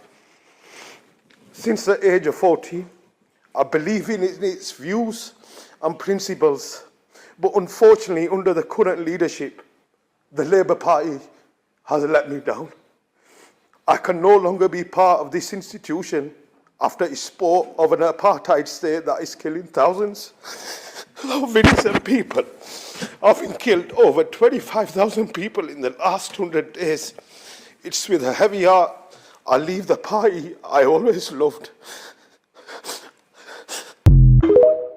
God, I hate that stupid TikTok thing. Just lessens everything. But, again, you never know. My gut tells me that is what a human being looks like. That is what a person who is confronted with the moral reality of what he's dealing with, who just can't, he has integrity. He can't stare his child in the face and say, I'm doing nothing to stop that. That's what he's doing. He's taking action at his own expense because he believes in that. That's what I feel that reality was. But at the very least, I know that there are people like that. I feel like that's what a lot of us are doing. Sticking your neck out, getting attacked for it because this needs to stop. Now, I don't know whether attacks against me right now are related to this one topic or not, but I sure as hell feel attacked. Long before this, being censored literally everywhere, now being sued multiple times for nonsensical things because I think people are desperate to stop what's going on. Too late, though. Cat's out of the bag. But good for him for having the courage to stand behind his beliefs. I mean, what are you doing out there if you're listening to this? What are you going to tell your families when something goes forward? You look back and you say, I didn't do anything. The biggest genocide we've ever seen in our lifetimes, if not one of the biggest ever, going forward, in the context of, per capita, however you want to frame it, clearly unprecedented. What did you do to stop that? Did you say anything? Did you stand up for people? I sure as hell did. You sure as hell did. We at the very least can remember that.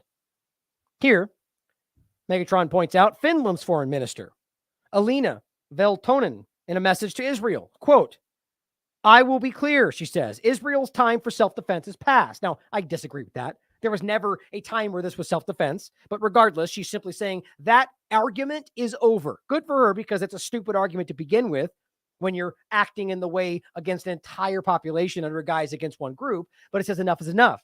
The residents of the Gaza Strip need a humanitarian ceasefire immediately. She added that the Israeli government, quote, did not do enough to protect them or didn't do anything, as Amnesty proved in their own investigation. They targeted civilians. Megatron said this is the Israeli government has not done enough to protect Gaza. I don't know why he wrote that. Anyway, that's the point is this is what she's saying. A lot of people are standing up.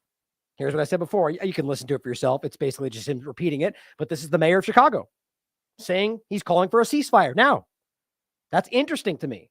This is beginning to fall apart even in very specific ways. British foreign minister David Cameron. I mean, I don't trust any of these people. In fact, I would bet my life that this is not him caring about this. This is him recognizing the writing on the wall. Like I keep saying, he says, we want to see an immediate humanitarian ceasefire from which we can move to a sustainable ceasefire. But then he goes on to say it's unrealistic to ceasefire while Hamas is able to fire rockets. What are you talking about? It's a ceasefire. I mean, that they stop. If Hamas fires rockets, the ceasefire ends.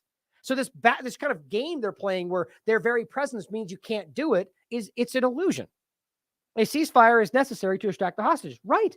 And they're offering one for the hostages. And you guys keep saying no. Israel will not accept the Hamas running the Gaza Strip.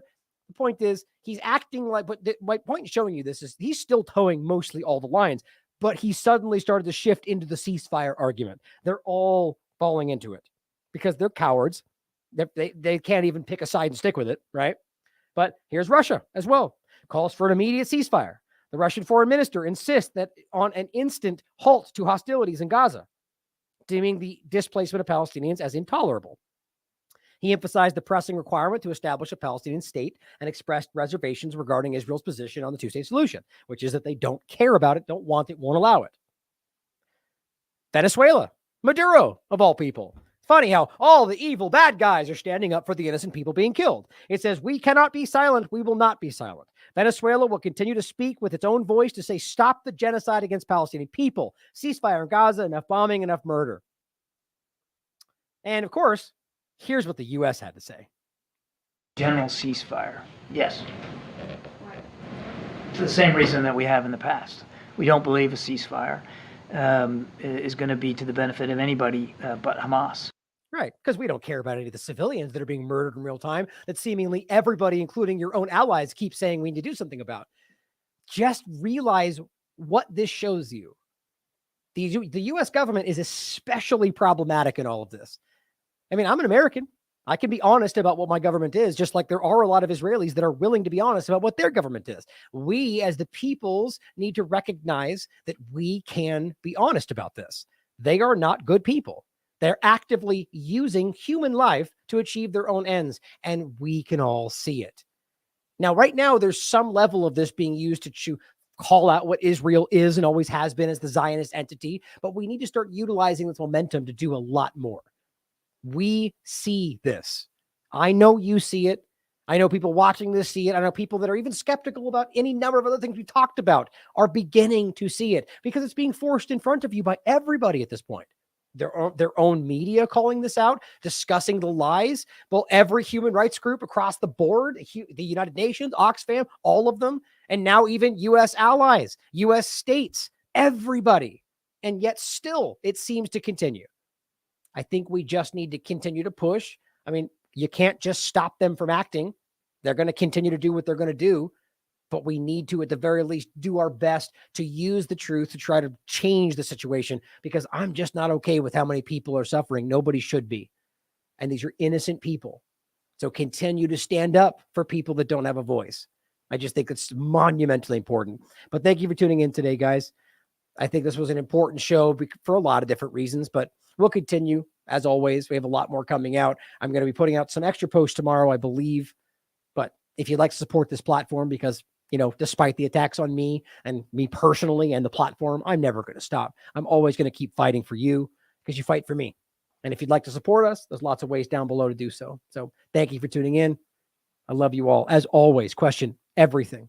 Come to your own conclusions. Stay vigilant.